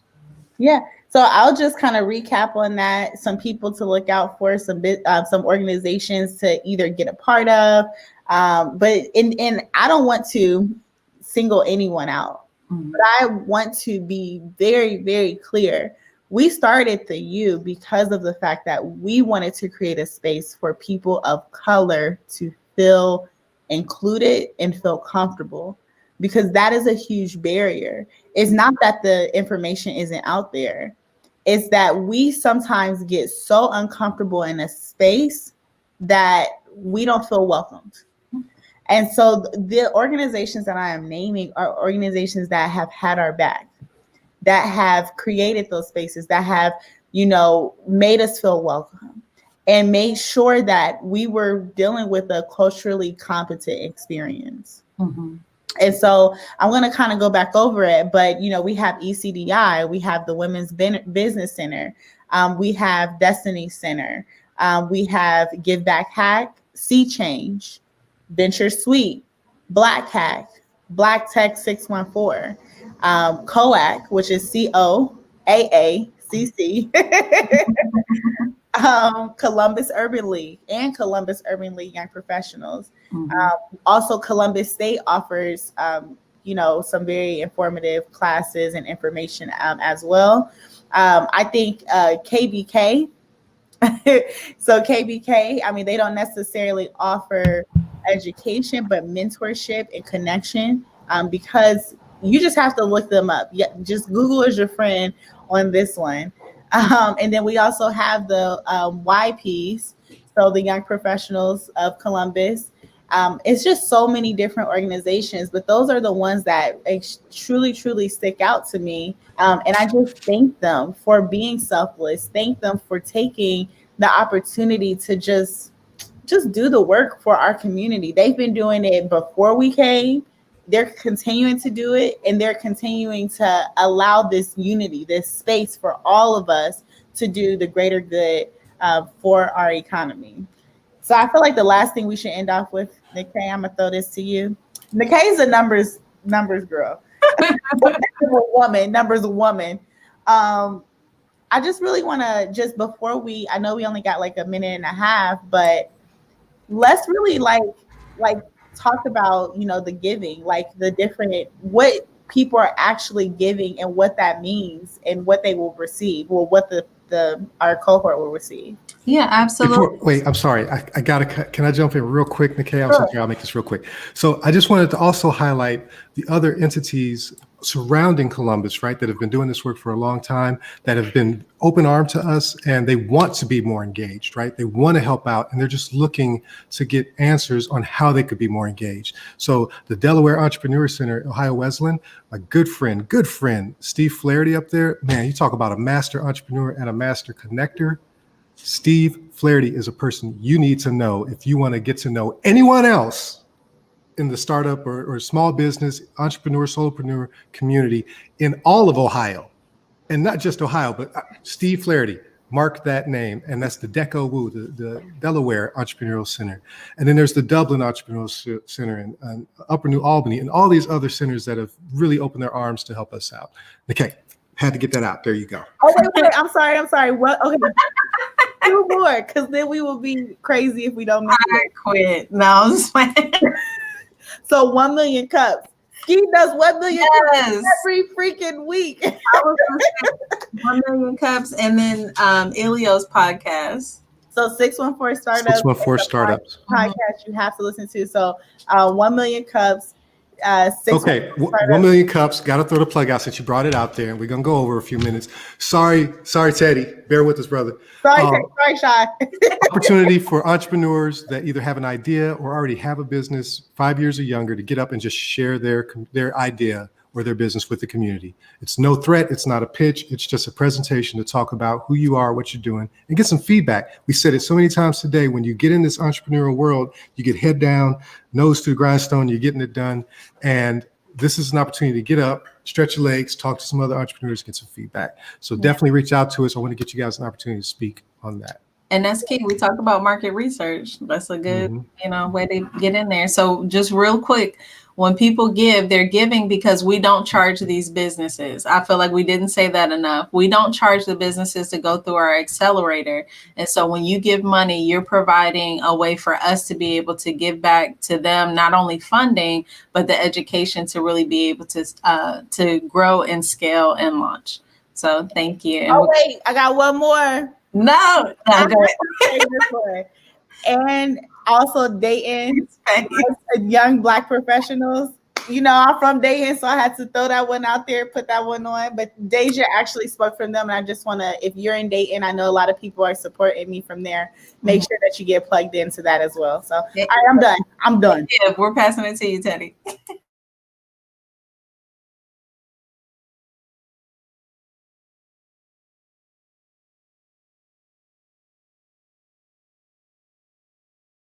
Am I on mute?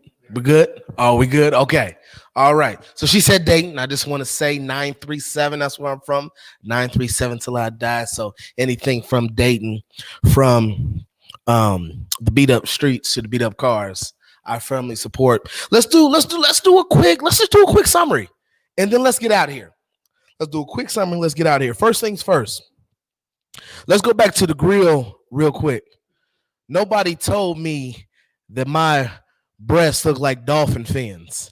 I just went and saw it. My breasts look like dolphin fins. Why are my boobies social distancing? That's what I want to know. I thought I've been in the gym. Those things was separated. Okay? They were 6 feet. So nobody told me that. Nobody texted me. Nobody came to me, told me put on the shirt. No, nothing. That makes me, oh my God is the word. I can read. Oh my God is the word. What else happened today? We raised some money. We raised a lot of money. I don't know how much money we raised, but we raised a lot of money. I done seen 20 10s and 15s. Hopefully, what's the third thing that happened? Max. We all know Max got that bag. Let's all just agree that Max's bag is different. And if we thought we had a couple dollars, Max came on here, flexed for 16 and a half minutes on his 782 houses he had before he could take a legal shot of liquor. That's the first thing. Fourth thing, I got a lot of back fat that I need to clear up. See, I put on this gray tee, and I'm looking in the mirror, and I'm built like a substitute teacher right now on this camera. I'm built like a substitute teacher that hates his life. Not gonna lie to you. But today has been an overall great day. So let's do a couple shout outs and then let's end. He said we got 8 minutes. I'm gonna do this in a minute and we're gonna get on out of here. First thing, let's shout out to Sean. I've been talking about Sean because nobody has really shouted out Sean. Sean, let me tell you about Sean. We're gonna keep saying Sean's name. Sean's in Denver. Sean had to be up at 4:30. He had to be up at 4:30. And he has been doing his thing. So, Sean, thank you so very much from the bottom of our hearts. You have been so professional.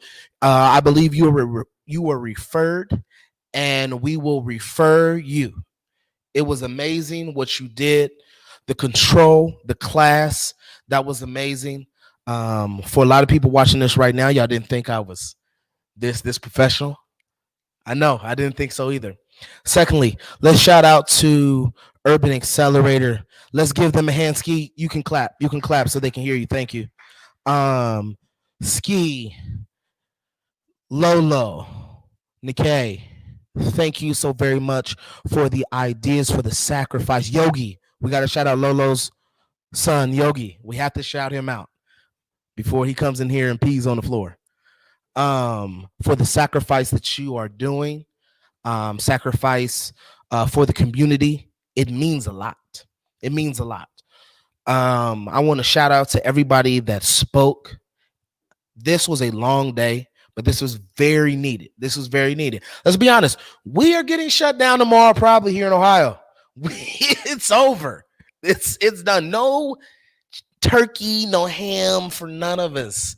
I'm going to be ordering Grubhub on Thanksgiving. That's what it looks like. So everybody that spoke, from the artists that came, that performed, it was amazing. And then last but not least, before I shout out myself, because I'm beautiful and I want to shout out myself, make sure that you follow the Urban Accelerator on Instagram at the UC Bus. That is on Instagram. Make sure you follow them. Make sure we continue to give 25, 125, 150, 250, 500, 1,500, 2,500, 5,000, and 10,000. See, I got it down. And 50,000. And if you want to cash app me, my real name is at Antoine L. Williams 24. That's my cash app. Bless me. Lolo, I want to let you know that I am sending this invoice as soon as this goes off. And then I just want to thank everybody for having me. My name is Teddy the Comedian. I'm your favorite comedian's favorite comedian. You know why? Because I said it, and that's all that matters. You can follow me for the most spicy, zesty Instagram with my shirt off and those tight pants at Hey Teddy the Comedian. Everybody have a wonderful evening, a wonderful weekend. Happy holidays. Make sure that you continue to donate, and we will see you